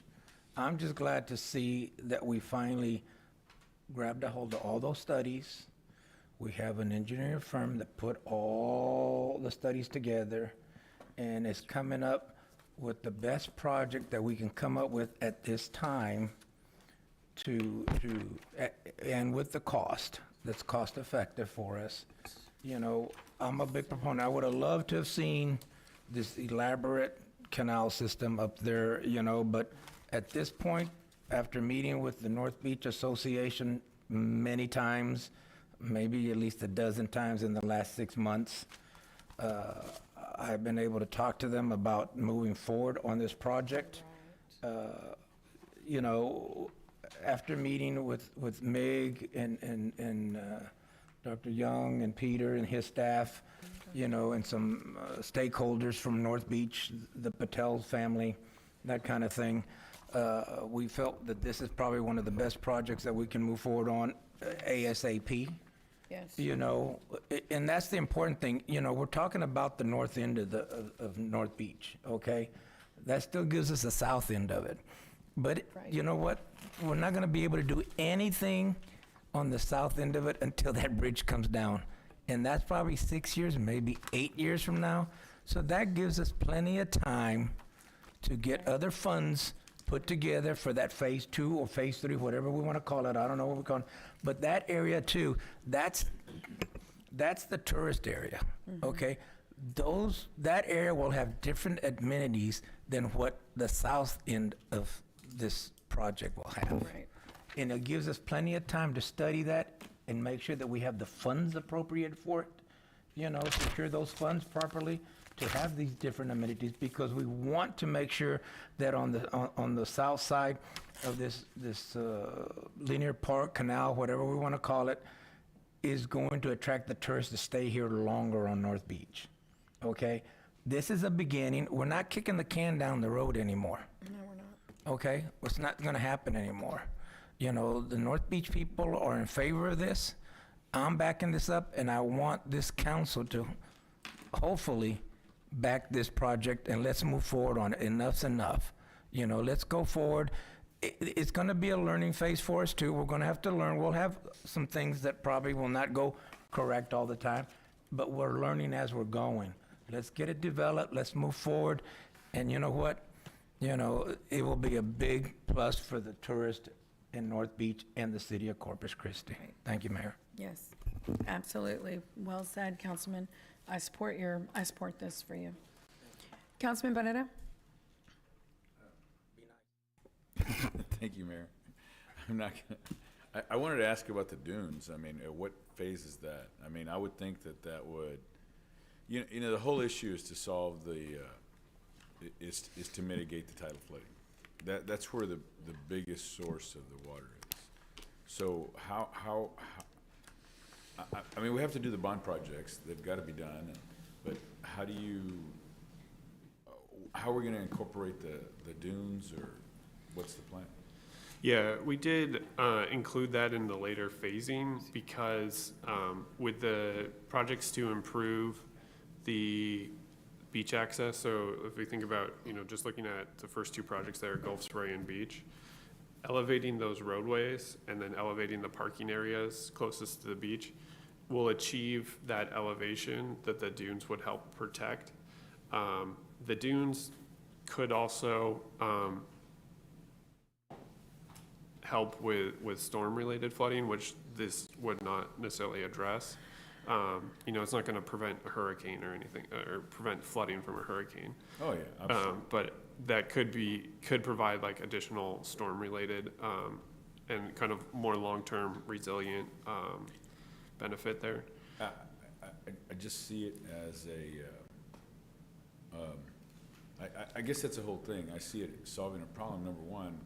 Whatever, the linear park that was recommended, number one, it's away from the attractions. You know, I mean, it'd be nice, it looks beautiful, I think it'd be great, but the attractions are the beach, the Lexington, the aquarium, the new rescue center, the restaurants that are along there, you know, the new barbecue place, or I don't know if it's still called Fajitoville or whatever. So I just see that the linear park is moving away from the attractions, and and I'm not a subject matter expert, but it just makes common sense to me that if you enhance the beach and you build it up for a dune or whatever the case is, then you're mitigating the flooding, and then that also allows other opportunities for people to develop, because then we've stopped the tidal flooding. So I don't know. I know we're going to go through this. I think we need to do something.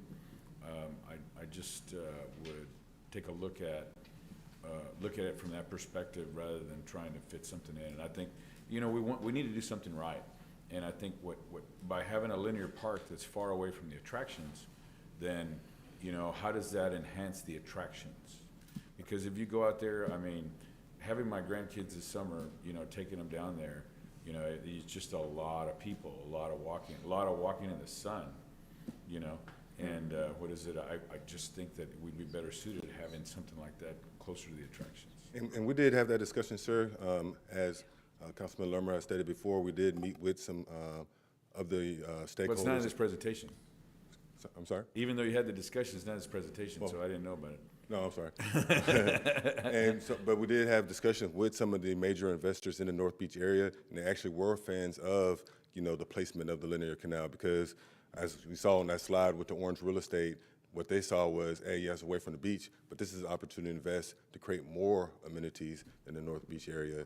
And they see it as, I don't want to say waterfront property, but they see it as, you know, a new amenity. Oh, yeah, it's another they can build amenity around. away. It's just, but once again, as they had said, that it's been rough for a long time. Anyway, just to. Yeah, Councilman, I know it's late, but just to add to that, so as Councilman Lerma said, the bridge is a factor on the south side of the peninsula. So we have to wait till that gets cleared before we can put any type of a canal or linear or navigable. Yeah. So so that's one item to not go to the south first. The second item is on the north side, there's some synergy there. The city has paved streets in this year's pavement program. There's new investment happening. There's several condos that'll be built. In the bond program, the park, the outdoor park, what do we call that? What is it? The Eco Park will be happening on the north side. We have the Fraser $26 million apartment complex is complete, or almost complete, and then the RV park as well. So there's a lot of synergy happening on the north side. Also, there's a lot of residents that live there. So that was one of the reasons Meg suggested, let's go there, because there's already some synergy happening there, and we're delayed because of the bridge on the south side. And then the preponderance of the rain, if we look at a whole year, is primarily from inundation, not tidal, I'm sorry. It's from inundation, from ground seepage, and probably followed by rain events like today. You probably saw the video from 2 days ago. Many streets were underwater from the rain, not coming over the beach, but from drainage systems, and then the water seepage. So this year we haven't had any tidal influences yet. Last year we had 3. So I think that's part of the logic as well, is take care of those things that happen more frequently, which is this groundwater seepage, rain events, then followed by the something coming over the beach. Okay, all right. Yes, sir. Thank you. Yeah, I just want to say this is a good presentation. In most things like this, there's some winners and losers, but overall, this is a good plan. It gets us started. Councilman supports it. I too have visited with a number of people on North Beach. They're very excited about this, that we finally get something started. They're sick of us talking about it. They want to see some shovels in the ground out there. So I agree with that, and I think we need to move this forward, and we can get the baseline stuff done, and we've got some funding available to do that, and move this, move the ball down the field a little bit, and we'll see what happens after that. But this is a good start, and thank you very much for your presentation. Yes, thank you, and thank you for waiting all day. No problem. We appreciate it. Okay, Dr. Dean, thank you. What was that? No, it's, Okay, I think we're good. Yeah, that's it. Yeah, thank you very We're much. gonna This bring- is we'll bring wonderful. ba- I'm sorry, we'll bring back to council an item to have council approve this plan, so maybe not next week, but the week after. Yes. So don't cut my $2 million from the extra. Well, Already crossed it. you know what, and before we wrap up, I meant to make this comment before all of the budget,